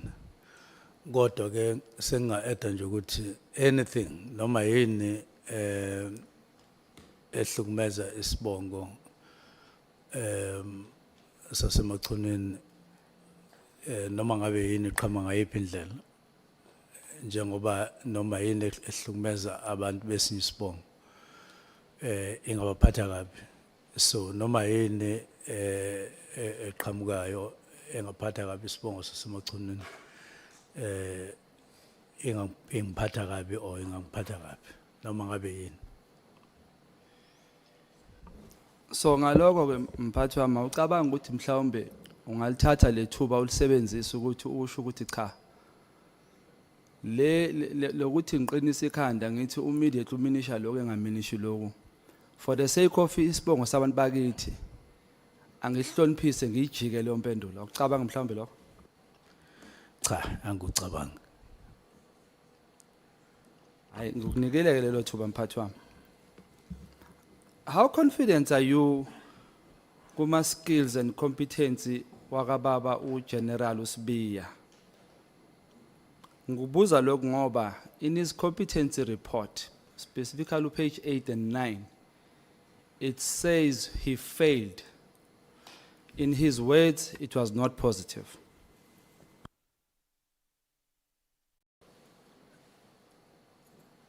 Ikhona ichashaza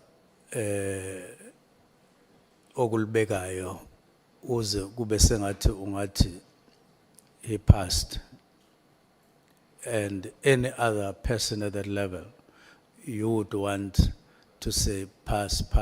That's what you would want to hear whenever such things are spoken about. Kodwa mawusuza ukuthi kwaba khona into enjalo iba khona into ethi then what happened. Kodwa ke kuya ngokuthi yayinamandla angakanani leyo nto ukumnika noma ungamniki umsebenzi nokuthi kuya ngokuthi izinto ezazi ikhona lapho zazi namandla kangakanani phezulu kwalokho ngoba mhlambe kwakuyi out of 10. I-confidence yakho kuyena ubaba uGeneral Sibiya ime kanjani since usuzwile ukuthi hayi azange be positive? Umuntu ongaphendula ngqo kanjalo supervisor wakhe uGeneral Masimula. Mina ngakhuluma ngeka General Masimula umuntu engisebenza naye eduze kodwa I go deputy general, so go deputy commissioner abangeni kulolu hlalo ukuthi whether or not nginayo confidence ngoba aba supervisor aba supervisor national commission. Mhlawumbe nalombuzo engizokubuza wona ngangangiphendula kodwa ngangiphendula but ngiyacela uzame. 2016 iDA no Mr. Herman Mashaba, they claim ukuthi ba-appointe Mr. Sibiya. Do you have any idea ukuthi why they concealed to the South Africans or from the South Africans ukuthi they hired a person who doesn't meet the competency requirements? Inkinga nje ukuthi esengeke ngikuzwa ngabanye abantu nanjengoba kunale commission kodwa abantu abazi kahle abantu ababekhona ngesikhathi eqashwa ukuthi bazi kwakukhonani babhekane bathini ngalokho uma kwakukhona ibona bangakhuluma babe inkulumo yabo ibe nesiqi. Mina ngifika nje usengaphakathi uSibiya. Mhlawumbe wena if bekuwena obuhleli lapha kulesahlalo ubungamthatha engaphasanga icompetence? umbuzo wakho uyawubuza kuya ngokuthi vele yini ezokwenza ukuthi umuntu aqasheke noma angaqasheki. Uma kuwukuthi lokho kumile njengomgomo ukuthi kuyamphasisa noma kumphasisi, ngeke ukuthi engayiphasanga ubusuyamthatha kodwa kuyiyo futhi into emile ekutheni uyadlula noma kadluli. So ngeke ngazi ukuthi le competency test okukhulunywa ngayo iyayimi kuphi eyintweni zonke ezazikhona. Mhlawumbe njengomphathi phela ngenzela ukufunda nami ngizoba uminister ngelinye ilanga. Ucabanga ukuthi kulesi sihlalo esingaka noma kulezi ayitholile sidinga ukuthi umuntu icompetence yakhe ibe nayo mhlambe ngabe 100% or ngamthatha ngo98 ungamthatha ngo20 or ngamthatha Generally ngokwe procedure noma ngokwenqubo umuntu mayese interviewile kusho ukuthi wayiface panel yamnikeza amamaki na yonke into nokuthi angaconsider ukuthi athathwe ilabo fanele bamthathe baye bamuse kuyi competency test kusese kuyobhekwa ama skills athize uma ke ibuya ibisihlanganiso nokuthi kuthathwe ke isinqumo esiphelele ukuthi kwenzekani ngaye.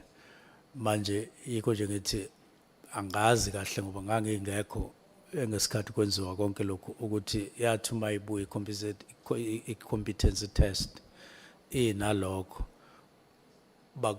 bakufaka kusiphi isikali babona ukuthi kuyamvimba noma kuyamdlulisa base bethatha leso sinqumo. Kodwa ngokwenqubo nje kuqhutshwa kanjalo ukuthi after interview then competency test and then emva kwalokho ke bese yabuya ke ezoconsider ke lo qondene ukuthi uyamthatha noma kamthatha ukuthi unumber bani kulabo abanye kade beinterviewa kuya kusetshenzwe kanjalo.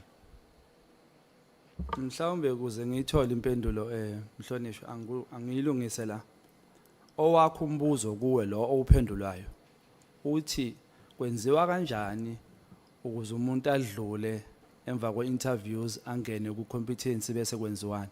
Owakho ke lo mbuzo oyibuze wena nawo okwami ngicela ukuyilungisa and gcina wesikhathi ungilungisela ungadli isikhathi sami ngombuzo ka-minister. Owami uthi if wena bokulesi simo salabantu abahleli ngale ubuzomcasha yini i-competence ingaphelelanga yini? Uma ngabe i-competence inogcobo nani kuukuthi futhi lokho ikhona okumesangweni ukuthi uyadlula noma adlula. Uma ukuthi akadluli ngenxa lokho so bengeke. Kodwa uma kuukuthi uhlelo lwabo ukuthi cha lo muntu engaphasanga kodwa ke uyathathwa kuukuthi indlela abahlele ngayo ukuthi kuqashwana kanjani lapho kusho ukuthi ungamthatha ke uma ngabe kuukuthi akubalekile ukuthi uyayiphasa noma akayiphasi i-competency test. Nanokuthi uma usukuhlanganisa namamaki onke oku-interviewa ubhekisisa futhi nabanye uzokwazi nokumthatha noma uzomthatha kodwa kuye kube kuhle ukuthi nje kuphaseke konke. Akuyona into straightforward ukuthi you fail i-competence then ngoba angazi noma i-competence noma i-aspect yayo or sangikhuluma nje ngikuzohlwini kancane oswini kancane. Mhlawumbe angazi noma ngichaze kanjani minister. Ubuye wena uyibuze yakhe imibuzo bese uyayiphendula ungayi kulobo uzoyimeni. Ngake ngaba u-exam ama learners license i-learners uyayiphasa or uyayifail. Uyabona ukuthi ufail kubuza umuntu athi ngifeyile nga1 ngifeyile kanti it's a pass or fail. So i-competence njalo i-pass ne-fail. In this regard, if you were sitting in that position ubuzomthatha ubengumthatha epass i-competence or efailile. Manje kulukhuni ukuthi ngiphendule ngendlela ofuna ngayo ngoba usubuzile wona oqeda manje mase ngiphendula mina ofuna ukungalusa.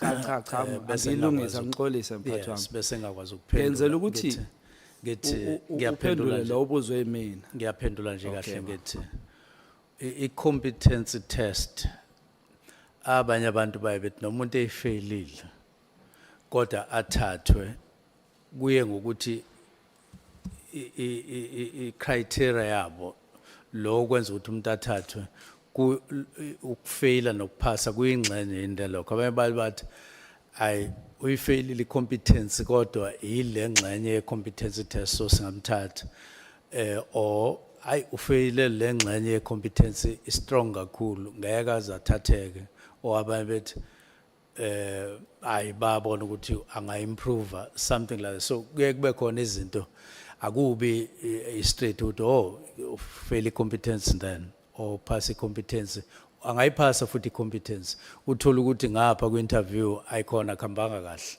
then awusamthathi ke njalo kodwa enze kahle ngale competence so akuyona into straightforward as far as I know.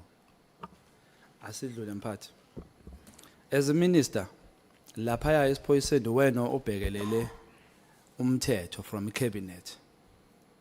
Are you allowed ukuphula imithetho noma kunezinto uma uphulile imithetho sithi hayi le ngoba iphula uminister singayibeka eceleni? Cha, awuvumelekile ukuphula umthetho. Singakwazi ukwenza lokho. Okay. Ngikubuza ngoba ngifuna sibheke impendulo zakhe endaweni eziningi. Did you give uNkabinde noma chief of staff uNkabinde an unlawful or illegal instruction to record Baba Mkhwanazi on the phone? No, I gave him no instruction. I only made a suggestion to him. Uyazikhumbula uthi kuyena ngimtshelile ukuthi abomrecorda. Ngikhumbula ngithi ngathi he must consider. Esha ngaqoleka ngamacingwane. Mhlambe singayibuyele emuva siyoyihlola mhlambe ngelinye ilanga. Kodwa ke wena in your words uthe umtshelile ukuthi aka record Mkhwanazi. Asiyibambeke ngale yakho kindlela. Okay.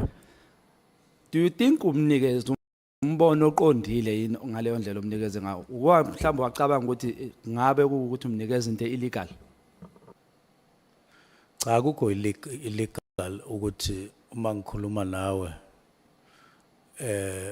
ngifisa ukuthi ngikurecord ngazathu simbe ongavumelekile ukudlulela kumuntu wesithathu ukuthi alalele nina nobabili bese ya recorda.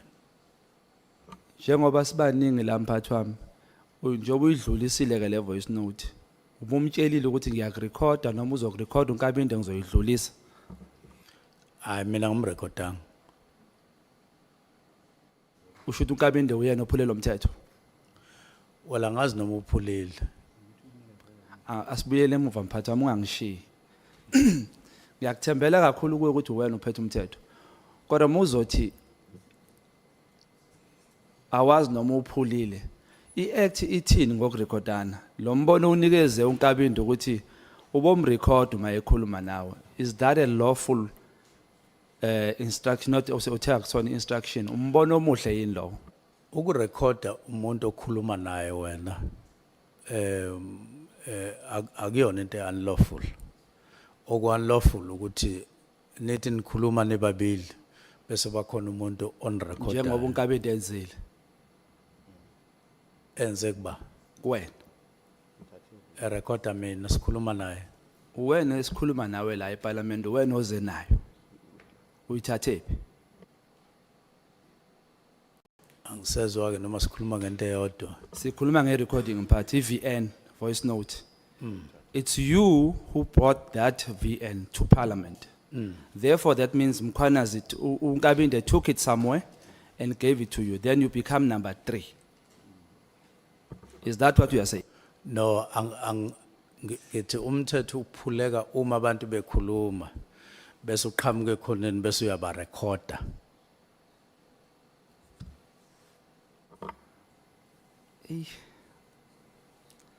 Mhlambe yima ongakuzwa. Kulesi sigameko esenzakele. Are you saying ubaba uNkabinde lento ayenzile ukuthi a record ubaba uMkhwanazi engamtshelanga 1 bese 2 eyithatha ke le recording eyidlulisele kuwena which makes you number 3? Akenzanga into wrong according to you. Uma urecorda inkulumo oyikhuluma nomuntu ngqo. Njengoba ngeke ngasho ngathi kukhona intombazane engangakhuluma nayo yangirekhoda ngingazi. Yayisihlela yonke indawo leyo nkulumo. Kodwa umthetho uthi uma ngabe lo okhuluma nawe ekurekhoda akuyona into yokuphula umthetho. Ngifuna ukugcina lapho nje, angifuni ukwanda. Ngizodlula yabona ngalomthetho if bekuthiwa nje bekwenze bekuzocelela iveni imela ngaphandle mawuphuma uyigibelela iveni ngoba uphukile lo mthetho asingaye eceleni mphathi wami. So uyavuma ukuthi wena onikeze umbono namhlanje njengoba sowumbona that day beku instruction kunkabi into ukuthi akamrecord. Cha ngaze ngimnikeze instruction. Umnikeze umbono. Wena omnikezile. Did you not under oath say that awumazi uBrown siku committee? Angaze ngisho ukuthi angimazi uBrown. Mhla ka 5 March. Hayi, angaze ngisho. Wathi uyamazi? uBrown. First time ubuzwa ngoBrown. Angaze ngisho ukuthi ngiyamazi uBrown ngomhla ka 5. Angaze ngisho futhi ukuthi angimazi. Ngathi akayona i-associate, in other words akayena umuntu engisondelene naye esibhema naye ugwayi. Ngaphika lokho kuphela. Ngathi mosho yintsha lempendulo nginenhlanhla yokuthola impendulo ezintsha angizubhora abantu la phakathi. Cha ngithi mhlonishwa idlalile la isayilalela ithi the person that General Mkhwanazi is talking about is not my associate. Isho kanjalo. Ekuqaleni comment yami ithi the person that was on the phone, the photograph that was on the phone, I responded by saying, I don't know this person. Ngachaza ukuthi kwangena uBrown law, it was not Brown. So mangathi angimazi ngangasho yena uBrown. Kangisho umuntu wayesesithombeni ocingweni. Okwangena uBrown. Lesithombe osinikwa ubani? Ngangisinezwa enye insizwa kuthiwa umuzi ngem. Mhla siku committee u virtual bakhombisa isithombe. Cha, angithi mina ngesikhathi siku committee ngase ngixoxela iCommittee into eyake yenzeka kumina ngelinye ilanga ngikwe ekisendaweni ethize. Ngihlangana nomuntu ethi khona umuntu onje kanje ohambe ekhuluma ukuthi ngase ngithi lo muntu ubani lo muntu ngaze ngathi awungikhombise uma ungasithola isithombe bongikhombisa wase ngikhombisa ke emva kokufuna hayi ukuthi sasikhona isithombe eParliament kwangekho isithombe eParliament ngangixoxa indaba xoxela iCommittee istory sokuqala ngasixoxa ngase ngixoxe sesibili istory somuntu wangifonela ethi kunomuntu ngapha eWitbank ohambe ethi ukoleka imali ethi umfowethu omncane ongilamayo ngase ngichaza ukuthi hayi ayikho into enjalo ngoba usahamba emhlabeni. So kwakuzitori zami nje lezo ezimbili. Kona uqinisile minister itori hayi uphiwe. Uyakhumbula uthi uprincipal we-issue yakacwecwe usethathile ama blood test waphinde wena futhi wajika wathi no akawathathanga? Yes, ngiyakhumbula.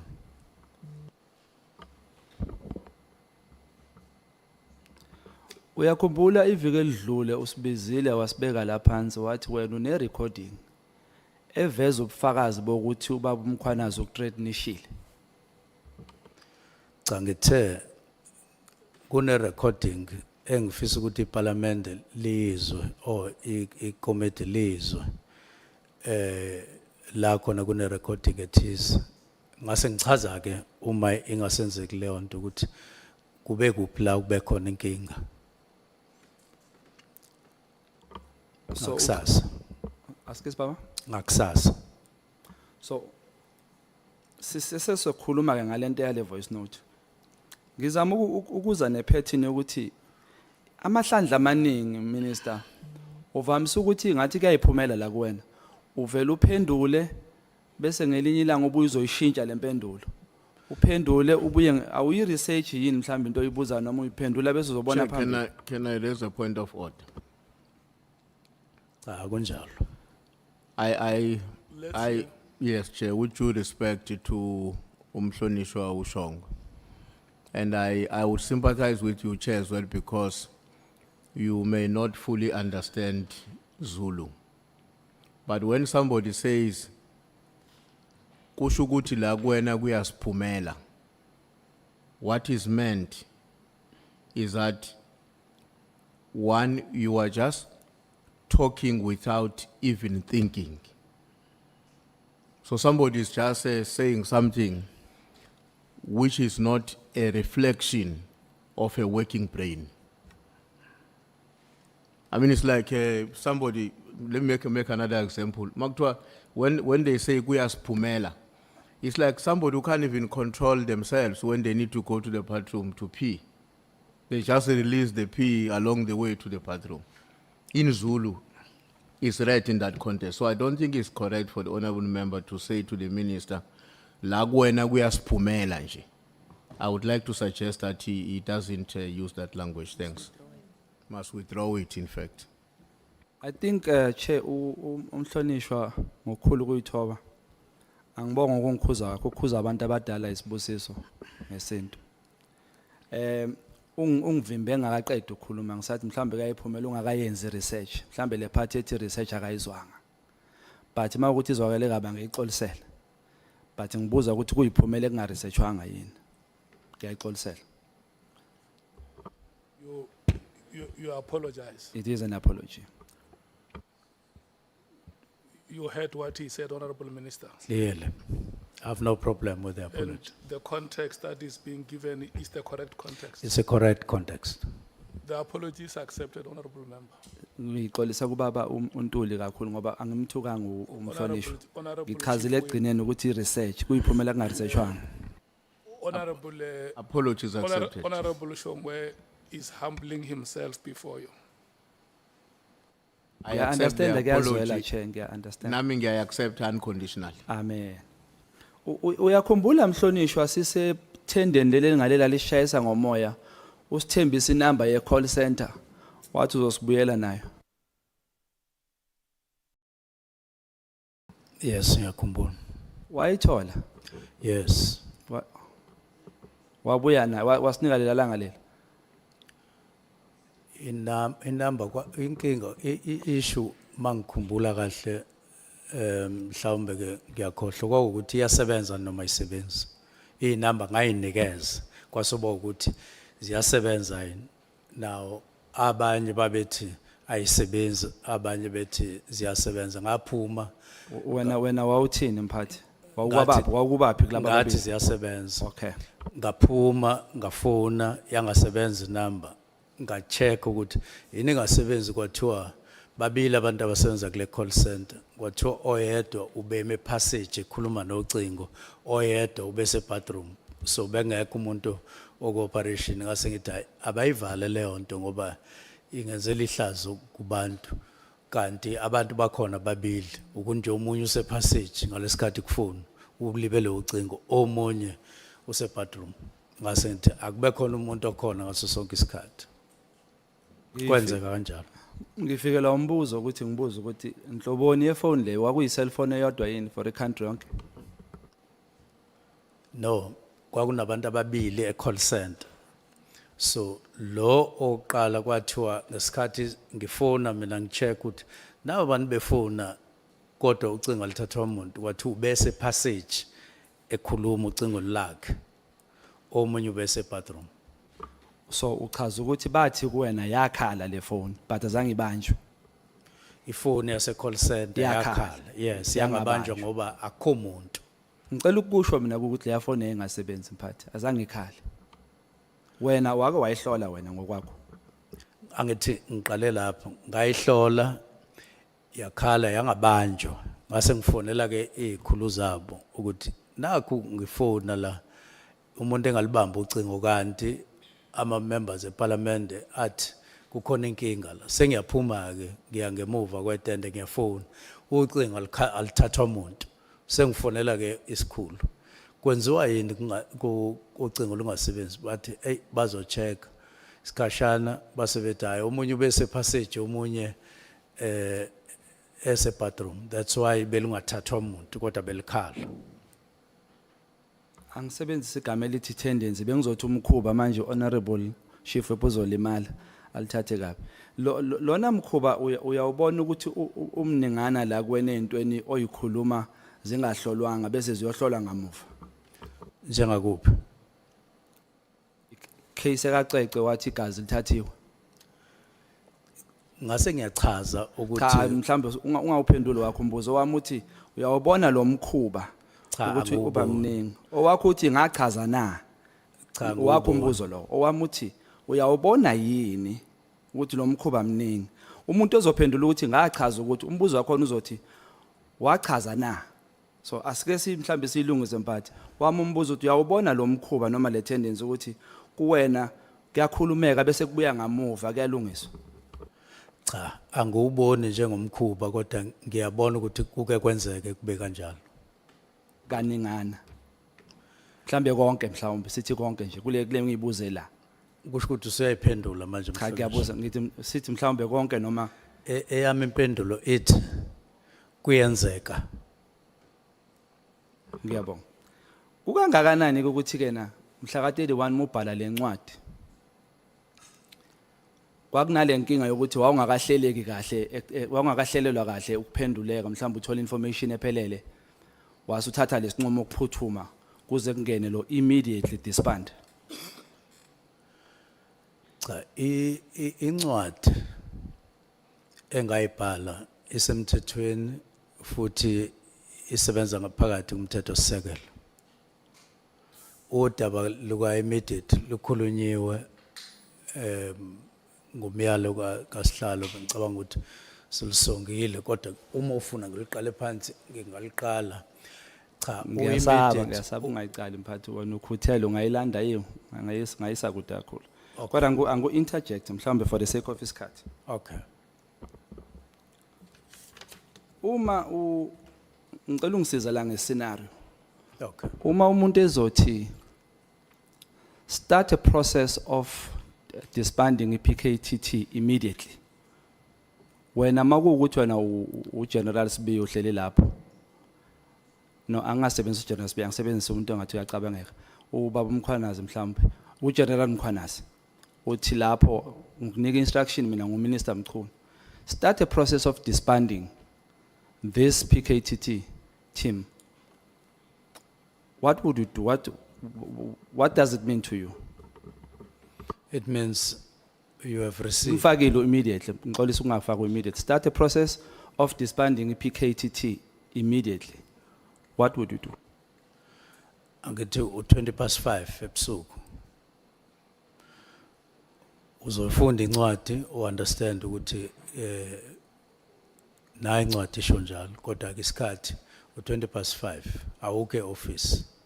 Okusho ukuthi usuyifundile uyayizwa kodwa ayikho into ongayenza njengamanje. Uyenza until kube khona isikhathi ukwazi ukuyenza leyo nto. Manga kusasa kumhla ka1 ama office evaliwe kusho ukuthi akwakwazi ngoba kuvaliwe ukuyenza koze kube la khona kuba khona into ethi ingenzeka. Then umuntu mayezothi disband immediately. Ubuzo wenzani? Success of 5:30. Angithi yikho lokho engikuphendulayo ukuthi uphethe incwadi ethi immediately. Mhlamba ngiphinde mphathi wami mhlamba ngizwanga. Cha Nice. Okay. 5:20 ntambama mhla ka31. Yes. Ethola incwadi ethi immediately. Bhala bese ethi immediately. Oh okay. Akho team phela phambi kwakho ukuthi thatha ucelemba uhlakaza. Kumele uye office livaliwe umhla ka31. Lisazovalwa futhi nangomhla ka1. Mhlawumbe uzozuya office ngomhla ka2 noma ngomhla ka3. Bese uqala ke iprocess uqala ngokuqalwa ngakho uze ngokulandelayo. That is when you are doing a process of disband, right? That's a process Yes. immediately. Yes. And you have started immediately. Awulindanga. Yes. Siyavumelana. Ngoba nje bekuvaliwe Yes. office. So uma uyithole 5:30 namhlanje nge-31st iletha bese ke mhlawumbe sithi ngiyabekisa nge-2 iMonday and you are supposed to report at work. You get a letter that says disband the PKTT immediately. What would you do in that regard? Angithi ngizoqala iprocess. No. Ngangihlukanisa. Start the process of disbanding PKTT. That's a question on its own. Sidlulile kuleyo. The process is low. Now this one says disband PKTT immediately. Doesn't that make PKTT with immediately after the letter? Muqala nje instructor give instructions with valan kuyavalwa lento kuyavalwa. Doesn't that give that qualification? Cha ngeke ukwazi ukwenza kanjalo. Kufuneka ukuthi uqale ungakwazi ukwenza ngeprocess. Uqale wazisa abantu aba relevant. Nixoxe futhi ukuthi nizoqala kanjani. Qhubeke kanjalo. Yiko nje ngithi ngeke nje uvela usuke nje. Ushuthi kwase kuphuthuma ngaleyo ndlela leyo ukuthi ubungalinda ukuthi uvule emsebenzini unyaka ozayo ukuthi ubhalele incwadi ethi immediately. So yiko ngabeka umhla ka20 ngathi kufanele kube ne report ebhalwayo esho ukuthi sizokwenza kanjani and so on umhla ka20 hayi ngakusasa.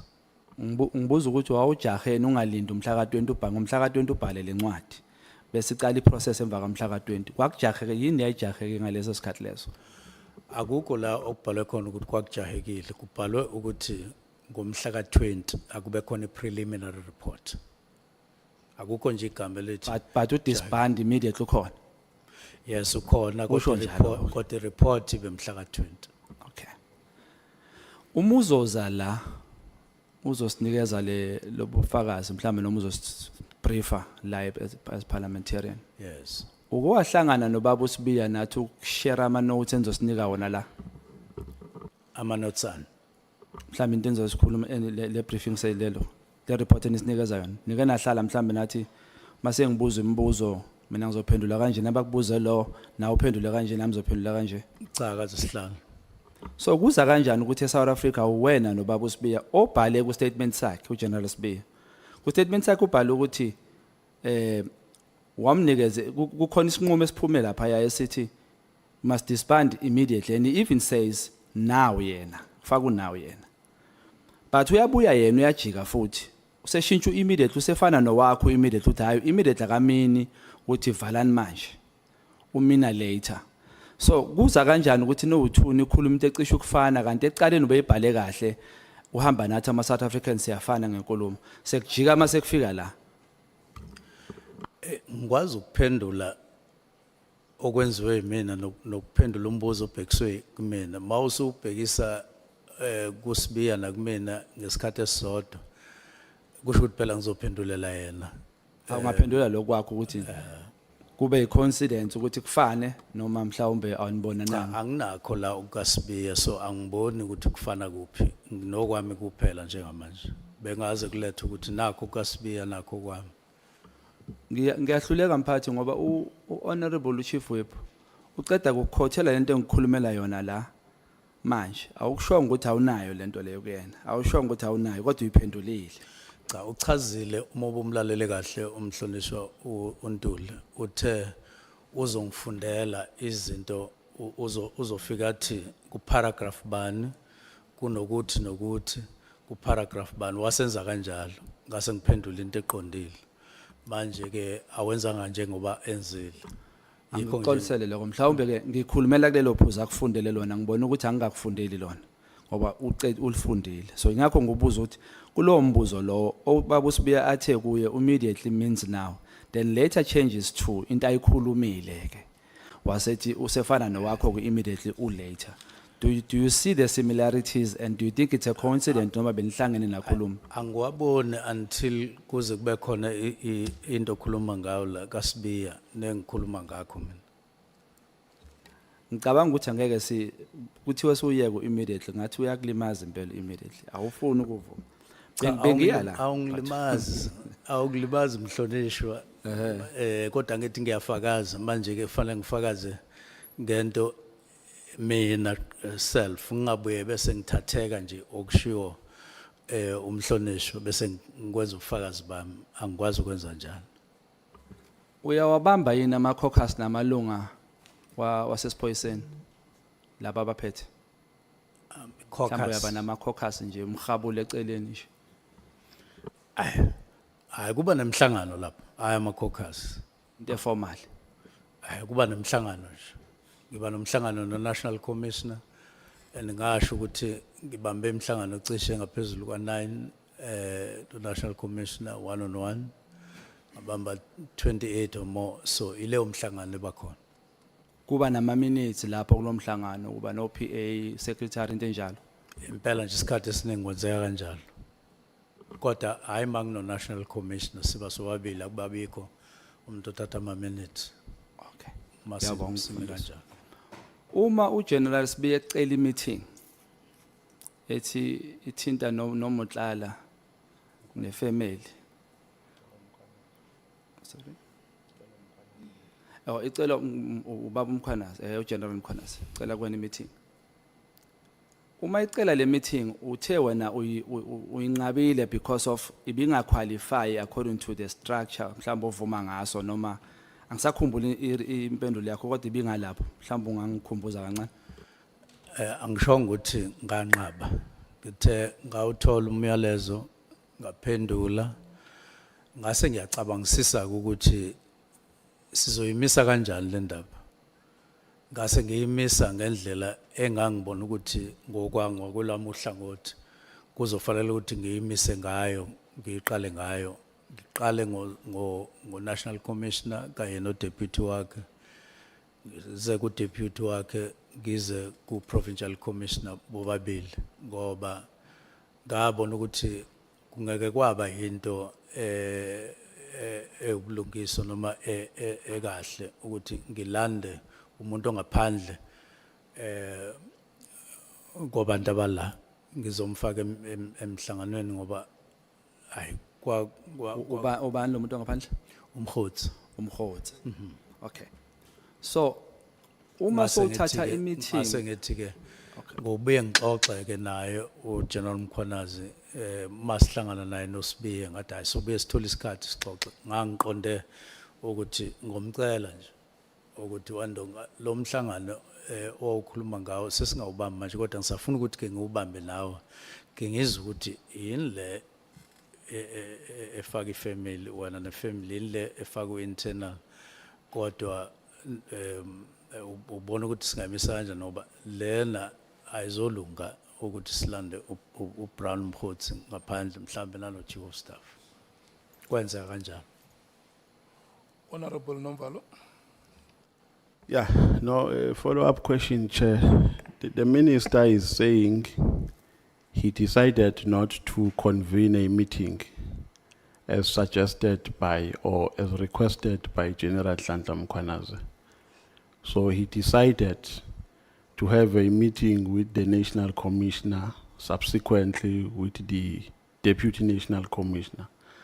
Now, the question is, what were you discussing with the National Commissioner in relation to a request of General Nhlanhla Mkhwanazi? Because a reason for a meeting requested by General Nhlanhla Mkhwanazi was known by General Nhlanhla Mkhwanazi, not by the National Commissioner, not by the Deputy National Commissioner.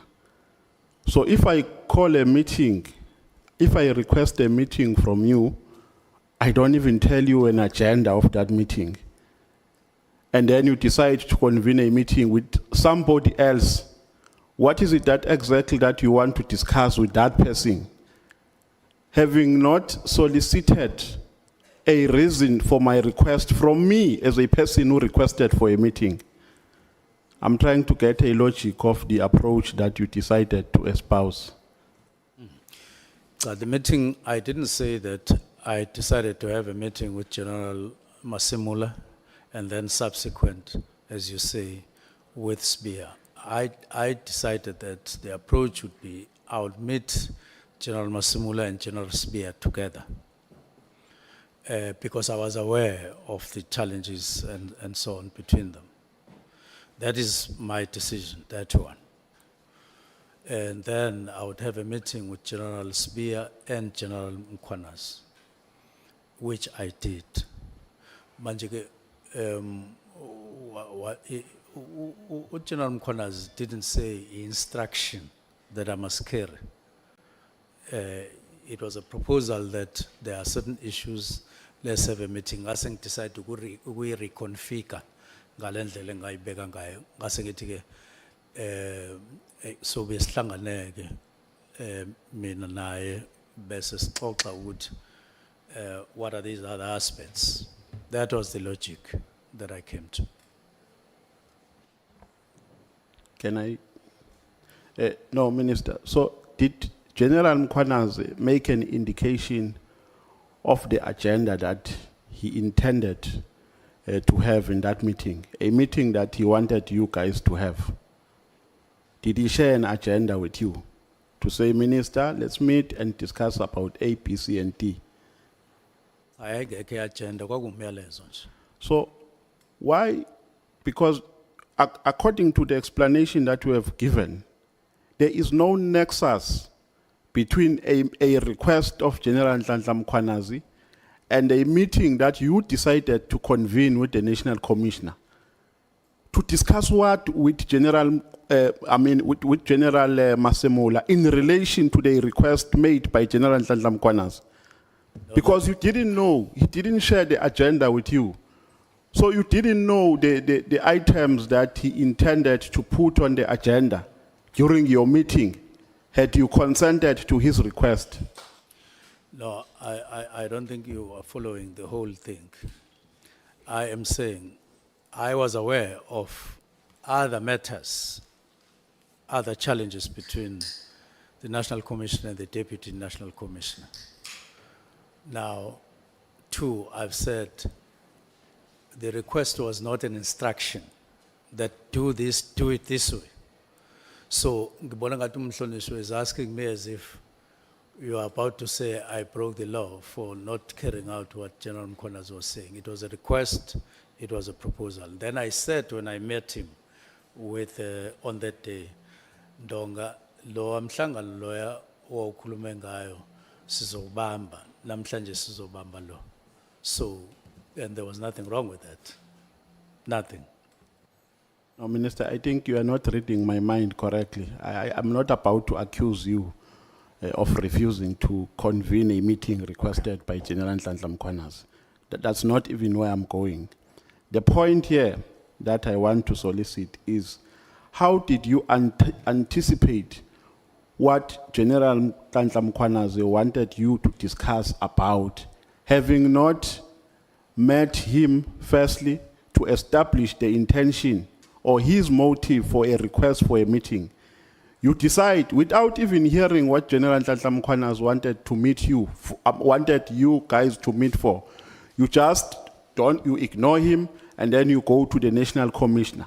So there is actually no connection between, in my view, no connection between a meeting that you had with the National Commissioner and a request made by General Nhlanhla Mkhwanazi. Because if you knew, if maybe General Nhlanhla Mkhwanazi had put an agenda on the request to say, Minister, I want us to discuss about A, B, C, and D in specific terms, at least I will be in a better position to understand where you are coming from. But you didn't know, you don't even ask him, Uguti General, ufuna sikhulume ngani, you just go straight to the National Commissioner. And you claim before this committee that the reason why you met the National Commissioner is because you wanted to speak to him first in relation to a meeting requested by General Nhlanhla Mkhwanazi. But Minister, if you insist on the response that you have given, there's absolutely nothing I can do. Your window has expired. Thank you, Chair. Ngoba kuche sengikhanyisela ilambu, Hlonishwa ngizobuza nje imibuzo nje ewu30 kuphela bese ngiyavala. Izoba u30 nje kuphela. Owokuqala mphathi wami. Njengominister uvumelekile ukuboshwa mawenza iphutha? Bonwa. Ukuboshwa. Noma mhlamba amaphoyisa analo ilungelo lokuthi akuseshe akubophe umugangile or mayekusola ukuthi ugangile or azoseshe ekhaya. noma wena as a minister unento evimba ukuthi cha uminister akathintwa lapho. Njengelunga leParliament uyazi ukuthi imithetho yasezweni laseNingizimu Afrika iapply kuwo wonke umuntu ngokulinganayo. I take it for granted ukuthi you know that. And so I confirm that. So Mhlonishwa kwenzekile ke ukuthi kuthiwe kwakho kufika amaphoyisa azosesha wajikiswa. Ajikiswe kanjani and esejikisiwe wenzeni ngaloko? Obani laba abajikisa amaphoyisa azosesha kwakho? Ya manje indlela oqala ngayo uthafike kwakho kanti mina ngithe amaphoyisa afika esangweni le estate. Okay. Eze kuba Asiyiqondise lenkinga. Asefike ke esho ukuthi afuna ukuya la ngihlala khona. aha. Kwakhulunywa ngendlela ngika-interview umuntu mina ngoba ukuthi ngempela lo wathini kodwa agcine ngangenanga ngoba ngiyathola nje sengithola ireport ukuthi amaphoyisa befikile angakwazi agcina esangweni. Lokuthi ajikisiwe umphathi uzwe nini? Uthole nini lo mbiko lo? Ngezwe ngalela ngaye kade efike ngalo. Ude kangakanani nesikhathi befike ngaso mhlawumbe? Hayi noma ngakwazi ukusho ukuthi bebefike ngasiphi isikhathi mina ngizwa ngasiphi isikhathi kodwa bafika ekseni ngezwe nje nami kwakusesekuseni kodwa Wakhola ukuthi amaphoyisa yini? ukuthi kade kufika amaphoyisa yini Ehe. akithi inkulumo yayisho njalo. Sekusho ukuthi wena wakholwa yini mphathi? Ukukholwa nokungakholwa angaze ngifinyelele kukho engafinyelela khona ukuthi ngilalela inkulumo la afikile kwase kuthiwana awakwazanga ukungena ajikile ngase okay. Mhlawumbe mangabuza mphathi into yanini lesikhuluma ngayo? Asanoma umhla ka9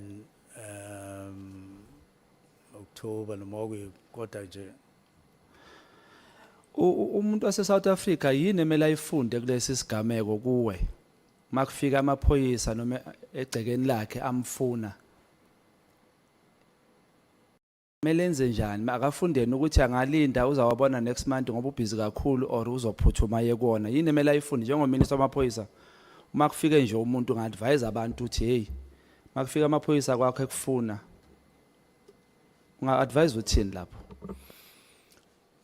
Ake ngenze i-background kahle ukuze sikhulume into esikuyo ngendlela eyi-1. Amaphoyisa aqale aya emzini othize ngenhloso yokuyobona uNkabinde. Athola ukuthi kuleyo ndawo aya kuyona akekho uNkabinde khona omunye umuntu. Amaphoyisa ke asiyamthatha ke lo muntu athi awabakhombise la uNkabinde ahlala khona aya afika ngakwazi ukungena lapha ehlala khona ngoba ukulandisa kwento engayizwayo afika avinjwa kuleyo estate esangweni ngoba kukhona izinto ezazingekho ayengakaze ayikhombise kwaze kwafika lapho uqala kwi-search warrant yayingekho. Okwesibili babengazi ukuthi baya kumuphi umuzi and akekho umuntu owayezobachazela base bethi laba basesangweni yabona mawungena la ungena ngoba wazi ukuthi uya kumuphi umuzi manje neya kumuphi umuzi bathola ukuthi abazi ukuthi uNkabinde uhlalaphi base ke bephindele emuva manje ke ikhona ke sengizovala. Sorry ungiphazamisile uChair angazi noma uyakudefenda or uyangiphazamisa angazi kodwa. Manje ke ngakusasa asevukela kule ndawo engihlala kuyona angiyizwa indaba mangilalela kahle ukuthi afika akhipha i-search warrant asethi siyemzini othize angiyizwa leyo ndaba. So kusho ukuthi ke isimo sodaba simi kanjalo Mhlonishwa sisonke akumina onqabayo akumina onayiphi inkinga kodwa kusho ukuthi uma kuukuthi babefike lapha engihlala khona njengoba babefike kwaNkabinde kusho ukuthi babe ngayiphethe incwadi bavumelayo ukuthi kumele bangene. So into efuna ifundwe abantu baseNingizimu Afrika ukuthi amaphoyisa awavunyelwe ukungena kwakhe eyadini engayiphethe ethi azosesha engayiphethe i-search warrant. Uma ekuhloniphile wangangena awusayengani kuwona uyohlola uyobuza ukuthi ningifunelani madoda. Angifake mphathi wami umbuzo wami wokugcina. Kwathiwa hambile. Excuse phathi? Kwathiwa sehambile. Wena wangaye police station. Kuyiphi police station? Akuyona police Abashongo station. lutho. Akuyona police station ezongifuna kwakwamaphoyisa. Kwathiwa ahambile. Awashongo ukuthi amaphoyisa akephi. Hayi cha bangitshelanga. Okay. Angibuze umbuzo wami wokugcina ushiye sengisuse esihlalweni. Lo nguthunywe abantu base South Africa. Bathe ngubuza ukuthi since waba uminister icondition yamaphoyisa injani since waba uminister wena, and do you think there is political interference? Sengivala, would you re-employ uGeneral Mkhwanazi njengoba icontract yakhe izophela? Ngiyabonga. Okay. Angiqale ngalombuzo wokugcina uminister akam-employ provincial commissioner. Would you recommend? Cha, uminister kanalo iqhaza lokurecommenda okusemthethweni. Analo iqhaza libambayo. Uma ufuna ukuchazela ukuthi ungena minister, uminister provincial commissioner appointa national commissioner a consult no premier. Uma bengavumelani la ungena khona uminister akafiki ke lelo thuba. Okwesibili injani icondition? Angazi ke kahle ukuthi usho ukuthini ngecondition. Kodwa ukusebenza nje kukonke akuyona into engiyithatha ngokuthi isezingeni ongathola ukuthi lingaba kuyona.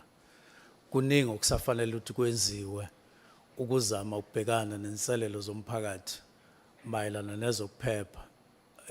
Kusene ikhala ke iningi lapho njengoba nje abantu bekhala ukuthi abaphephile indawo ngendawo la eSouth Africa. Kwezinye indawo kufiwa nje kakhulu ikakhulukazi lama province amane iWestern Cape neEastern Cape bese kuba iKwaZulu Natal neGauteng.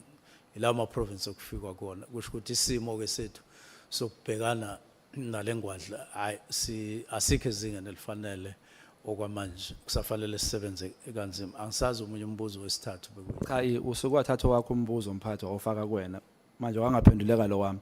Angibuza mhlawumbe njengoba uMchunu, would you nje personally would you recommend, or without ubu minister would you recommend wena personally ukuthi angacashwa yini ubaba uMkhwanazi as a citizen nje? Do you think uyiphoyisa right singachubeka simcashe noma as a citizen? Wena uphendulele uminister. Ngiphendule ngoba angikwazi ukuthi angikuyena.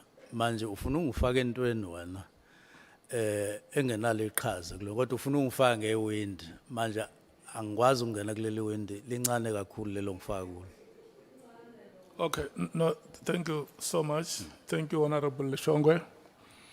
Honorable Cameron, are you ready? If I can please pass the baton to you. Yes, thank you, Chair. I wanted to start with a question of clarity on the word immediately, but I won't. No, I'm just joking, Chair. No, we're not going to go into immediately now. Minister, firstly, thank you for your patience and explaining the definition of immediately so many times, according to you. I'm going to jump to something that we haven't actually spoken about that much today, and that is the irregularity of the Medicare 24 contract. I want to firstly start by asking you when you first picked up on the irregularity regarding the Medicare 24 contract, so that for the record. And is it something that your office discovered internally, or is it something that came to your attention otherwise? On the 20th of December last year, we were due to fly from Cape Town to Durban. And when I left the house where I stay, I then read in my cell phone and found an article written by News 24. And it caught my eyes because there was SAPS, then there was a contract, as you mentioned. So I read the whole article. It was freely available. And the way it was written, it looked factual. I mean, that's the impression I got. And then on our way, with the National Commission and other people, I then shared the article with the national chair, with the national commissioner. I gave him my cell to say, are you aware of this national commissioner? And he read it. And he said, yeah, no, I know about this. And I did check whether everything was done properly. And the people said, yes, it was done properly. And then, or awarded properly. And then he said, but if minister wants to get a briefing, I can organize a briefing. And then I said, please, let's organize a briefing. And indeed, that briefing was organized. Thank you, Minister. In this specific case, and you'll see where I'm getting at now regarding procurement matters, can you share with us what has been the impact on police members, if at all, and whether they're still receiving the service that they should receive? Obviously, if you take the space of time that you've been, not been in office, been suspended, you don't need to comment on that, but before that maybe, and how has this gap been managed on the ground? Now first, so let me conclude. I left without saying whether it was discovered internal, but it's self-explanatory to what I've just said. Sure. Now, how they are closing the gap, I don't know, because surely it would take some time before another service provider gets provided, but I'm not sure about it. Thank you, Minister. So the reason I'm starting with the Medicare questions is just because I think there's a bigger problem with regards to procurement. Medicare is a very good recent example. In the recent Auditor General reports, we saw that SAPS incurred over 649 million rands worth of irregular expenditure due to non-compliance with procurement laws. That's a 140% increase from the previous year. Why, in your opinion, has there been such a sharp rise despite prior commitments to tighten controls for procurement? Irregular expenditure and other issues like wasteful expenditure are men and women made.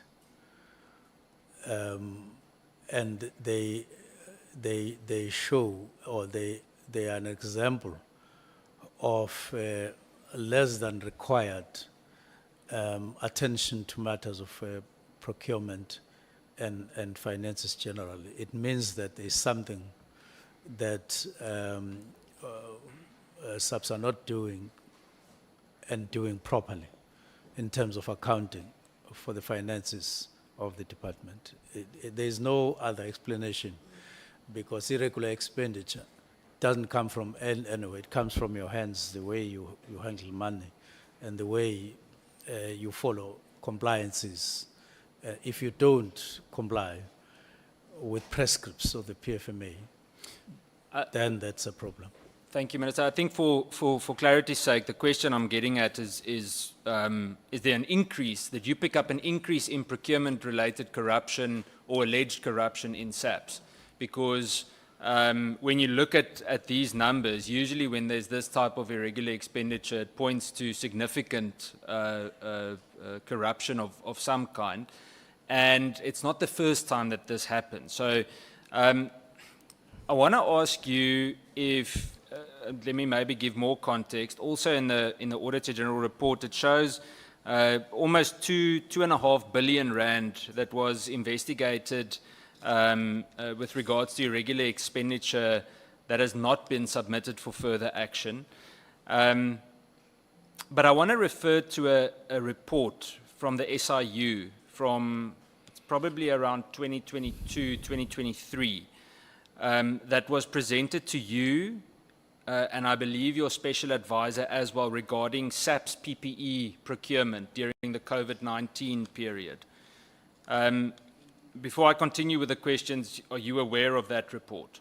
I'm aware of the report. So Minister, the SIU investigation that was placed before you confirms that Mr. Molefi Fani, who I believe is currently, or he was Mr. Molefi Fani, at Treasury. He is now the Divisional Commissioner of Supply Chain Management in SAPS, was implicated in irregular SAPS PPE procurement during his tenure as the Chief Procurement Officer at National Treasury. You've been in office now for quite a few months. Obviously, we exclude the last month or two, and you're aware of these findings. What did you do to take steps in terms of Lieutenant General Fani being implicated in this significant corruption? First, your first question that that deals with issues of irregularities and so on, whether it is a trend. This trend alone and the irregularities that accompanied it as it was awarded are quite a worrying factor looking at the figure, 360 million.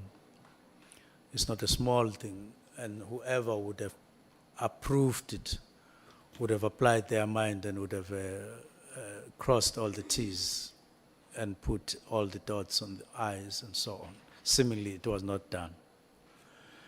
Now, I'm aware of the SIU report. I'm aware of its pointers. It's a matter that the accounting officer is aware of. Now, it's a matter I think we had a discussion on, if I'm not mistaken, to say what do we do with these matters. It points to two people. One is on suspension for a very, very extended period of more around 2 years or something like that, and then general fund. Let me just say that I don't think that the accounting officer has taken appropriate action, which would be either review the SIU report, either him or General Fund. Maybe it has happened now, I don't know, but I'm not aware of it having been taken. And it constitutes quite a problem that the SIU would have a report and then there would be nothing. But I can't recall whether we had a discussion with the National Commissioner, but it's likely that I did raise the matter with him. Minister, and I say this respectfully, but I want to understand what action was taken from your office.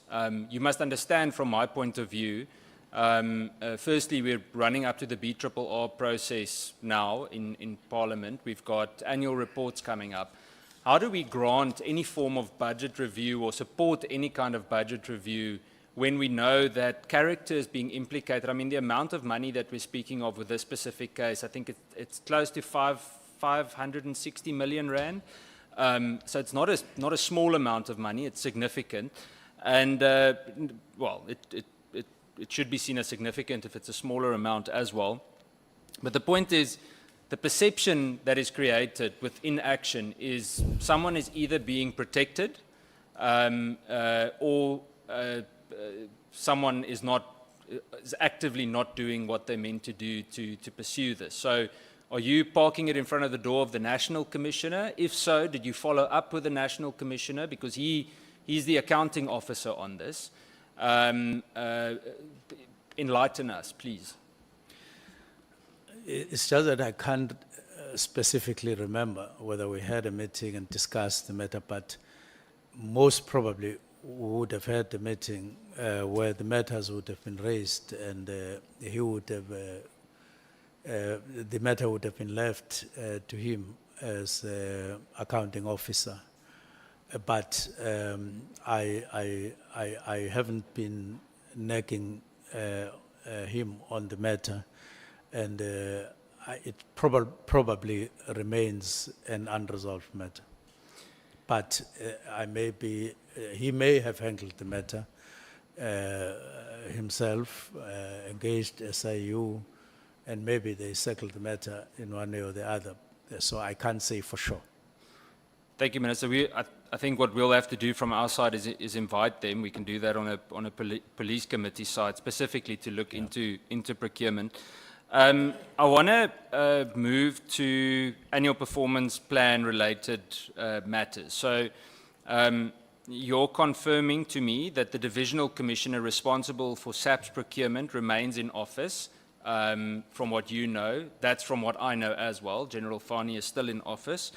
Despite, while under him being under SIU scrutiny, and that no interim safeguards were put in place to protect the procurement system that you know of.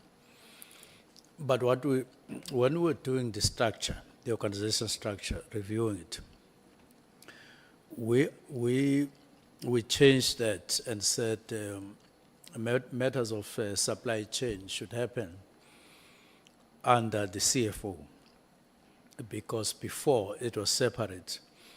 And when it comes to accounting, I thought that looseness, if I could use that word, would have contributed to some of these problems that you're talking about. So we migrated it. And I hope that in the structure that has been signed, I forgot to look at that particular one. We said it must be under CFO, because she deals with matters of finances already. And she should have an eye, even if it's a sub-unit, on what is happening there for control purposes. That is what we did. Thank you, Minister. Minister, I think from my side, and that's why the reason why I use this as an example, is that the whole Medicare Cat Matlala issue, in my opinion, wouldn't have easily arisen had this type of thing been handled with urgency. I mean, you can imagine, 500 million rand. I got a message now, the members doing training at Rudapla Training Academy don't have enough food for the members doing training at the academy with the K9 members. Now, something as simple as that, making sure that money is managed properly, even in terms of the smaller amounts, could have stopped this from happening. And I constantly try to think what could have been done to prevent us from having to zoom in on this. Given the repeat findings over 5 consecutive years by the Auditor General, do you feel that consequence management mechanisms in SAPS are effective? I don't think so, because I'm not aware of such steps or demonstration of such steps.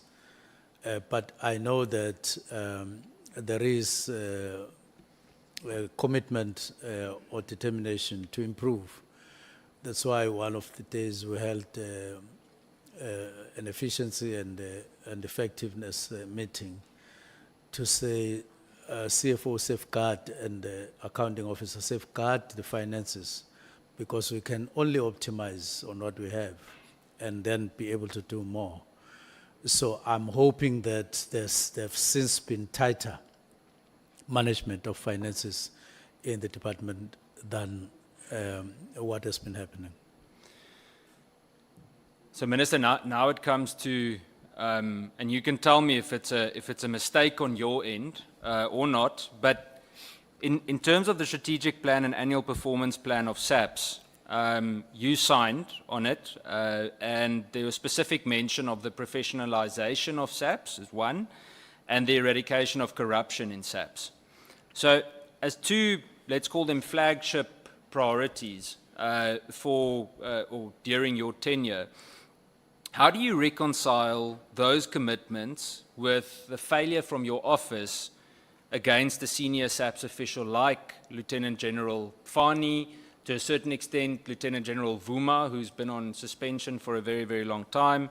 How do you reconcile those written commitments with these procurement irregularities shown in the SIU investigation? I want to understand if your anti-corruption agenda is real, and if it is, why is it so slow? Now, we were meant, as we started right to the end of the year and beginning of the year, to really focus, even though at the risk of operational vis-a-vis whatever ministerial powers. But it's something that you can't help in the light of those questions which we come across in Parliament. That's why I'm talking about one coin and two sides. It becomes inevitable that you engage, and depending on the response, matters become urgent, actions become drastic. It's one case, but we were meant to focus our attention on management of finance. And I think capacity is there to improve drastically on this. It's not like it's not there, but somehow it requires closer supervision, much more serious supervision, including from the side of the ministry, as opposed to saying, well, accounting officer is there and you leave it like that, because when things go wrong, he is not the only one. Questions like these ones come up and we're in a corner. And therefore, we were meant to follow up on those points in our strategic plan, and particularly in our annual performance plan. Thank you, Minister. I've got one more question regarding this. I want to understand, if we're speaking about professionalizing the police, in my opinion, it starts with integrity, and specifically integrity in leadership appointments. That's the most critical. We can't expect things on ground level to change if we've got questionable characters leading, supposedly leading in office. I would like to understand what message, according to you, does it send to close to 180,000 SAPS members, including administration, obviously, if a senior official, actually in this case several senior officials, are linked to procurement fraud and they remain in charge of those divisions? What message does that send in terms of accountability? It does affect it lower, pointing to a lower direction rather than upwards. In other words, it doesn't inspire, it doesn't demonstrate that you are serious about these matters. And for that to be in place, you need to be one. You need to believe in one thing, all of you, ministry and top management of SAPS, that there needs to be changes and they need to be taken seriously.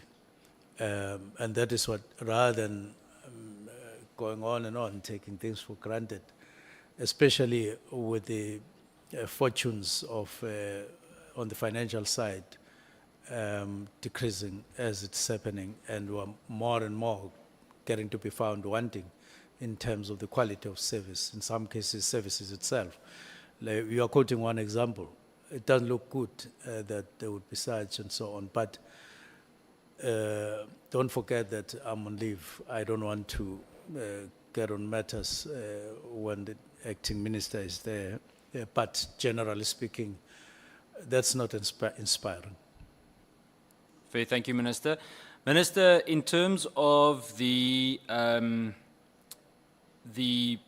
whole procurement issue, I think that something that is frustrating to us is that we've really come to a point where we constantly hear the answer. We've actually heard this. General Sabia also pointed to that. The impression is created that we're okay with the current management structure. There are just minor oversight things that need to, let me make it clearer. We're okay with the individuals in senior management positions, and that there are, minor oversight functions that need to be improved.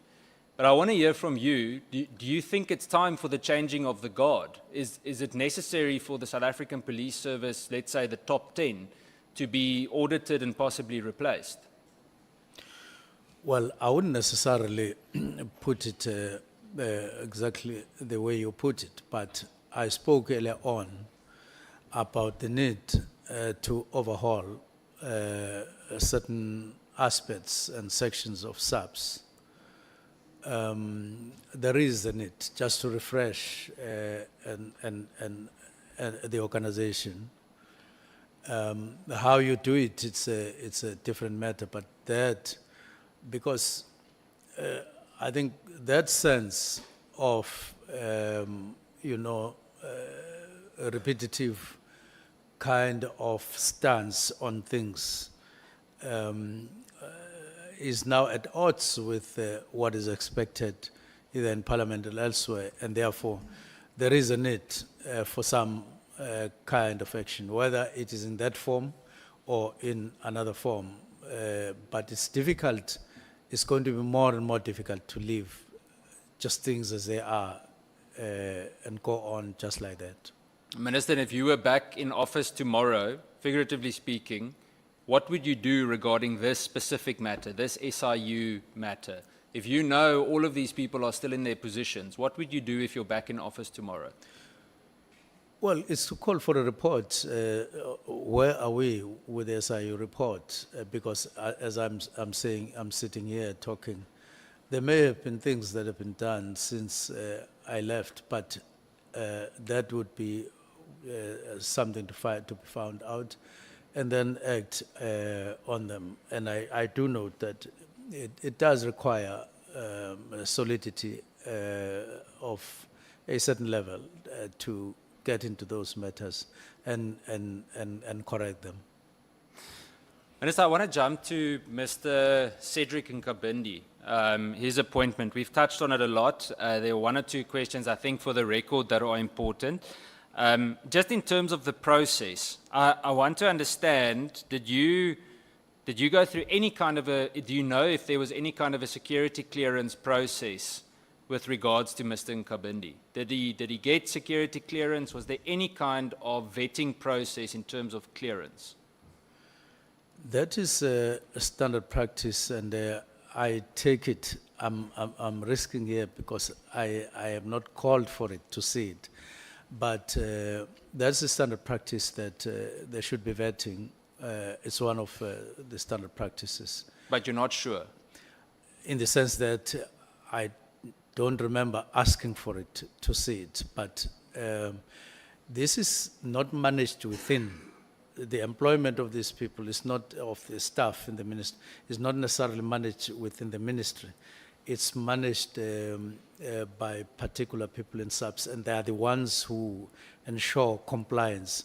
I would need to talk to them to find out whether there is 100% compliance, but I take it that there is. So, Chair, I think that's an important note for us for reporting on this, is that there is a serious gap in terms of due diligence being done, because I mean, surely, Minister, you want to know you could be able to trust the person sitting next to you. And I don't want to cast an aspersion on Mr. Nkabindi, Yes. but his name pops up everywhere. So surely some kind of due diligence had to have been followed. In terms of his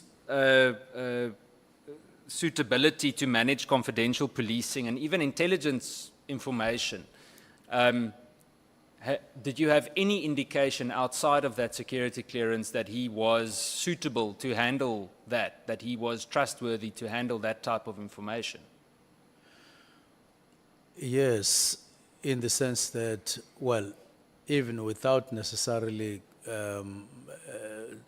doing any specific check, but before he came to work with us as chief of staff, he was working at forensics in a bank. I would imagine that he wouldn't have worked there without being checked and being certified in terms of suitability to deal with confidential matters. And before that, he was at IPID. Now, normally, you would take that experience and passage of time and him as a sign that there would have been confidence when he worked there in those matters, because these are sensitive areas of work. Minister, respectfully,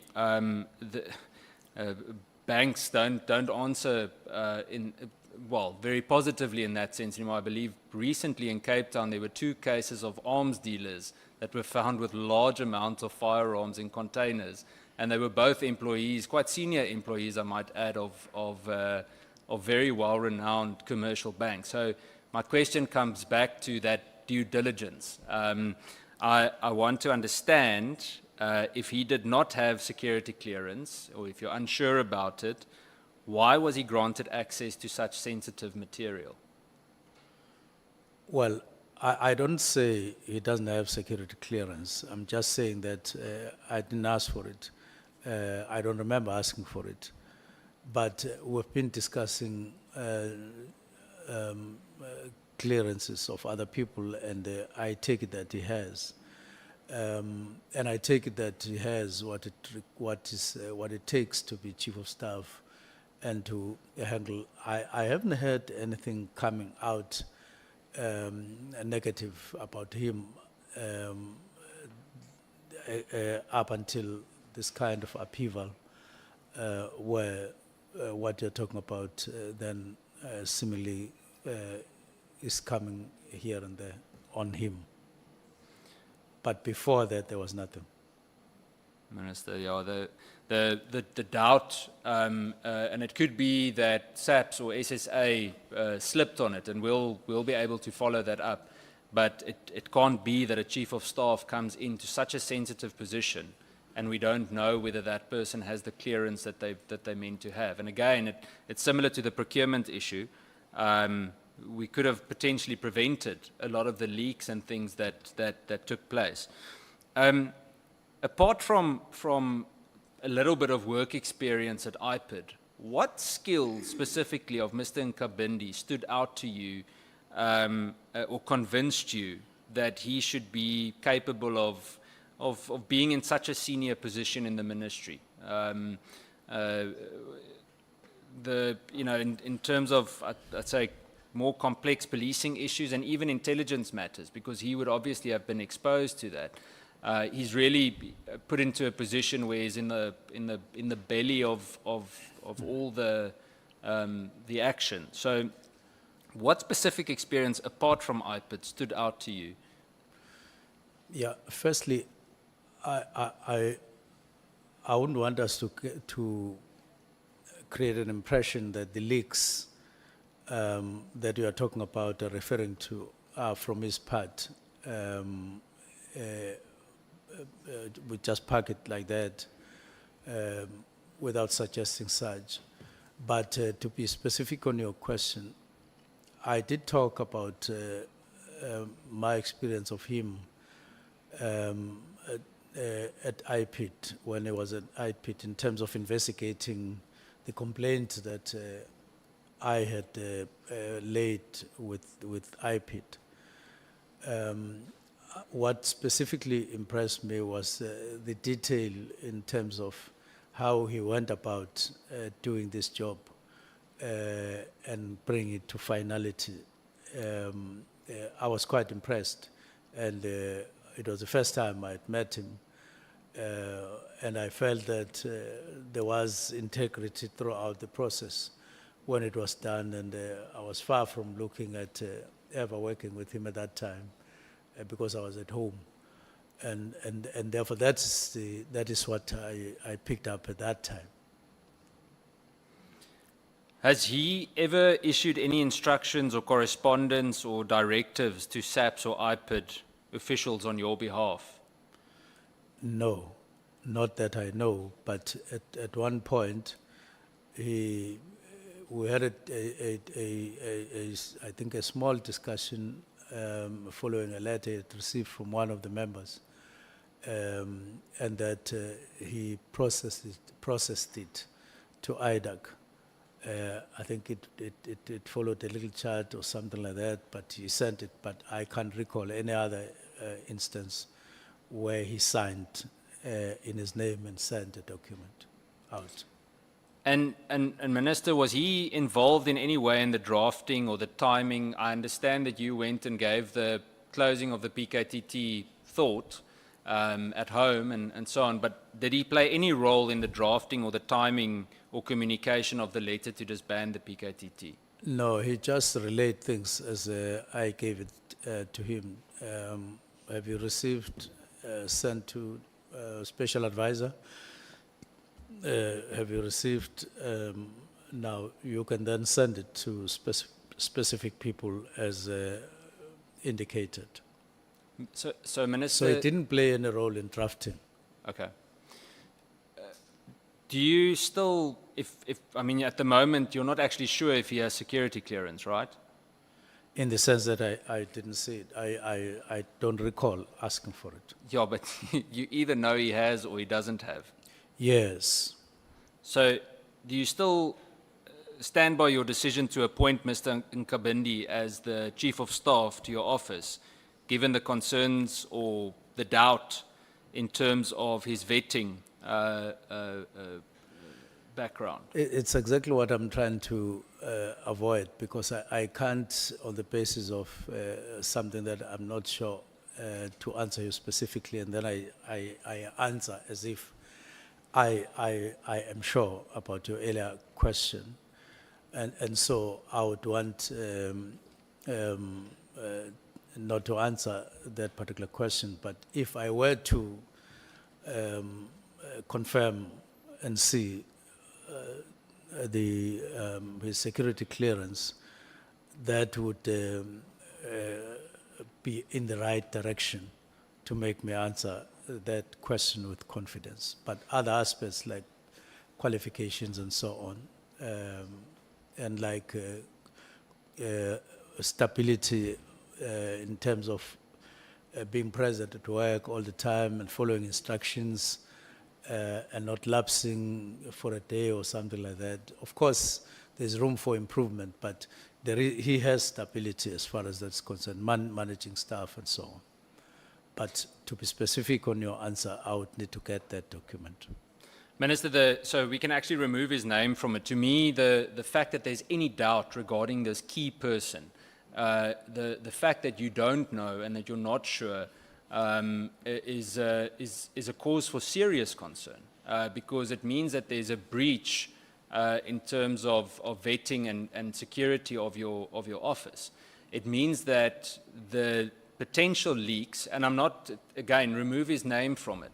The point is that there could have been several other people that also didn't have clearance. And I want to say to you that if it is so that he didn't have security clearance, then obviously there's a significant breach. But if it is so that he does have security clearance and all of these leaks still occurred, then I would be seriously worried about the clearance process as well. The point is just that a chief of staff, you must know, he's either cleared or he's not, because if you're not vetted in such a sensitive position, especially with this drama that we're facing at the moment. I take your point.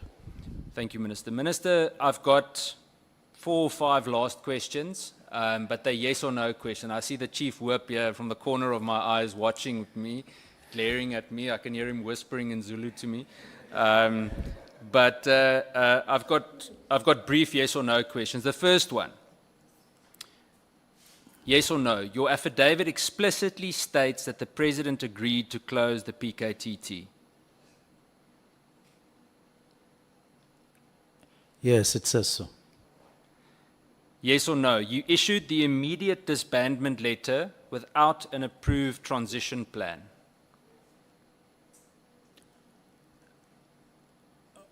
Well, you will excuse me, I can't use yes or no there. But I will say, yes, there was a directive, but it pointed at a preliminary report because I couldn't go to somebody and say, Fair. give me a transitional plan before I did that. Yes or no, Minister, you met or communicated with Brown Mogotsi or Kat Matlala in the 14 days surrounding the 31st of December? I definitely didn't communicate with Mogotsi on the 31st. I haven't seen that. Thank you, Minister. Yes or no, you will submit your devices or you will be willing to submit your devices for independent forensic review? I would be more than willing to do so. And there's absolutely no reason why I shouldn't be willing to do so. Then the last two, Minister, yes or no, you personally appointed Cedric Nkabindi without security clearance at the time? I can't say so because of what I said earlier on, that I may be making an error to answer you directly on that because he may have, in terms of compliances that are required of him by the team that was handling his employment. I don't think they would have taken him without it, but I'm subject to confirmation or otherwise on this matter, because I don't do it myself, the employment part.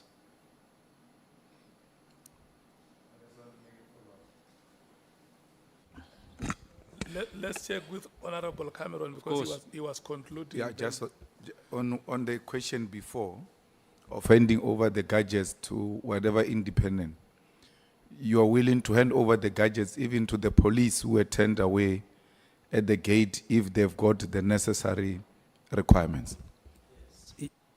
Yes, my yes applies to them exactly. Okay. Sure. Minister, then my last question, and this is more a matter of opinion, it's not a yes or no question, and Chair, this is my last question, is do you think this whole drama, I keep calling it the drama, but is it a factional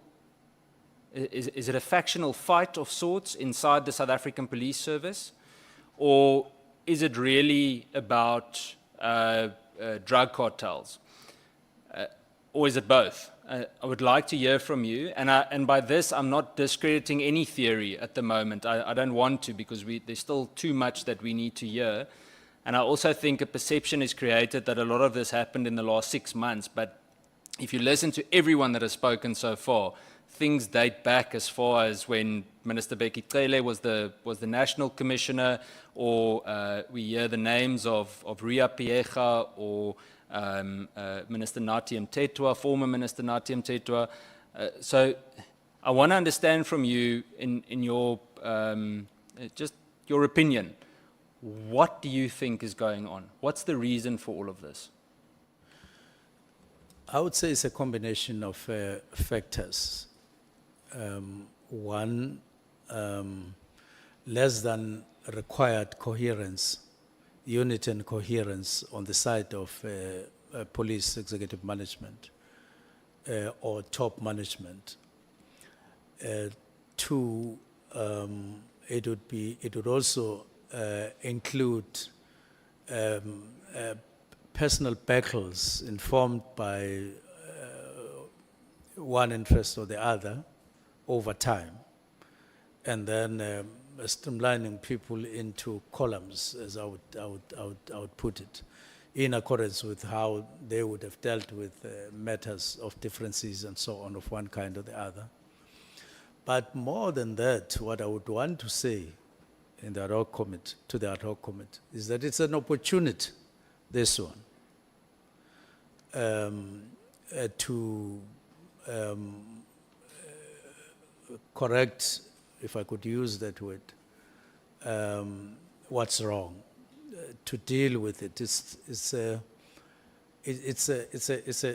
an opportunity to face reality And my reading or my assessment is that it can't be nice. It can't be nice. It's an upheaval period to which you have to apply your minds quickly and decide at the same time, but carefully, and so on, because it's an opportunity that otherwise wouldn't have just come walking to you. But you do need to seize the moment and seize the opportunity and correct the situation for the future. Thank you, Minister. That's it from me, Chair. Thank you. Thank you so much, Honorable Cameron, Honorable Malim. Chair, my apology, before you give to SC or before we break, an apology to the colleagues.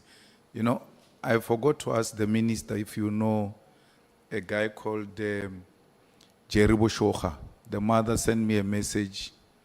He has been kidnapped from the 18th of November last year. And the allegation was such that Matlala had to do with it. And this case has been going on for some time. It's almost a year now. A person disappears, a high profile linked to Matlala, that Matlala is involved and all of that. And police seems to be helpless about the whole situation. I'm sorry if you don't know it, but it's a guy who has been kidnapped from 18 November 2024 until today. And the mother asked me to ask you, where is her son? If I could just check, is it not someone from the East Rand in Gauteng? Somewhere in Gauteng, there in Pretoria or something. I can't suddenly recall the name, but in terms of where. But the name isn't unfamiliar, and the incident, I wanted to link it with the East Rand, a case that I would say I at some point came across it. Now, then to say that from where I sit, there's been progress on most of the cases. And I wouldn't have expected that we have an outstanding matter like this one for so long. And I know that in some cases, really, they've done a sterling job, these teams that deal with these matters, often risking their lives and so on. So they generally have been performing well, and so this one would be an exception. I would make an effort as a report back on your side that I would inquire with the minister to check for us, and I would revert to you. But I would need your number to revert. Thank you. Thank you so much, Honorable Malim. I think this is it's a very, very serious matter. It's a matter of national concern, and we must take collective responsibility, all of us, that the police commissioner was here.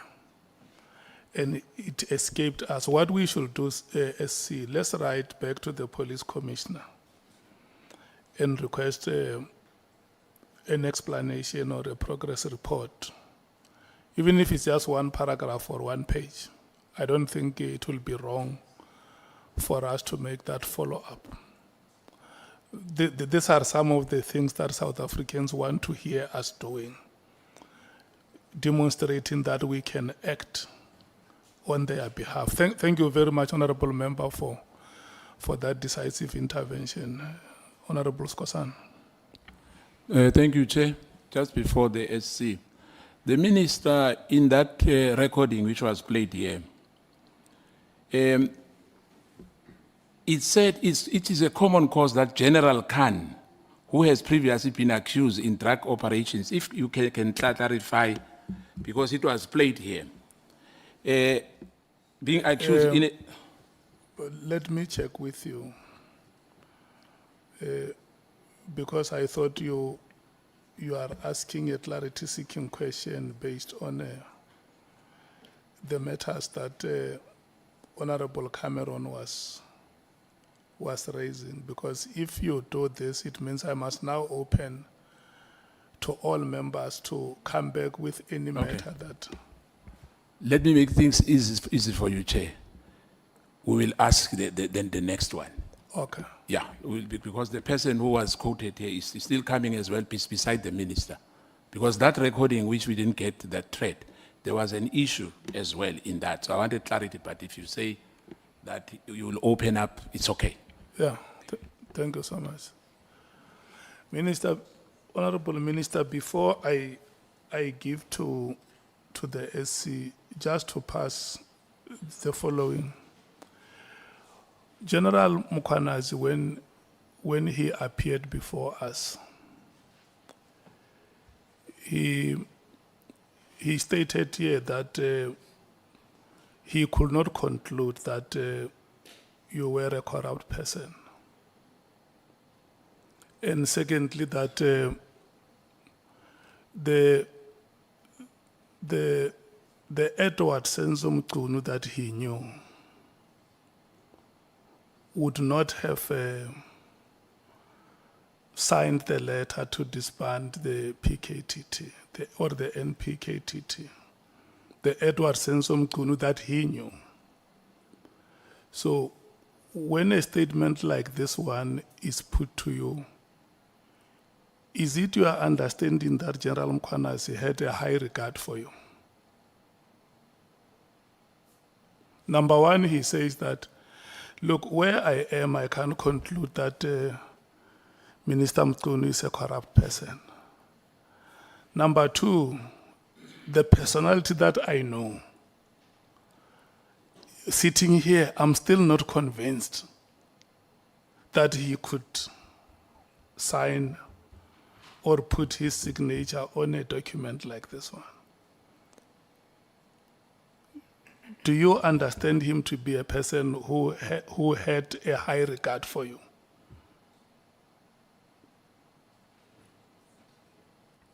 Well, Chair, it's quite a difficult question to be fair, to say, I know so-and-so, he has a high regard for me. So-and-so has a high regard or lower regard. Normally, we don't accord such accolades to ourselves. But to the extent that you're asking me a question, I have no reason to believe or to think that General Mkhwanazi would have, especially with the second one, he would have meant that he has less regard or even undermining me for signing the letter or for having written and signed the letter.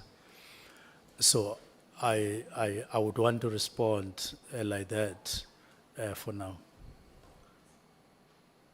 Let me check you as a public representative. And you have deposed it here that the intervention was publicly announced that there are political killings in this province who are going to do something about it. And the Honorable Cameron has asked you about a transition plan to say, when that decision was taken and communicated, has there been an effort as a public representative to go back to those communities that have been affected to say to them, look, we have decided the way we did, and this is how we are going to deal with all those matters going forward? Has there been any initiative like that one? Not as yet, Chair. Not as yet. The last question, Honorable Minister, would be 2 months, and I'm taking from what you have said, 2 months after the decision has been taken, a briefing with the President happened. Am I correct? It might have been 2 months or less, because I remember you said something like February or March. Yes. Yeah. Had the president disagreed, because the record we have is that the president has agreed. Had the president disagreed, were you going to reverse the decision? Definitely. Thank you so much. Thank you so much for your answers, Senior Counsel. Thank you, Honorable Chair, honorable members. Chair, just one, I'm sorry, Senior Counsel.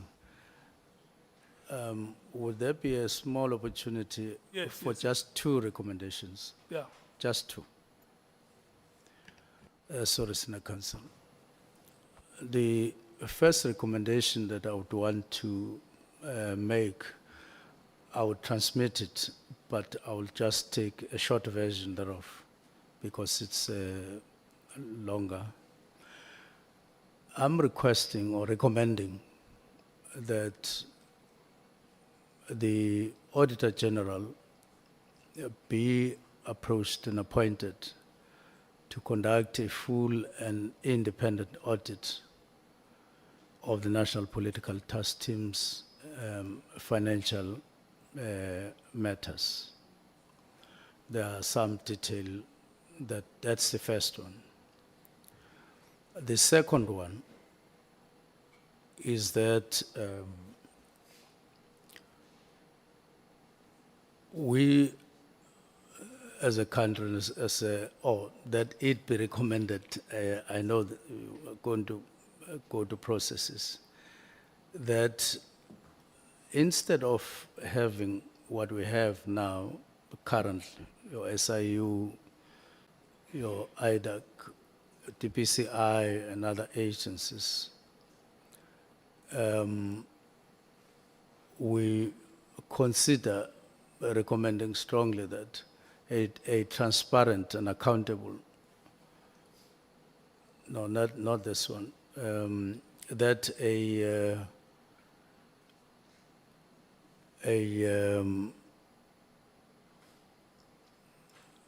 single independent anti-corruption agency be seriously considered, because standing as we are, all of us in the security cluster know and acknowledge that we are very weak in the light of the kind of criminality and including corruption and complexities thereof that we are facing, that these matters be considered urgently. Thank you very much, but I will transmit the whole thing. No, thank you so much, Honorable Minister. Senior Counsel. Thank you, Honorable Chair, honorable members, Honorable Minister. The first 2 questions, and again, I'd also request that you answer a yes or no, or give a short response so that I can get through my questions. The first 2 both relate to what happened on the 5th of March when you appeared before the Portfolio Committee. At that, I can read back to you what you said, but would you agree that at that meeting, that appearance before the Portfolio Committee, you did not mention to the committee that PKTT was an unlawful or illegal structure? Yes, I didn't mention that. You didn't mention it, notwithstanding the fact that there was a presentation which was on the agenda.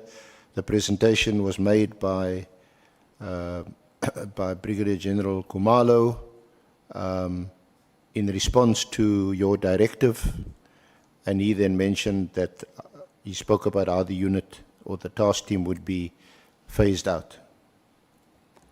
Yes, that was the content of the presentation on the 5th, the phasing out. Related to that, you're not aware that the Auditor General, whom you've now requested to conduct an audit into the PKTT, as ironically. There's no report from the Auditor General that you're aware of that accuses or finds that the police have incurred unlawful expenditure because they've been funding or budgeting for an illegal unit or structure.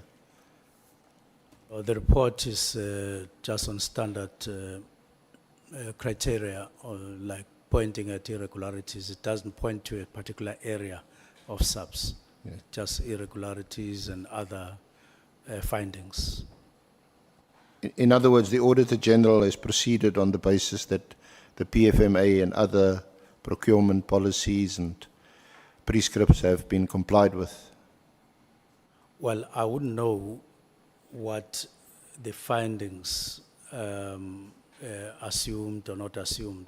Yeah, I think that question is too broad and perhaps unfair, but particularly in relation to the PKTT, there weren't any adverse findings. Well, Senior Counsel, nor was there any finding in any other particular area like procurement, like this. I don't think the report would have been specific in a particular area. Okay. Now, we heard from you that one of the reasons that informed your decision of the 31st of December, that's the directive of 31 December 2024, was inter alia hearing complaints from Professor Mary Dahas, and also from Ms. Mashali. But also from... Yes, I said amongst others. They were. You also received other WhatsApps, and so some have disappeared. But you mentioned, I'm asking specifically about Ms. Mashali, and you said that you, because she's a serial complainant, isn't it, in the police, very well known. You referred her complaints to the Inspector General for Intelligence. No, I said I just wanted to know who Patricia Mashal is, not the complaints, but just her. I asked this. Well, did you get the response from the Inspector General? He did respond. What was his response? His response was that, yes, Patricia Mashal, on some cases, reliable, but in some cases she takes things that are factual and sometimes changes them and so on. So he gave a picture of somebody. I concluded that when you receive something, read it, but how you process it, you need to think carefully. Following his response, did you conclude that there was substance in some or all of her complaints? In some, I would take that, but not all. Now, this is how you responded to the committee.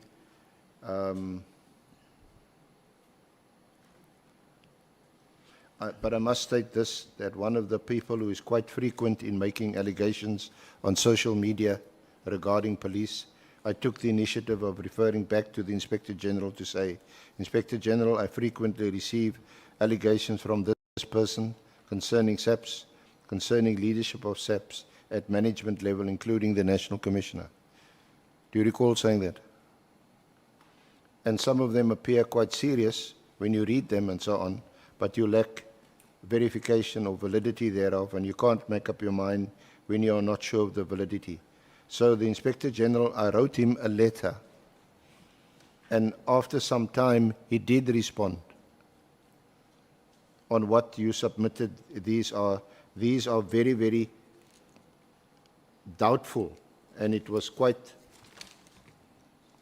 a bulk of allegations that I received up to them. About 75%, if not 80%, that they are proven to be untrue. and then the remainder could be or could not be subject to investigations and so on. So all I'm putting to you onto the table is that this was a response, there was a response. It appears to be the case from your answer and what you got back from the Inspector General that this is a person who makes mostly 75%, 80% unproven allegations against people in SAPS. That's what the Inspector General would have said.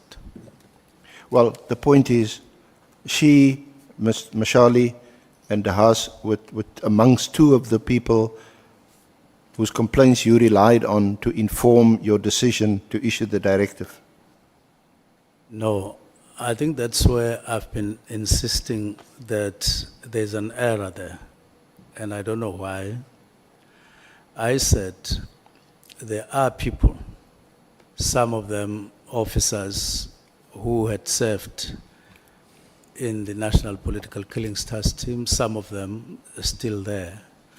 You would recall, Senior Counsel, that we even held a meeting to say, I wanted and I prayed that those people, means be made for them to appear so that they can speak for themselves.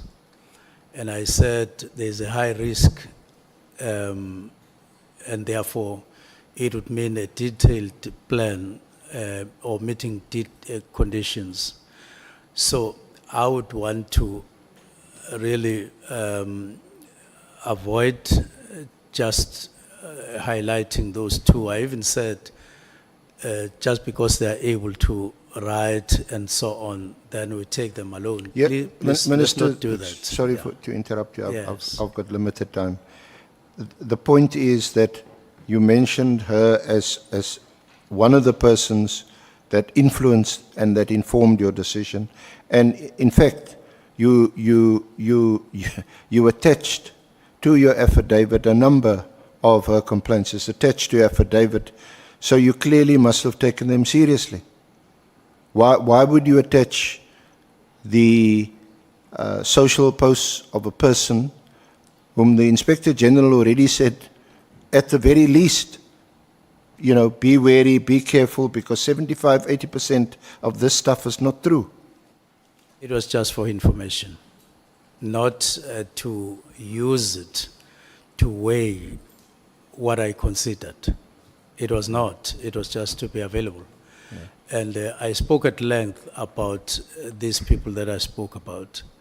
But I also, as you remember, Senior Counsel, the issues of budget, of structure. So I wouldn't want Mary DeHaas and Patricia Mashale to be the only reasons for the directives, because that's not the case.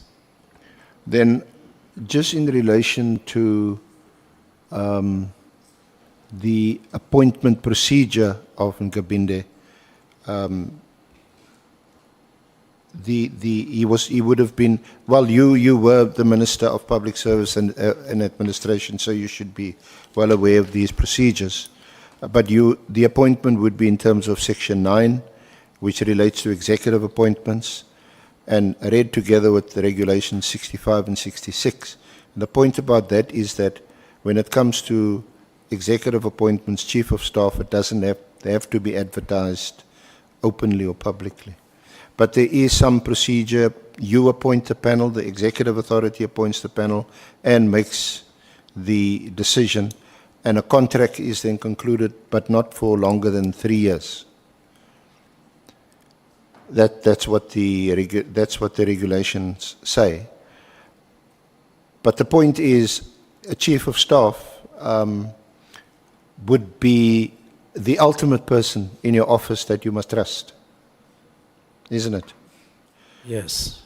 So there's still a gap for me in your disclosure about whether you knew Nkabinde, whom you met 2017 when he came to your place with McBride.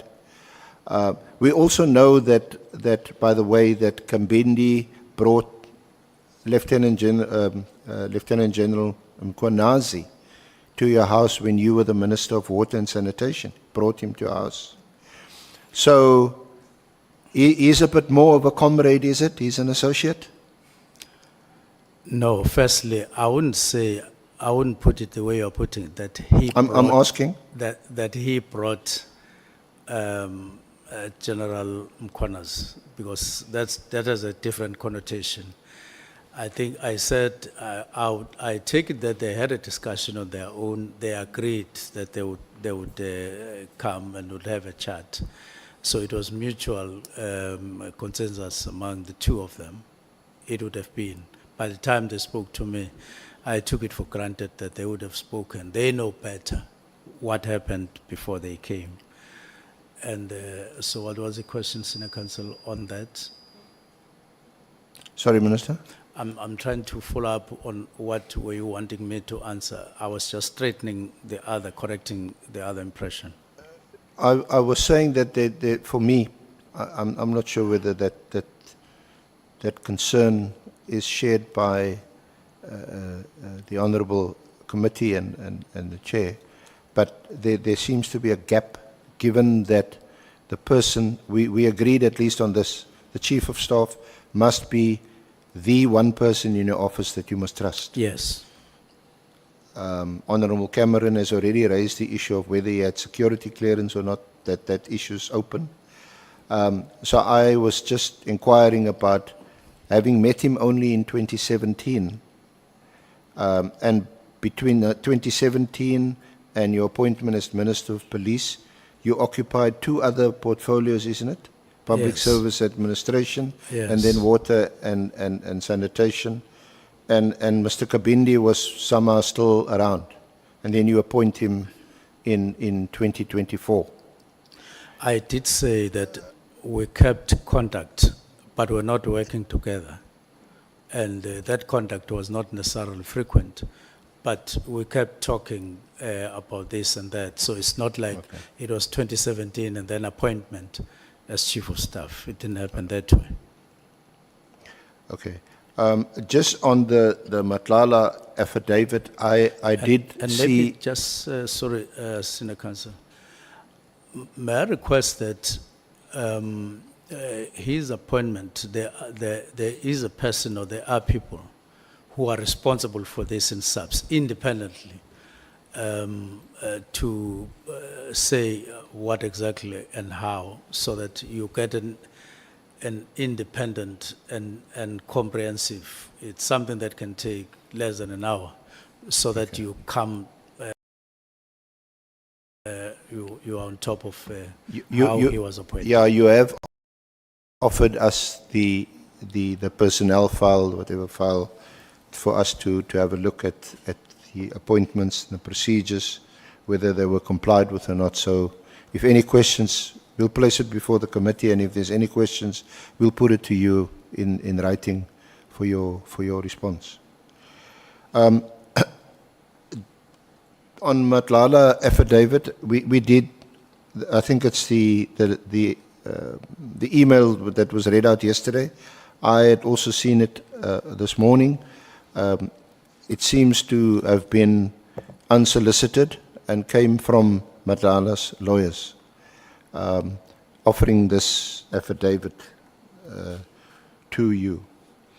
And it appears that it's not your lawyers that had solicited the affidavit and had gone to CMAX to obtain or to procure the affidavit.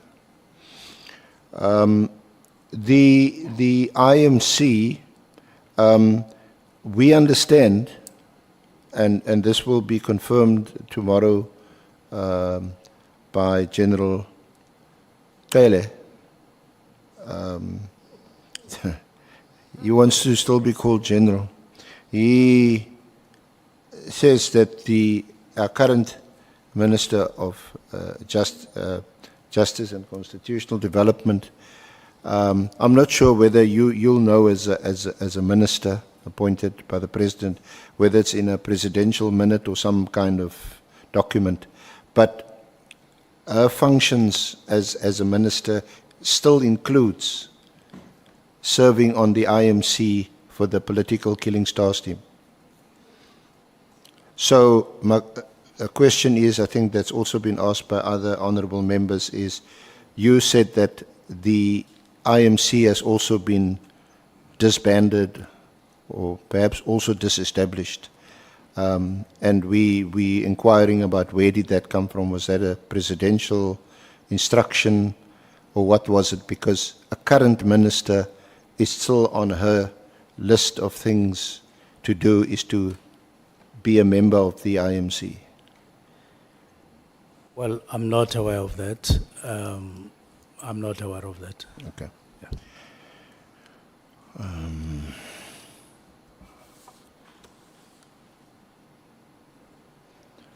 Oh yes.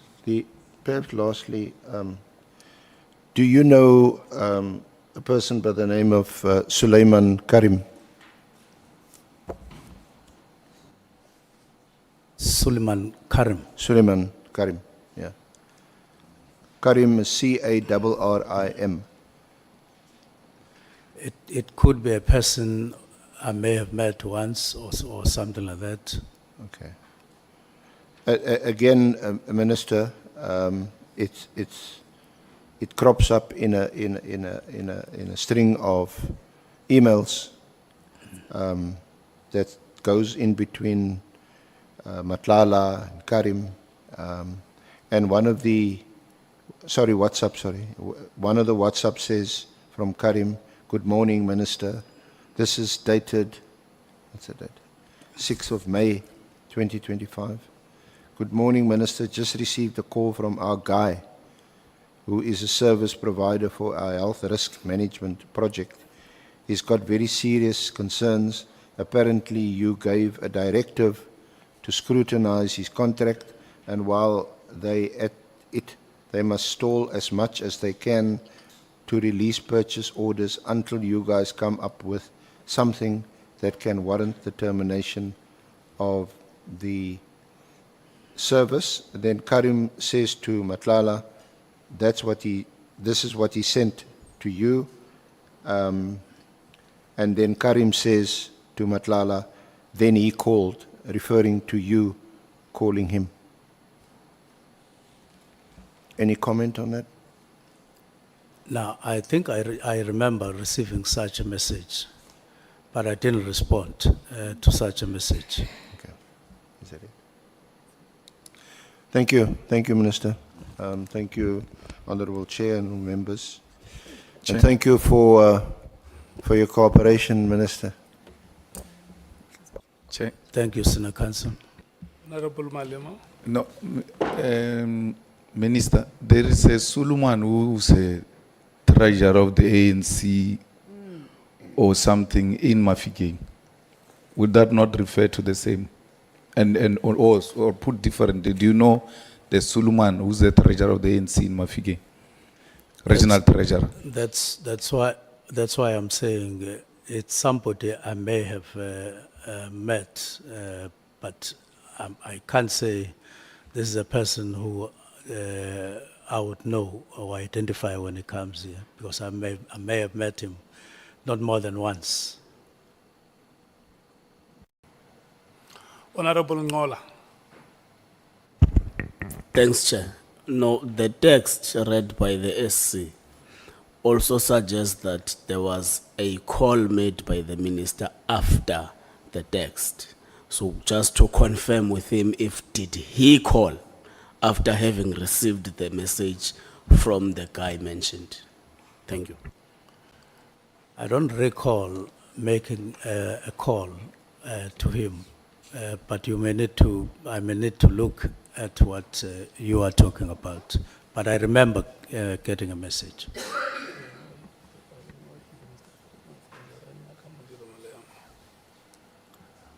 Are you satisfied? I'm fine, Chair. Thank you.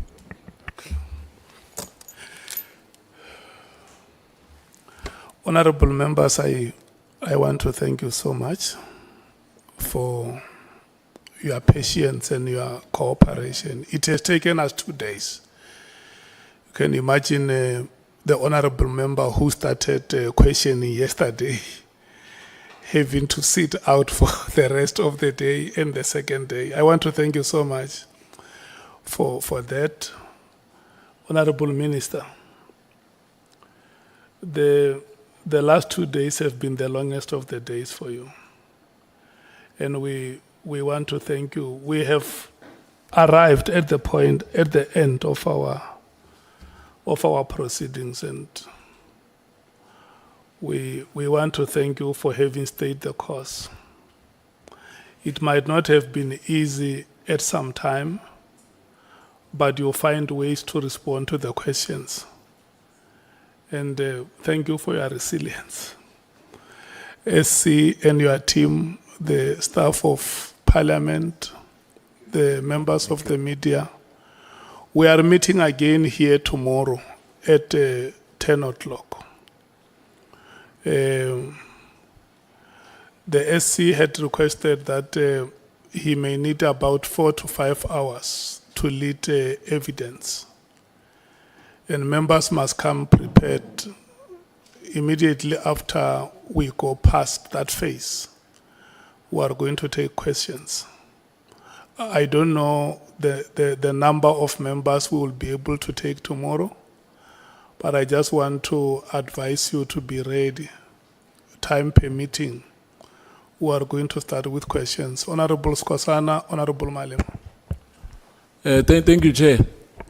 I'm not sure whether these air conditions works here. Chair, we are working under difficult. You know, see, this aircon is hot here, Chair. I'm not sure whether the other venue is ready. If it's ready, we can go back there, Chair. Thank you. The reason why I'm announcing this venue is because the other venue is not available. Or we change the dress code. Yeah, it's really hot. We It's may hot have to change the flashes, dress you code. must just be honest.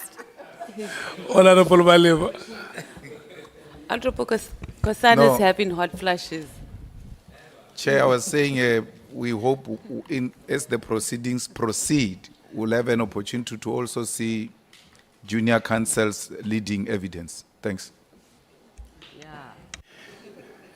Yeah, no. It's an arrangement between the three of them. They will tell us when they are ready. It will be very good, especially I think SC just to one day have. You remember we commended you for bringing 2 young South African females. Yes, this is the cause of justice that we champion. If we are conscious to the difficulties the women of this country have gone through. We have discussed it, and Yeah. it's entirely up to them to take up the opportunity. Yeah. I suspect We're not we'll see rushing. them in action next week. We're not rushing you, SC, and Advocate Zika. We're not rushing you, Advocate Mokhais. We just say at the time we're not saying immediately. We're saying at the time you feel you are ready. Just let us know that. It's I'm discussing them along the lines of the ministers immediately. Okay. Next week, immediately. Thank you so much. We have come to the end of today's proceedings.